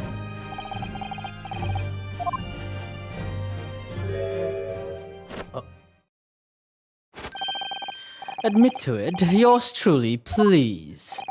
Mr. Graydon, clearly our Eastern visitor has an uncommonly active imagination. However, there's no proof that I passed that disc to the inspector. Objection. But then, how do you explain the reason why you knew about the people? I'm under no obligation to explain. What? Yes, I lied in my testimony, that I admit, so sentence me accordingly. That is all I admit. Murder, leaking government secrets, striking a deal with a detective. All of it is this young Eastern man's fancy. I have no idea what any of this is about. You... What? What's this? He's trying to hide it, man. Fuck this dude. Well, what about you then, Inspector Gregson? Do you admit to making a deal with Graydon in order to acquire the disc? Ladies and gentlemen of the jury, as a Scotland Yard Inspector, I declare this and nothing more. I am acting in the best interest of the country. Whatever I've done, it's been in the name of justice. So, as a member of the public of this fine country, I'd like to think that justice will be your guiding light when you're making your decisions. He's taken one for the team. This is quite a quandary indeed. Rarely have I encountered such an extraordinary tumultuousness in concluding of a trial. Nevertheless, in the absence of any further evidence to be presented, I believe it is time that we put the matter to the jury for their final leanings. Well now, as a fellow servant of the Queen and country, I must say I sympathize with the old inspector. Yes, he's a deep dependable man, I'm quite sure, and service once becomes a good judge of character. Even crossing your eyes doesn't help when it comes to looking at this case. It's all blurred to me. Well, as a fellow professional, I would like to put my faith in the detective, really. Graydon is highly skilled operator. Stop. Currently in the presence of an idol. Stop. Wait a fucking second. Detective is very much thrust in eyes. More than this, I cannot say. I don't believe it. The 6 years are. They're going to believe Gregson if they declare their decision now. Is Ginny going to be found guilty? If I don't manage to produce some definitive evidence right now, then we're going to lose. If there's some proof that Graydon killed Mr. Winterbank, or stole those government documents, or some evidence to force Gregson into admitting that he struck a deal with the witness. Well then, counsel, I think it's time I impose the jurors to declare their final decisions, no? That is, unless you have some compelling evidence that you have thus far presented to the court. If I let a judge call out the jurors and announce their lead, Miss Gina will be found guilty. So there's no choice, Renaud. You have to throw some evidence at them. Then this is it now, it all comes to this. What do I present as evidence against Gregson or Graydon?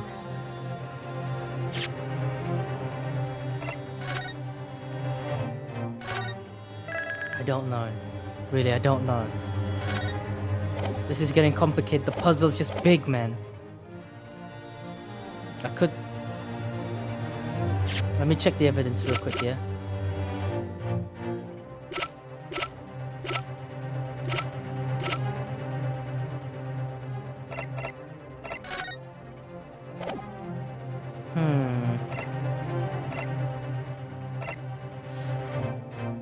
I can't use these. These are done. This is done. This is done. That's done. One broke.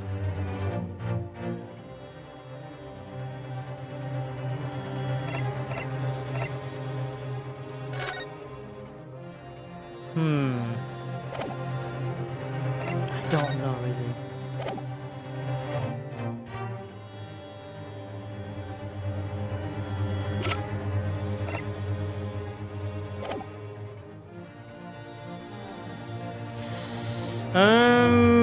I don't know, I don't have evidence. Fuck. I don't know what to do. Graydon?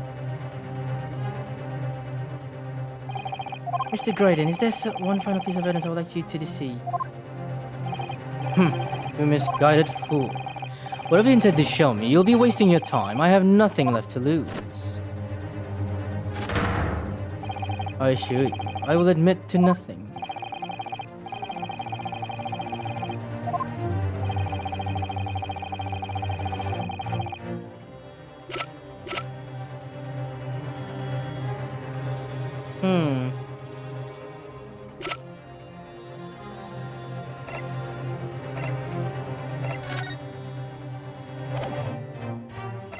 I don't know, man.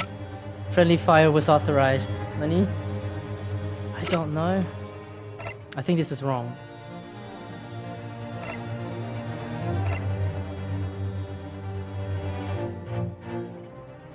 Take that!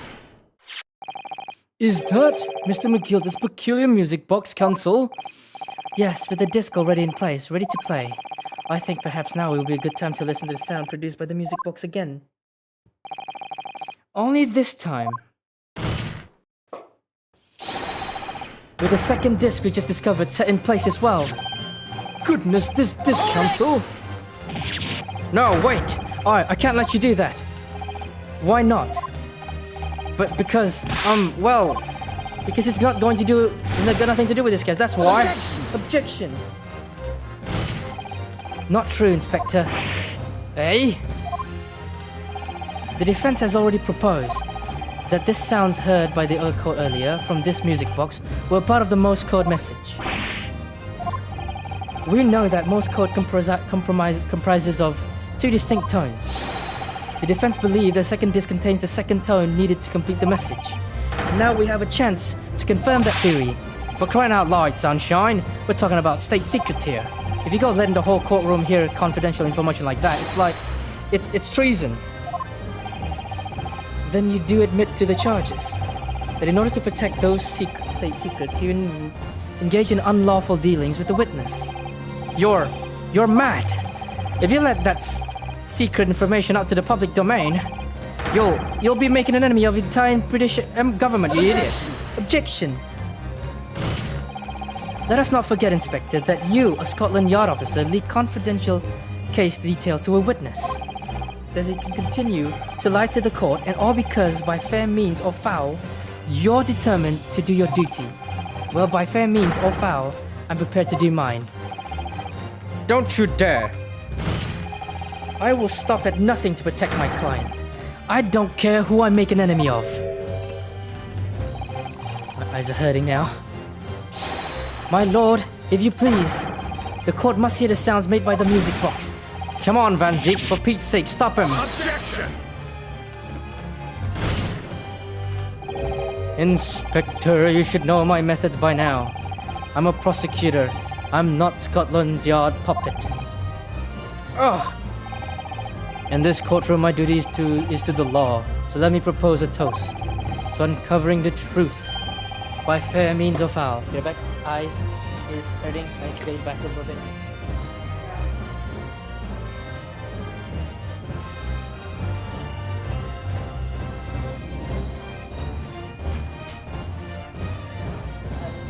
I forget if I actually give up halfway. I forget everything, and this must be it. By means of foul. No! Isn't it? It's for the truth. It's what we want. Very well. The defense stands here, and that of the prosecution has been made very clear, I feel. Therefore, in accordance with the defense's request, the court will now listen to the music box set in operation once more. Alright, I gotta listen to this. Raising the volume. Both of them are scared. This time with the second disc in place, and both discs are playing simultaneously. Okay, I'm gonna listen to it.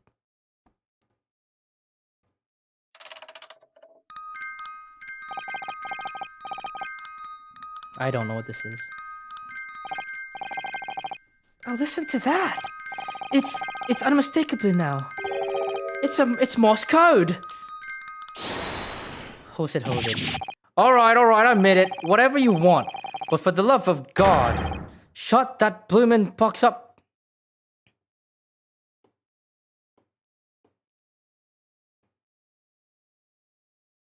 Ooh. Let me ask you again then, Inspector Gregson. Did you or did you not strike a deal with the witness next to you in the stand, Mr. Ashley Graydon? Specifically, did you furnish the witness with confidential case details in exchange for this music box disc?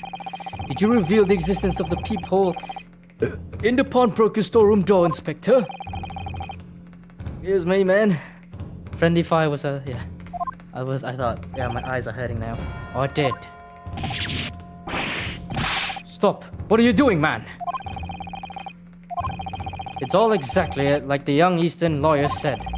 When a trial resumed after the recess, we were stood here in the stand together.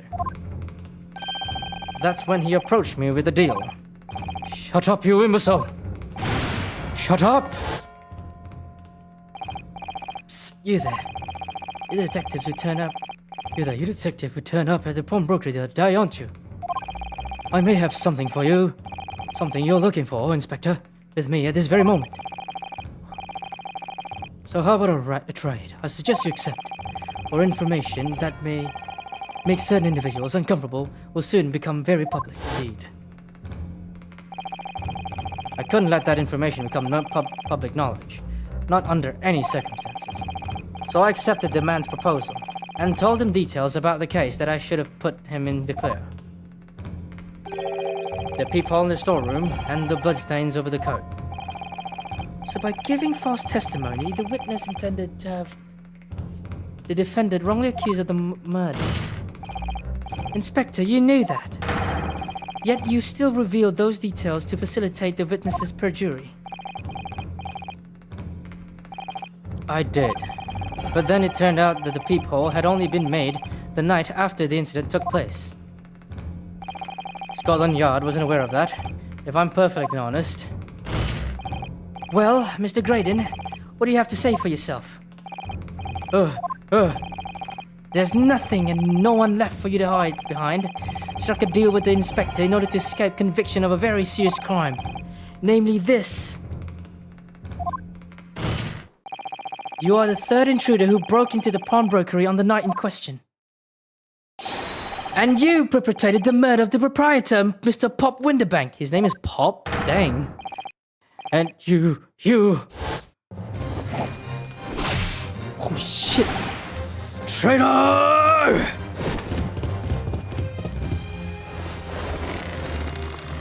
Holy god, he looks... Damn! Shit, he killed the inspector! Bailiff, restrain that man! At once! We've defended her.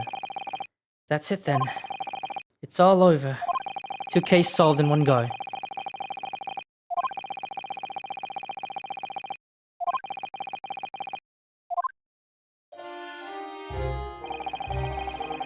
I despised my life growing up. Those slums are a vile place.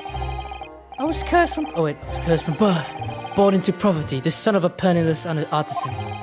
My parents did nothing but quarrel all day long. What little money they had was never spent on me.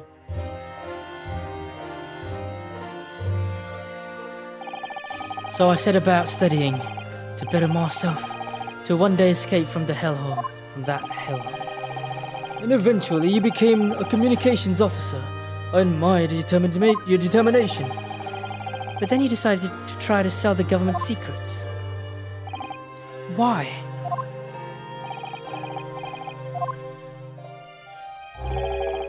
Isn't it obvious? Because I wanted money. Even now, years later, the nightmares of my life in the slums wake me in the small hours. I wanted to drown them out, with more money than anyone who lived in that squalor could have imagined. Then one day I met him. Mr. Magnus McGilton. You're a fiend with a square talent. So you are. I've money to throw your way if you're interested. All you need to do is go along with me, a little plan now.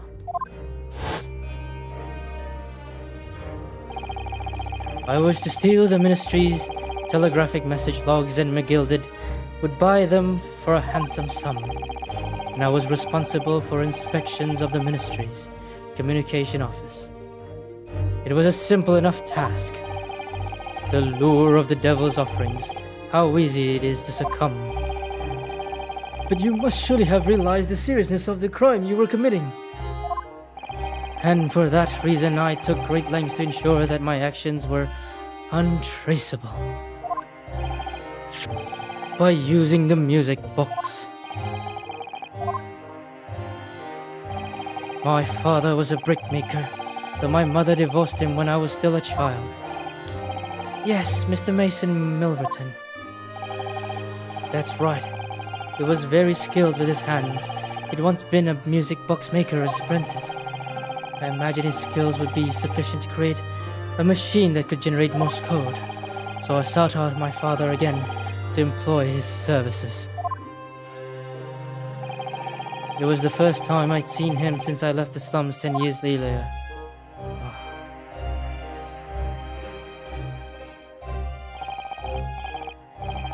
Look at you, Ashley. What a fine gent you've become, eh? He was a different man to the one in my memory. A thin, frail old man. But poverty had never broken him, never corrupted him like it had me. I was sure he wouldn't help me if I told him the real reason So I made a story up. Made up a story. I've got work for you, Father. I need some music box discs made. Music box disc, eh? A musician friend of mine has written some music he wants to sell to the public. I brought the score with me. There are two, actually. I'd be delighted, son. It's been 20 years since I did any work like this, though. Fetch my tools, would you? They're in the loft. He was a sweet old man. What the fuck? I can feel it. The way I voiced them and everything. That's how I had him made 2 discs. Thereby splitting the information in 2. You are taking considerable precautions indeed. It was to protect myself as much as anything. It meant I could deal with McGilded in 2 separate transactions. Ah, my eyes! I gotta go back to the bathroom. I need to wash.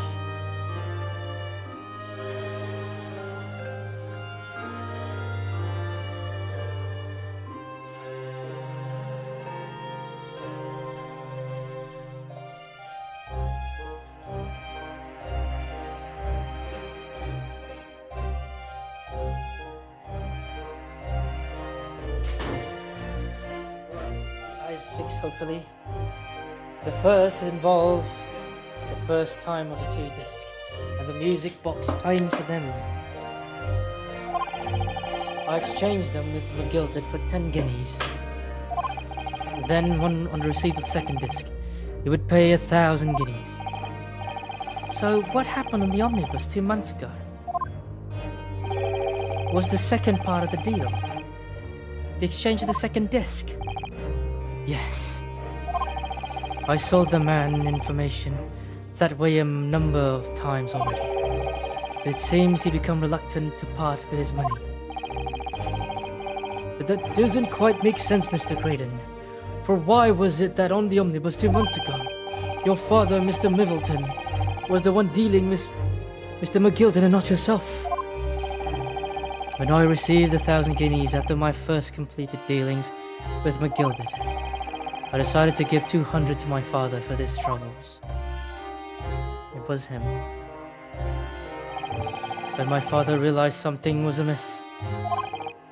In time, he worked out that I must be involved in something dubious, and when he did, he said to me, "Next time there's an exchange, you'll let your old man do it, understand?" Oh, he's such a sweet old man. Otherwise, I won't take your money anymore. Oh, I feel him.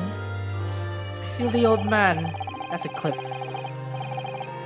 That was my father's way of dealing with it, I suppose. Climb into the omnibus, hand over the second disc, and take the money from McGilded. That's it. He had no idea what was actually on the disc. I asked him to make, he never knew. Just I'll never know why everything went so horribly wrong that night.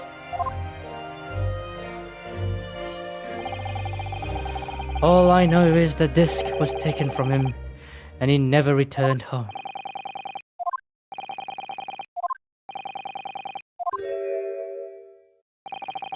It was only then I found out what sort of a monster McGilded really was.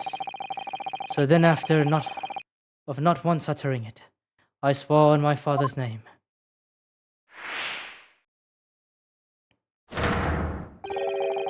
To exact revenge. Revenge? He loves his dad, eh? As anyone with even the remotest knowledge of a man would no doubt be able to imagine, McGilded brought all of his wealth and influence to bear in the most despicable of ways. To crush any semblance of justice in this trial. The crime scene was tampered with, evidence was fixed, and witnesses were bribed. Our trial 2 months ago was a farce from start to finish. My feet barely touched the British soil back then, and I walked into the hornet's nest completely unaware of the sinister background to it all. I made plenty of money out of my dealings with McGilded by then, so I spared nothing in my arrangement 2 months ago. I knew exactly who to hire. If you're willing to pay the price, there are people in this city willing to do anything you ask. McGilded himself has shown me that. Are you saying that? I think you have the picture now. After he twisted everything in his favor in this courtroom to ensure that he walked free. I took matters into my own hands and delivered the justice that the monster deserved. Oh, he killed him. That tragic accident following the trial here 2 months ago was planned and executed by yours truly. So he murdered 2 people. McGilded's death that day was caused by this man. Everything's ready, sir. If you'd like to follow me into the courtroom. What's this, officer? Just sooner than I was led to believe. I hope it's not inconvenient, sir. There was some changes to the schedule. Well, I must be making tracks now. It's time for the inspection. They're going to examine the omnibus again, and also I'm told. I asked if I could be present for it myself. So that policeman who came to tell McGilded he could examine the omnibus again. That's right, an imposter hired by me. McGilded used his wealth to manipulate the trial.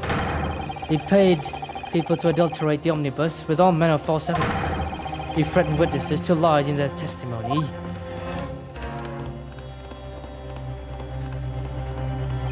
So I gave the man a taste of his own medicine once the omnibus was doused in paraffin. When one of my sham policemen ushered McGilded inside and sent him on one-way journey to hell.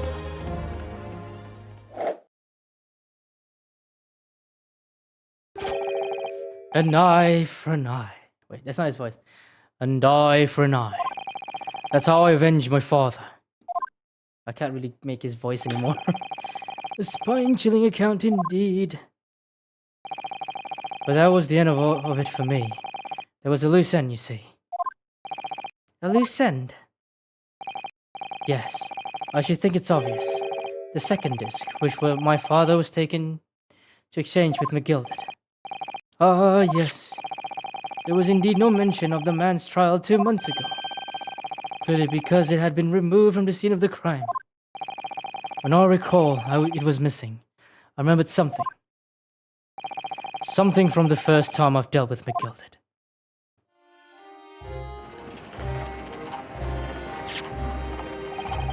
This is the first of the 2 discs. And the music box, you need to play them. Well, look at that now! What an ingenious little invention! So then, 2 guineas for ye young man. 2 guineas for young man? What is this? Winterbank's pawnbrokery? Aye, 'tis a pawnbroker's ticket. So it is. You can use it to redeem an article I've deposited there for you. There's no need to give a name. Just hand over the ticket and tell the fiend the watchword.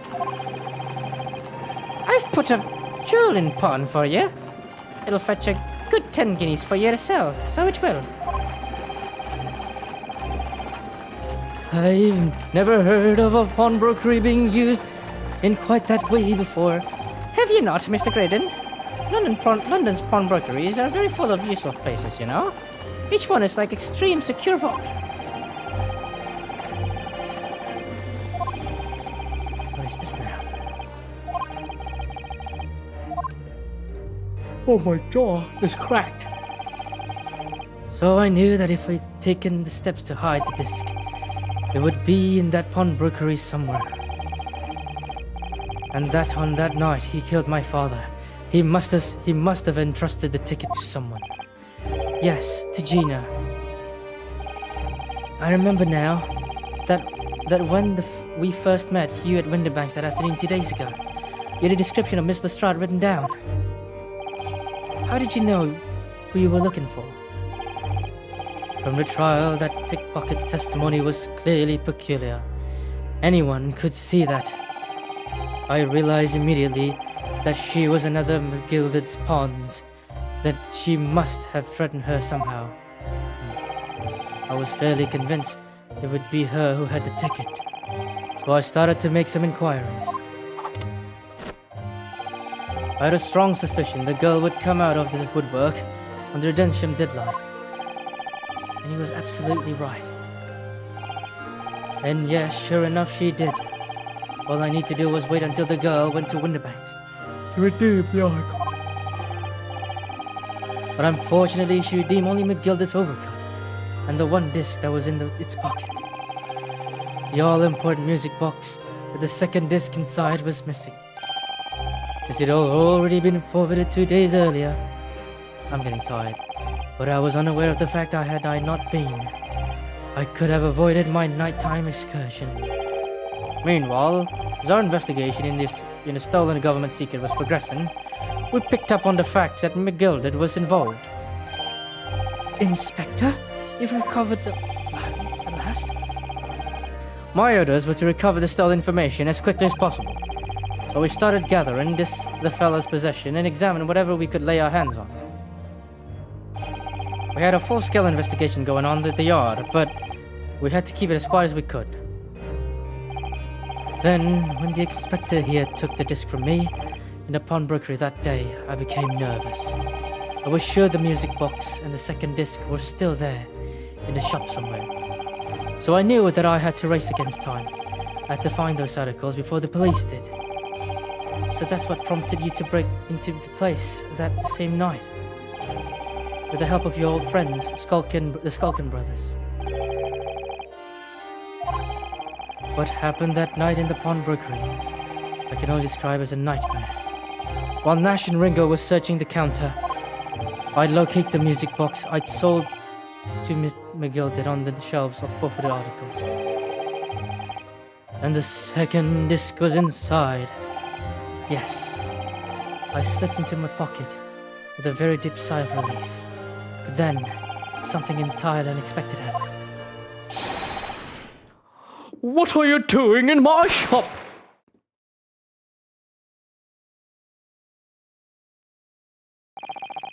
A gunshot rang out in the shop, and I felt sharp pain in my left arm. The broker fired his gun and the bullet pierced your limb. Yes, exactly. But unfortunately, I decided to bring my own gun with me that night, just in case. Bang.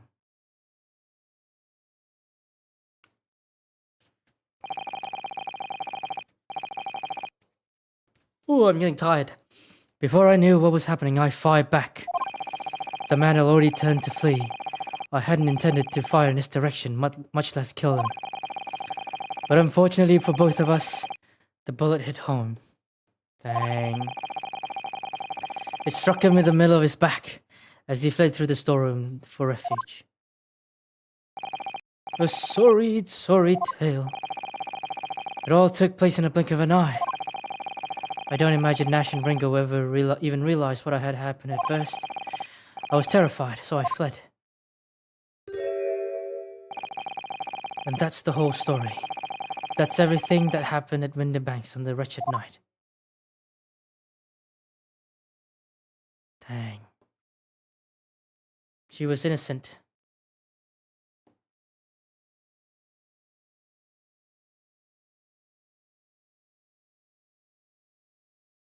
And it all pieces together now. We solved 2 cases in one go. Hell yeah! We did it, boys.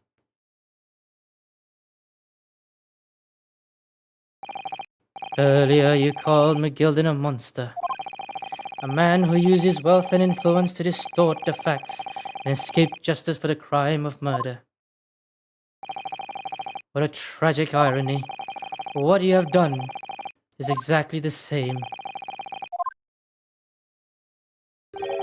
You have become the very monster you saw and despised so deeply in McGilda. Yes, I think I have. Oh, man, poor sod. Well, this has been a long and exhausting trial.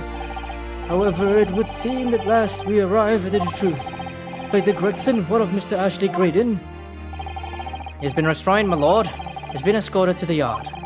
He'll be charged with the murder of Mr. Winterbank and the stealing of government secrets. Oh shit. Very good.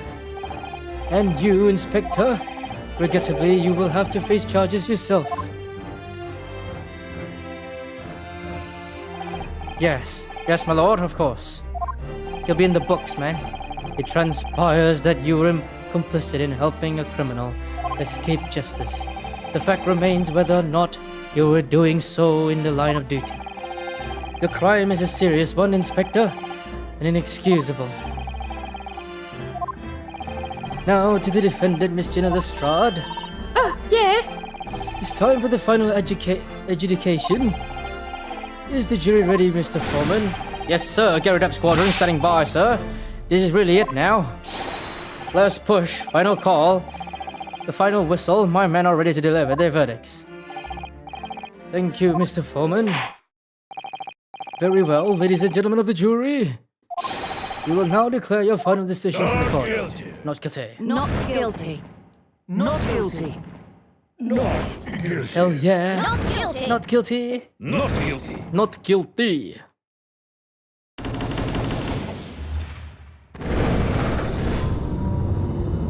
Bam, baby. Hell yeah, it's been an exhausting day. That's the stuff. I'm off the hook. Not really. Finally, Bruno, you managed to do it. Finally is the word. I really wasn't sure if we'd come out on top after a while there. So she was right. You're the best lawyer in the world. Miss Lestrade, I am not finished with you yet. Eh? What are you looking at me for? Yep, she's not on the hook. Before you start enjoying your freedom, there are certain other crimes to consider. Eh? 2 months ago, in my courtroom, no less, you gave false testimony, did you not? And in relation to that trial today, not only did you unlawfully enter Winterbank's pawnbrokery, you also attempted to abscond with Mr. McGilded property, it seems. Eh? I've never done nothing of the sort. Of course not. It's not like you were gleefully wearing Mr. the coat in your cell yesterday or anything. Oh. And just when I was getting excited of throwing a party for Jenny this evening. And turning to our attention to the defense, determining that when played together, the music box disc contained a message in Morse code was, well, it was certainly a most unexpected revelation, counsel. Genius, man. I'm genius. Quite so, my lord. The prosecution was caught entirely off guard. In fact, I think we should applaud my learned friend's courage here today. I propose a toast. Aw, man. Thanks, Fanzeeks. To demanding the government secrets be disseminated before the entire courtroom. Very sorry about that. It was the only way I could get the Inspector Gregson to admit what he's done, so... If I may say something on that point... Is that... It's, about the sounds produced by the music box before. I do wonder if that was really Morse code at all. What? What are you saying, madam? Oh, well, it's just that I'm really rather fanatical when it comes to Morse code, you see? So much that the whole world seems to be covered dots and dashes to me, in fact. Goodness, madam, an unhealthy level of obsession one feels. But I must say that in my opinion, the sounds produced by those two discs were nothing more than that. A meaningless two series of two different notes. What? What? Can that really be? That wasn't Morse code after all? The detective worked for it, though. My lord, the defense would like to listen to the music box again. Are you out of your knot? How many times to tell those discs contain ministerial secrets, sunshine? This courtroom is not appropriate forum to discuss the nature of the government's communication. We know McGill has conspired to trade national secrets with our enemies.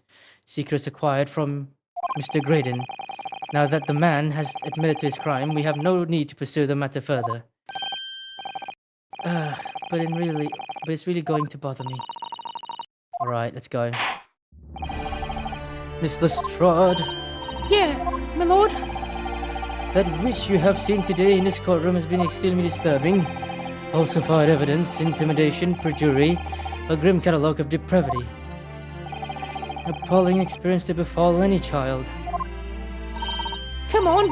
It ain't nothing. I don't see the most days in the back slums. I beg your pardon? If you're weak, you pay for it. That's just how life goes. How life goes. Gina. But look, I reckon I've worked something out today. The world ain't fair, but if you want it to change, you've got to start at home. You've got to change how you see yourself. Gosh, it's beautiful. Well, that's a very laudable lesson, I would say. I really look forward to the born-again Miss Lestrade never gracing my courtroom with her presence again. Now, with regard to the murder of Pop Windybank, the proprietor of pawnbrokery business of Baker Street, nobody declared the defendant, Miss Gina Lestrade. Yeah, baby! Let's go! That's what I'm talking about! Fireworks in the courtroom. That happens a lot, eh? And she has her own.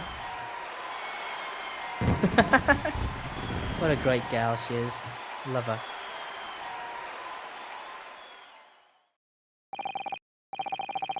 That is all. Court is adjourned. Oh, dude. I did it. I finished the first part of the game. Oh, wait. What?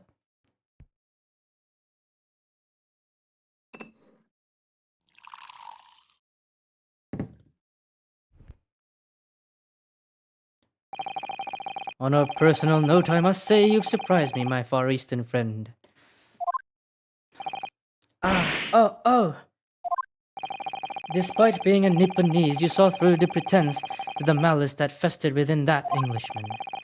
And at the same time, you saw to the grime, to the surprising heart of your English client. You have a curious talent for judging character, especially considering our very different cultures. I don't think there's anything curious about it. Whether we're from Empire of Great Britain or the Empire of Japan, we're all human beings. We're not so different on the inside. You know, I took this case for one simple reason. To lock swords with you once again here in the courtroom. You did? When I encountered you for the first time 2 months ago, it reminded me of toasting friendship and trust with another Nipponese, only to find my trust betrayed. Though you, I hope to look into the eyes of the man I once knew and try to understand. You mentioned something similar earlier today, about total betrayal at the hands of a Japanese. What happened exactly? Oh, wait, story time. Well, you may ask, and one day, when the time comes, you will learn the answer, whether you like it or not. I think it has to do with Kazuma. Alright, then I will wait for that day if I must.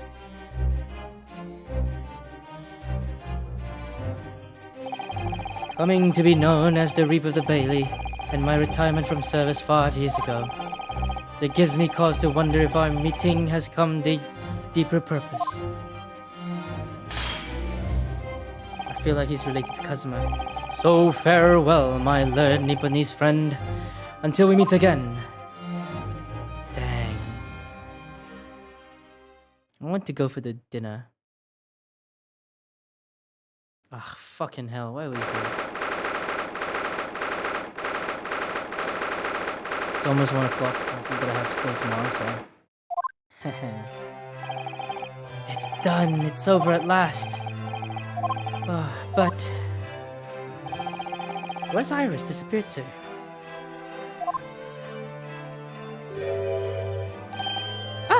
Ah! Congratulations, Gina. I knew it all along. I know you were innocent. Well, you did what you said, Mr. Naruto. You believed in me right up to the end. Arizona is your name. What's all about it? I told you I had faith in you, didn't I? No one's ever, as before, you see, kept a promise, properly. That's awful. I figured something out today. All my life growing up in the slums, I've never trusted no one. But that's just because I've been scared of being stabbed in the back. I made the more you trust someone, the more it hurts when they let you down. Yes, I think I can understand that. After all, I had a taste of it in that trial 2 months ago. I chose to trust someone and paid for it. Betrayal left a big scar. You know, though, Gina, I thought something out quite recently too. Trusting in someone else is really an exercise in learning to trust yourself. And that's when your gut tells you it's the right thing to do. Your trust is rewarded. There's no better feeling in the world. I think I have to thank you for reminding me of that valuable lesson. Oh, well, if you say so. Don't make a fat of sense to me, though. Yes.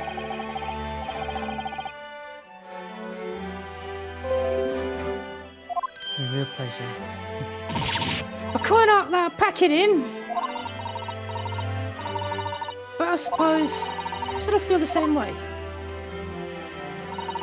I mean, sometimes trusting someone else is, you know, alright.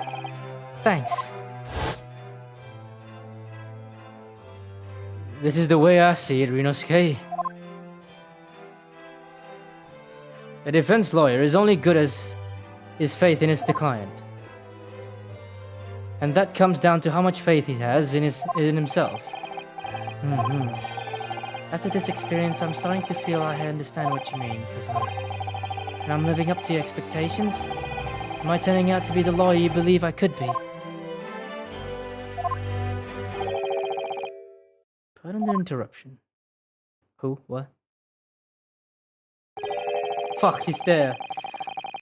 But what the deuce does a man have to do to be noticed around here, my dear fellow? That voice. It's too late for that voice now, Mr. Naruhodo. I've been standing here patiently in the corner of the room for an entirety. Well, yes, it was me all along. I would have said when you noticed me. But you people, with your incessant babbling. Mr. Sholmes! Yes, it was me all along, you see. There we go. I'd assume you'd been taken back to the hospital, to be honest. Indeed I was, but I managed to escape again. Oh. I happen to be aware of one or two foibles of the doctor who was tending to me. I merely made my knowledge of them known to the man, and he happily issued me with a leave of absence. How very above board. But enough of my adventures. That was a fine victory, Mr. Naruhodo. Your tireless efforts justly rewarded, I feel. Congratulations are in order. As a close friend, I tip my hat at you. Oh, thank you. Some great detective you are. Great at being cold as ice, maybe. Have I irked you in some way, Mr. Strahd? While you've been having a snooze in your nice soft bed, some of us have been fighting for our lives. Well, that bullet did cause me to lose a substantial amount of blood, it's true. So I indeed have been feeling somewhat cold, not perhaps as cold as ice, but as well, have a feel. Could you take your hands off my neck, please, Mr. Sholmes? And in some way, I suppose congratulations are in order for you too, Mr. Strahd. What's that supposed to mean? Why so half-hearted? Well, naturally, it isn't my intention to alarm you, but... an acquittal in a trial with that particular prosecutor is perhaps a little precarious. Well done, Mr. Sholmes, not alarming to the slightest. Oh, the Ripper, you mean? Because anyone who's found out not guilty in a trial was working up on who ends up dead anyway, isn't that it? The very point I was trying to make. And exemplified by the fate of Mr. McGilded, in fact. But of course, I pay no attention to such irrational drivel myself. Yeah, well, it don't bother me. Oh, really? Of course not. The way I see it, the Reaper's a bit like I'm upstairs. Him upstairs? You mean, like, God? Yeah, I'm upstairs knows what's what, right? He knows what people are like on the inside. He would have got the wrong end of the stick. There's some coves like that bog trotter, what are rotten to the core. At the end of the day, I'm upstairs. Make sure they get what they deserve. I suppose that's one way to look at it. Divine justice is one thing, though. The Reaper taking matters in his own hands and claiming lives of another. But I ain't like the McGilded of this world, so I ain't scared. I got principles, see?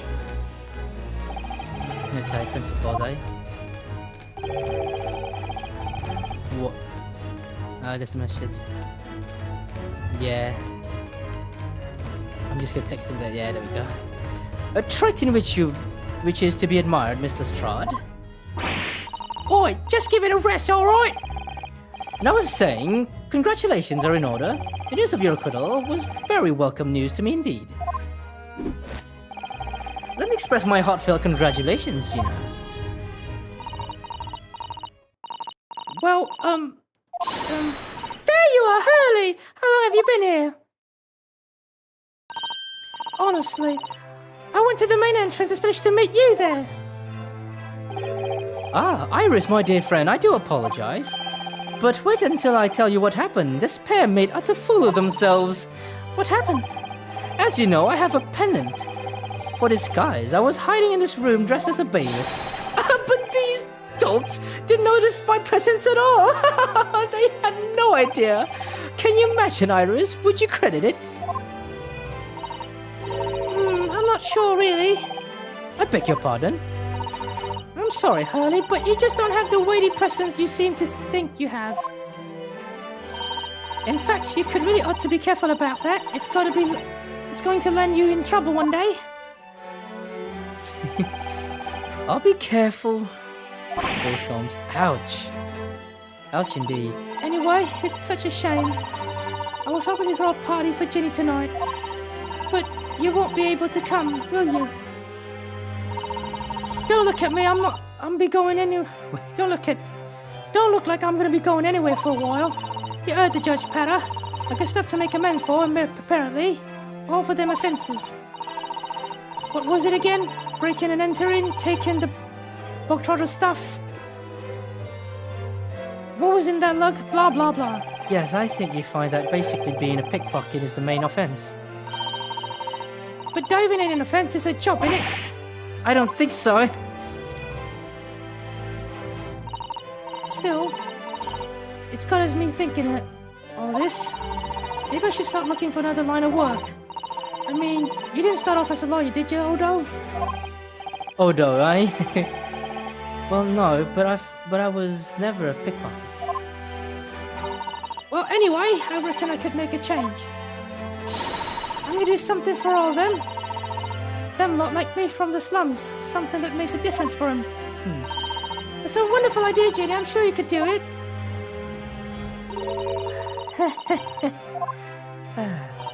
What is it? Just gonna cry. Nothing. Miss Gina Lestrade. This person carriage has arrived, madam. Come with me to the rear gate at once. Right. Well, looks like I'm off then. Yes, goodbye, Gina. And good luck. Odo? Yeah? Oh, fuck, no, wait. Hey, yo, bro. I didn't mean it this way. Hey, yo, bro. Ah! What was that for? I don't know. I mean, I don't know what to say, so... Ah, indeed. Perhaps the situation calls for a phrase hitherto missing from your vocabulary, Mr. Strahd. Eh? On occasions such as this, I would recommend a simple thank you. Oh! Oh, yes! It's good advice, Ginny. Right, I see. Well...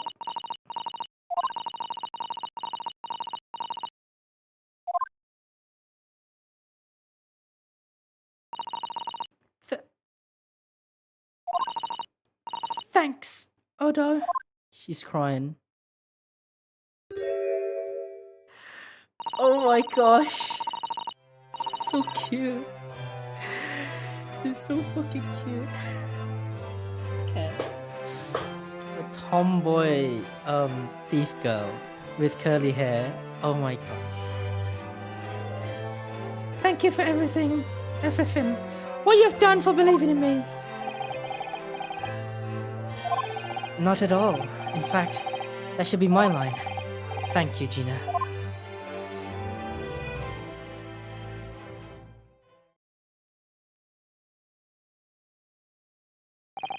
Well, there she goes. I wonder if I'll ever see her again. I hope so. She's nice. Best waifu there. Also, the other waifu is Susato, because Susato is very cute too. Well, well, quite an indomitable pit purse. Oh, I nearly forgot. I bought paper outside. It's a special edition. This trial's over our front page. Pickpockets, innocence proven. Isn't it wonderful? You should have shown it to Gina, Iris. She would have been thrilled. Oh no, how silly of me. Oh, but anyway, would you like the good news or the bad news? Not again. Well, what do you say, Bruno? Early? As you, I think I'd rather get the bad news out of the way first. Absolutely not. I have no intention of listening to anything but good news. And there you have it. How people answer that question says a lot about them, doesn't it? True. Let's not go there. Alright then, maybe let's start with the good news this time. The rain's finally stopped. It was a record level rainfall apparently. Well, that is good news indeed. We can journey back in greater comfort. Alright then, what's the bad news? The huge storm has left the sea is very choppy. The channel in particular is awful, so sailings out of the Dover have been delayed by a day or more. Wait, Dover? That's right, if we were to head to the station immediately, we may still make it in time to wave Susie off. But there won't be a train, surely. We couldn't be that lucky. Who do you think I am, Mr. Naruhodo? Mr. Sholmes? I rushed to Victoria Station earlier and made arrangements for a special express. If we hurry now, we shall be there in time for dinner. And I know of a fine restaurant that serves the most delicious baked soap. The great detective does it again! Indeed he does. I happen to be aware of a number of the rail transport detective foibles. What? I only made my knowledge of them known to the man and happily laid to the I'm so tired. Laid on the locomotive elementary. Okay.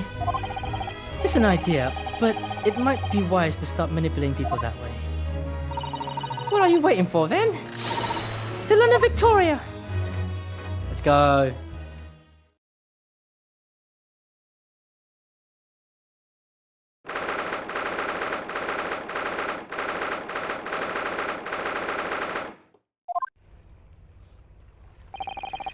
That took somewhat longer than I anticipated. Susie's boat must be about to leave now. Mr. Sato, where are you? There she is, reading a book. Over there, look! It looks like she's reading something.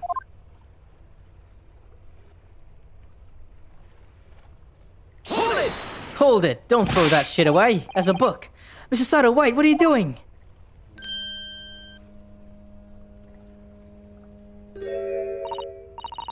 Mr. Naruhodo, what are you doing here?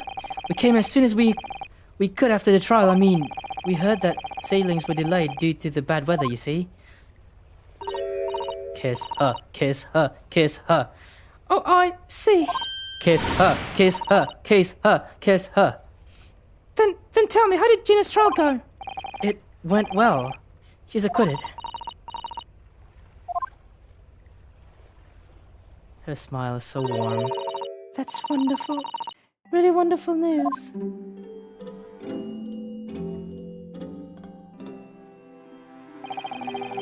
The book you're about to throw into the sea. It was your Encyclopedia of British Law, wasn't it? Oh dear, I was hoping you hadn't seen that. I'm not worthy of practicing law in any way now. So I was saying that my final farewell. You were saying goodbye to the law, you Susato-san. Would I be correct in assuming it's because of the peephole, Miss Susato? I deliberately entered the scene of the crime, and then I tried to hide the fact. What I did is utterly unforgivable. That reminds me. How did you even come to have this, Susie? On the evening of the incident, Mr. Sholmes had invited Gina to dinner, if you remember. Oh yes, we had a wonderful time. Well, Gina gave us a little introductory lesson, didn't she? To the art of pickpocketing, I mean. Oh, that was so much fun. I stole Runo's armband. Yes, please, don't do that again, Iris. That band's very important to me. Well, if it's so important, you should pay more attention to it. If you didn't notice for ages. On a whim, I thought it would be fun to see if I could take that cat format, so I put it up my sleeve. Really? Then I really forgot about it until I found myself in the Winterbank shop until later that night. I see. And then...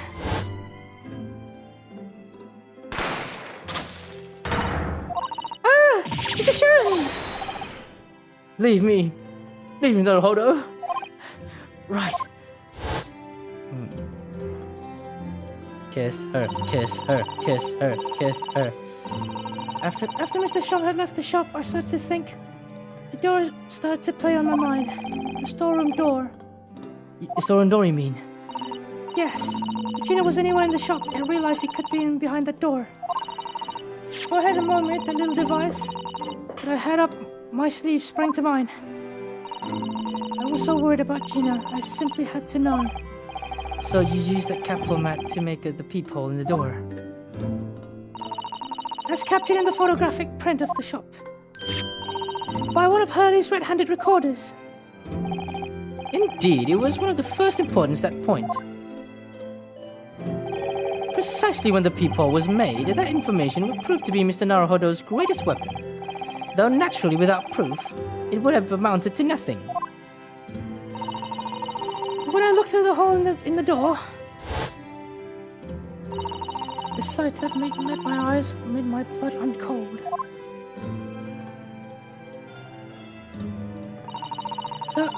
Thoughts started to run through my mind. I remembered that trial 2 months earlier. The trial of Magnus McGilded. I thought about how he manipulated the evidence and arranged false testimony to secure his freedom.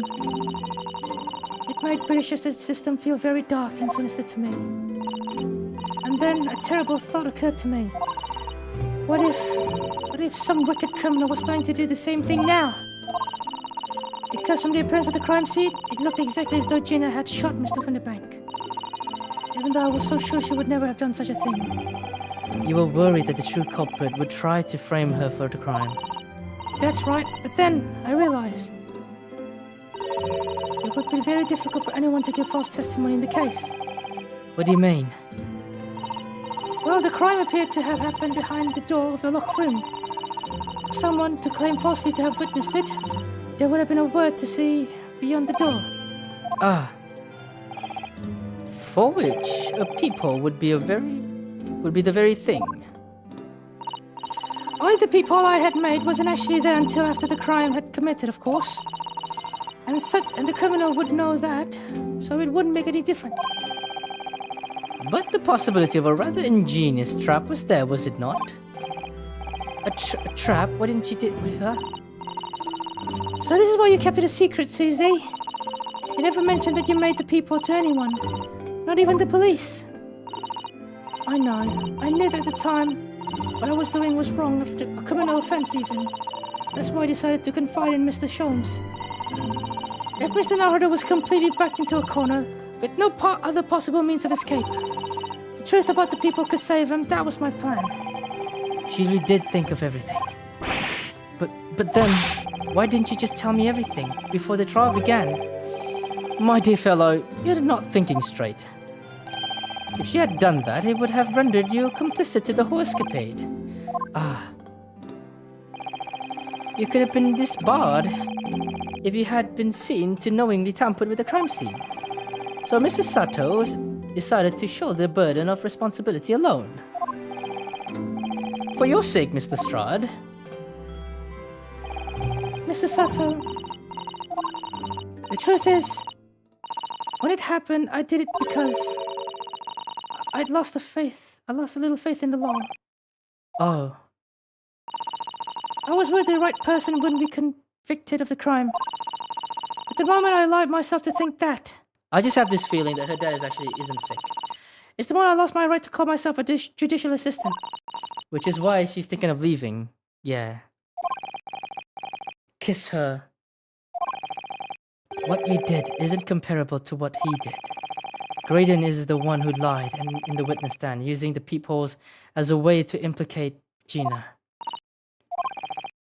And besides, if the peephole inconsistency hasn't existed, I'm not at all sure that would have been acquitted in the trial at the end. Mrs. Sato, what you did saved Gina's life.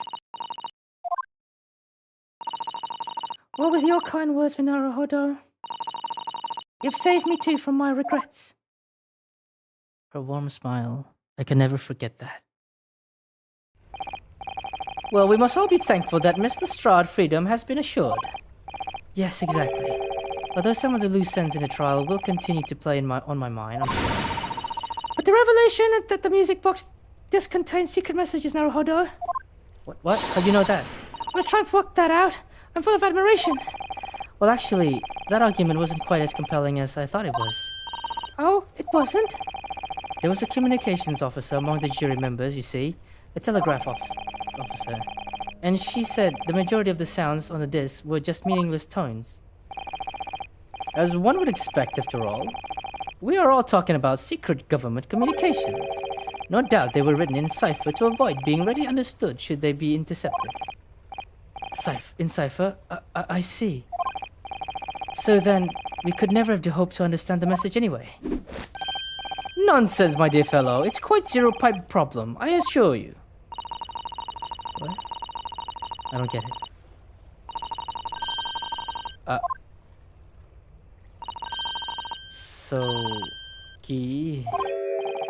What?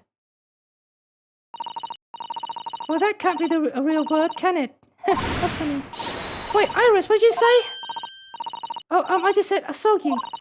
Does that word mean something to you?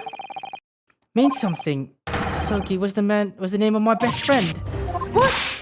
But how did you know the name, Iris?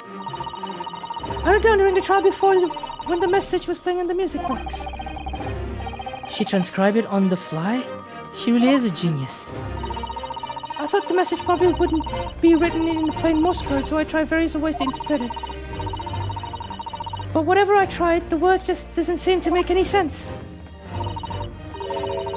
That is, in English at least. Oh. It suddenly occurred to me, you see, that there's more than one Morse code, not just English variety. Various countries around the world have altered and added Morse code to use it on their own languages. I don't believe it. Are you saying... That's right. I've only actually seen a chart of Japanese Morse code once before. I think it's based on the Iroha Pangram, isn't it? And you mean to say that Japanese Morse code message says asogi? Yes, I think so. Do I still have it in my roll corrected? I do. Okay. Yes, I think so. So I don't think I remember all the Japanese Morse codes. Iris, would you let me see that? Mr. Sato, do you know it? Do you know Japanese Morse code? Yes, I spent some time studying it. Because I'm quite sure Morse code will become ever more important in the national communication. International communication, blah. I'm getting tired, man. Then I might recommend, my dear madam, that you stay focused on your efforts on English version. But that as it may, Iris, show me the message, please. Of course. So you got the whole thing.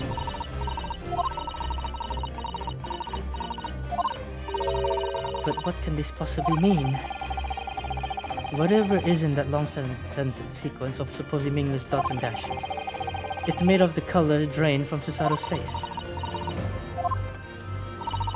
There's no doubt that this message is written in Japanese Morse code. So the British Empire has been using Japanese for its secret communications. I don't understand the reason why, but the message appears to be a list of 4 people's names. 4 names? The first is Keiyasogi. Kazuma Sogi. Yeah. Why was his name on the disc? Second is A. Shin. Shin? I don't recognize that name, neither do I. Third is T. Kureguson. Gregson? It would seem to be Tobias Gregson, the 3rd man on the list. And what's his name doing in a secret government communication as well? And that's the last name. I thought there were 4. What's the matter, Miss Sato? It's just so strange. So unexpected. Oh, what is it, Susie? Don't keep us in suspense. The last name is J. Wilson.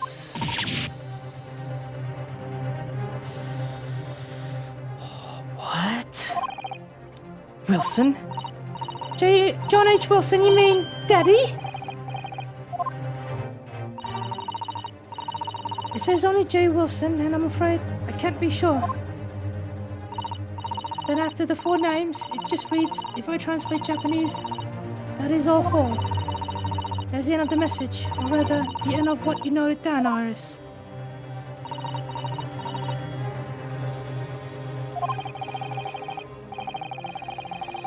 I just can't believe it. Whatever the thought that those discs contained Japanese Morse cards, not to mention a strange list of some disturbingly familiar names. It would appear that this particular message is the communication of some kind between Great Britain and the Empire of Japan. So Daddy could be in Japan then. Where Susie and Reno come from? Oh, well... No, it's not very likely, really, is it? I mean, there are thousands of people with surname Wilson. There must be lots of J's amongst them. Professor John H. Wilson, visiting professor of medicine at Imperial Yumi University. But we can't tell Iris about that now, we just can't. This is so strange. Somehow, in solving the case of the Mr. Windenbank's murder today, I feel like I've rolled back a boulder at the mouth of a very dark cave. I do wonder if perhaps it's a dark cave that we shouldn't go wandering inside.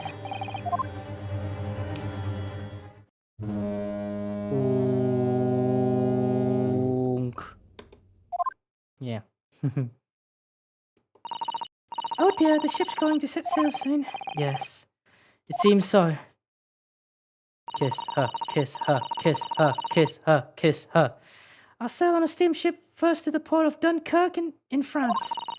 Then I'll change to a larger passenger vessel bound for Japan. You're really going then, Susie? We wish you a safe passage, Mrs. Sato. Thank you so much. I wish all you the very best. Mrs. Sato, I had hoped to have you always at my side to guide me and support me. Mr. Hodo! Please, come back soon. As far as I'm concerned, you really are the very best judicial assistant in the world. Oh, she's so cute too.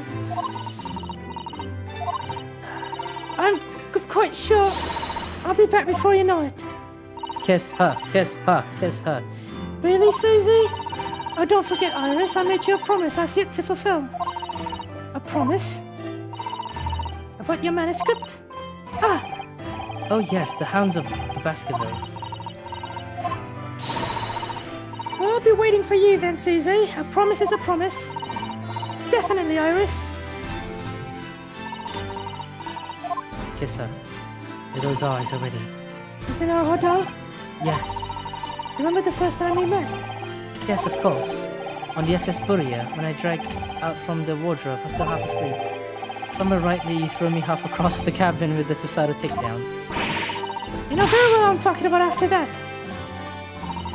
It's strange, but being thrown together as we were in that case, I feel somehow straight away. You're the perfect person to continue Kazuma's great legacy. Mrs. Sato. And my instincts were right. I really want to believe. No. I'm sure that... I'll be back soon. Farewell until then. Kiss her! Kiss her! Yes! No! You're supposed to kiss her. Okay, there's their own voice acting here. I'm gonna watch it now. Somehow we seem to have come to the end of the adventures of Ryunosuke Naruhodo. Or the first volume, at least. Looking back now, it feels as though fate has led me on this journey.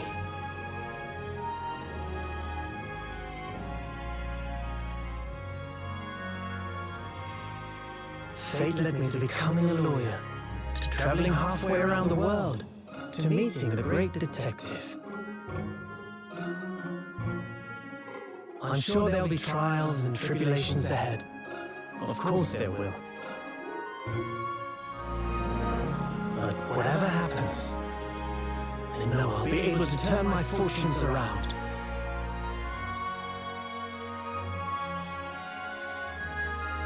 Man, this looks so After good. Sherlock Holmes is I one have of the the ones. greatest friends in the world on my side. Sounds a little too old, eh? But you know what? I'll take it.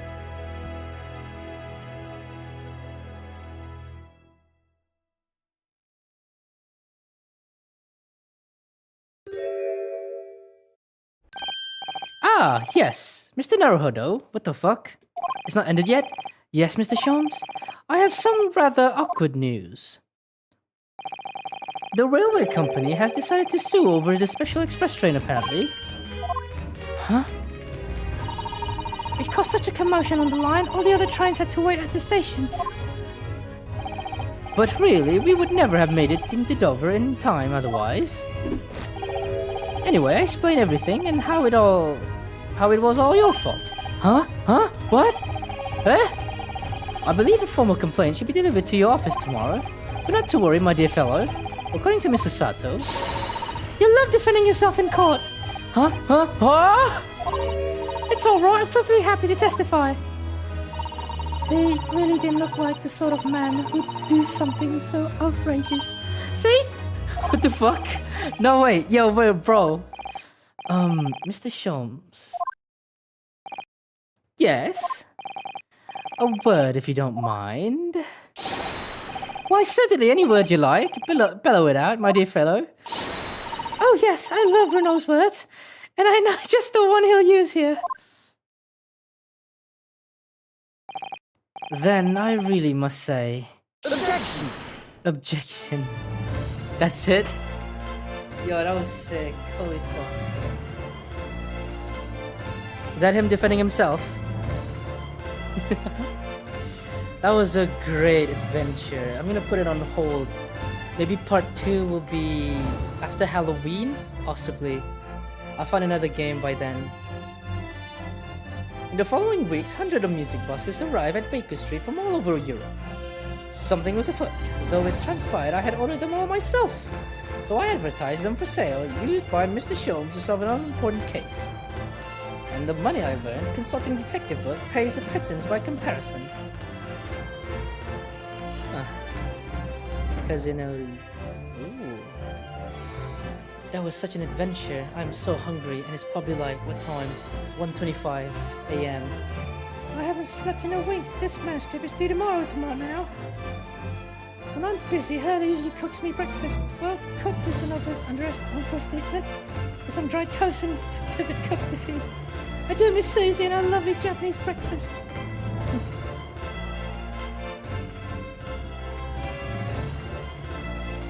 This is great. It's a good game. I don't want to listen to Vincent. I don't want to voice him. But his testimony is riddled with contradictions.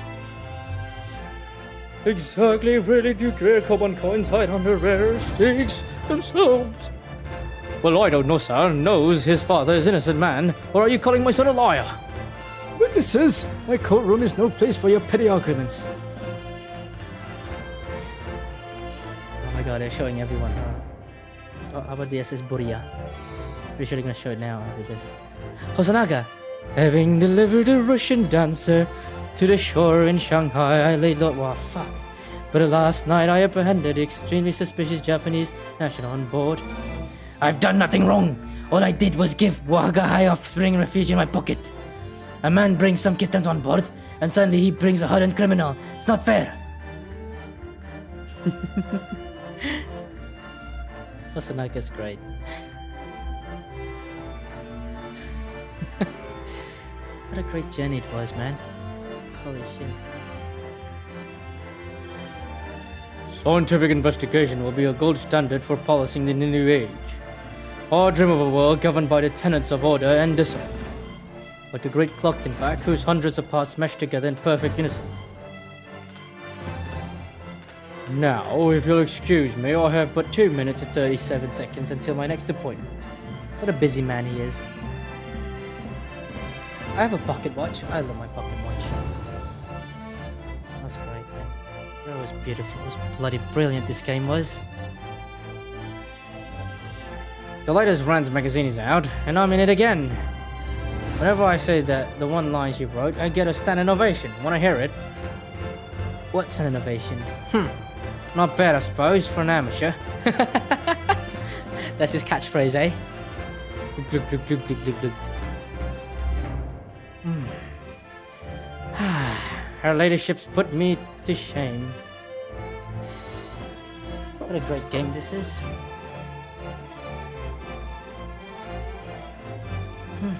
Part 2 will be next day.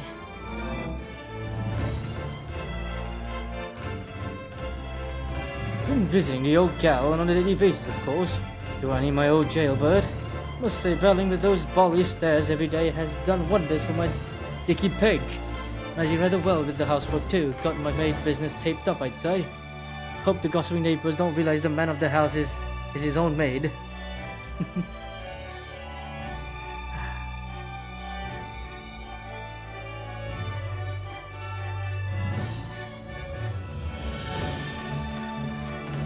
It's these two. My Rolly's back on the beat again, all thanks to the Reaper. There's nothing I enjoy more these days than hunting out a small change in the gutter. I'm a better Bobby now, looking out for Londoners and drop their halfpennies, and my lovely wife. Oh, Pat. Oh, Rolly.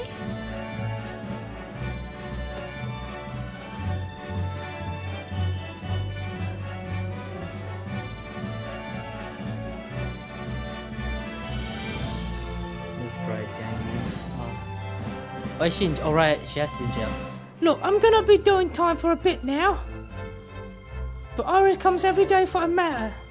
So it ain't too boring. She's always going about all them cases what Charles is looking into. Criminal investigations are kind of interesting when you get into them. She probably would be one of those then. Oh, but then she already made her mind.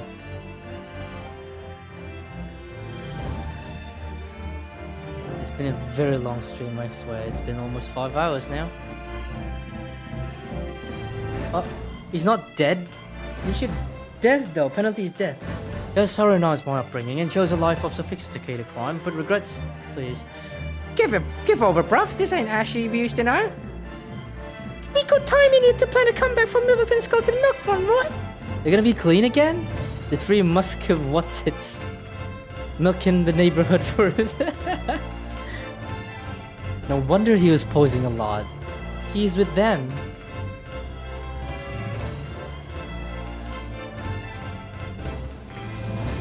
We got almost everyone, really. Yeah. This should be the end of it. This past 6 months have been a time I shall remember forevermore. Painful goodbyes and wonderful encounters. I've come to realize that's what life is all about.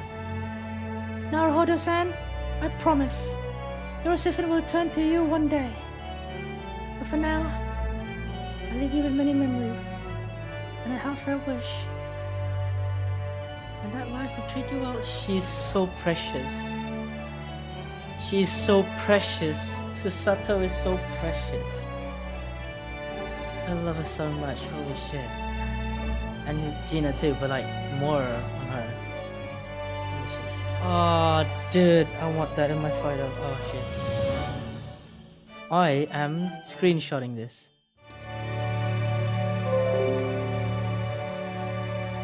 saving it immediately, man. That was great. I loved it.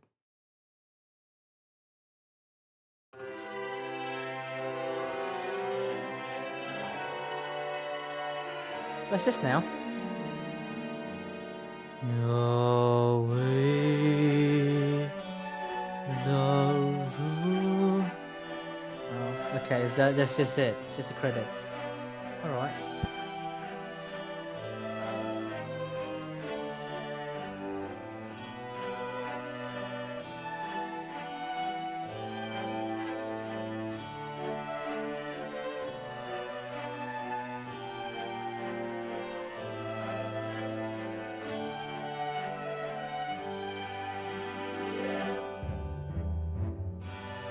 It's the pretty British lady.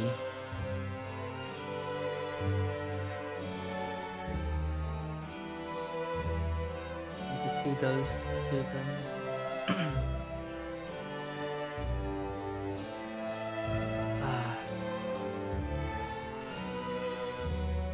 Can I skip this? Or is there something at the end? Just have to wait then. It's getting so long. Yes, it's Burya case. Osanaga, I will miss you very much.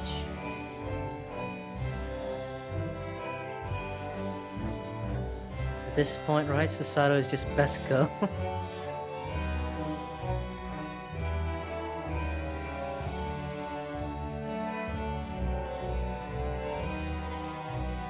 Kazuma, no! Oh, man. That was actually very sad.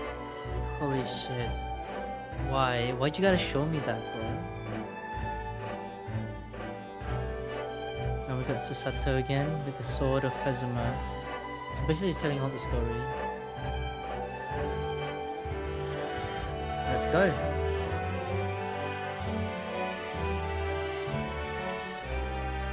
Oh, that's it.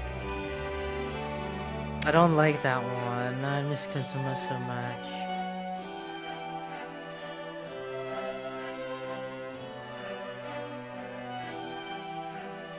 There's Lord Strongheart. We meet him and all that. And there's the Bobbies.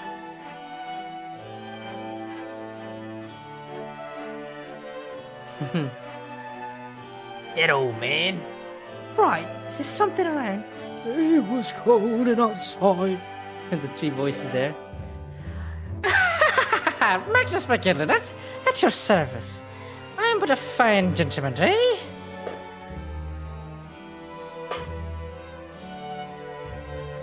Yeah, that was it, man. Dude. I have lots of stuff to do. I dare say that I'd like my contraptions to be a little more... I don't know. I don't know what Sherlock Holmes had said. Oh, he's joining too. Because he's a part of every case now. Call it sunshine. Oh, Pat. Oh, Roy. Garrett Squadron, ready and up. I forgot her voice. Hello, I am that man who made Japanese language standard. Oh, hello there, Bruno. Hello there. Ernie and Susie. She's gonna join in, isn't she? Is she? Yeah, she is. Ah, they're great adventures, man. It's great. Good stuff. I must say I am very impressed at your caliber in the courtroom, but I cannot say the same. The Skulkin brothers never skulking. What do you want? It's hard to trust someone these days. Is she joining us? Oh, wait a minute. Don't shoot me. Stop. She's loading that thing up. Oh, good thing. That's about the last one, though.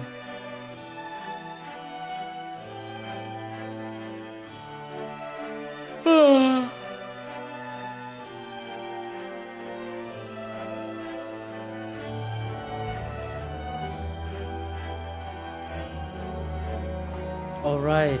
You're gonna show us where Susato is like leaving. Holy shit, it's gonna be so sad. Oh wait, no, it didn't. Okay, that's fine. I love this. Holy shit. The great deduction. That was nice. That was so nice.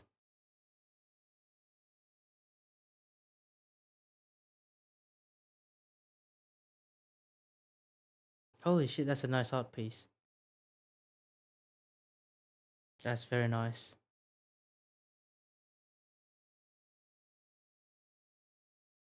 Mm-hmm.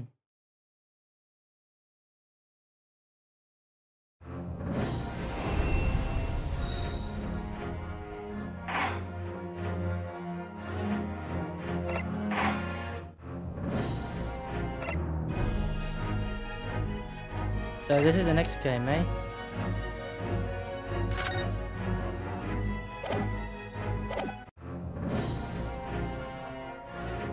Oh my gosh, man. What a stream. Alright, thank everyone for coming. We showed up, BB, Andy, Waff, and all of that. Holy moly, man. I'm tired as hell now. Thanks, man. Guess I'll keep the song rolling, eh? Just for you guys. See ya.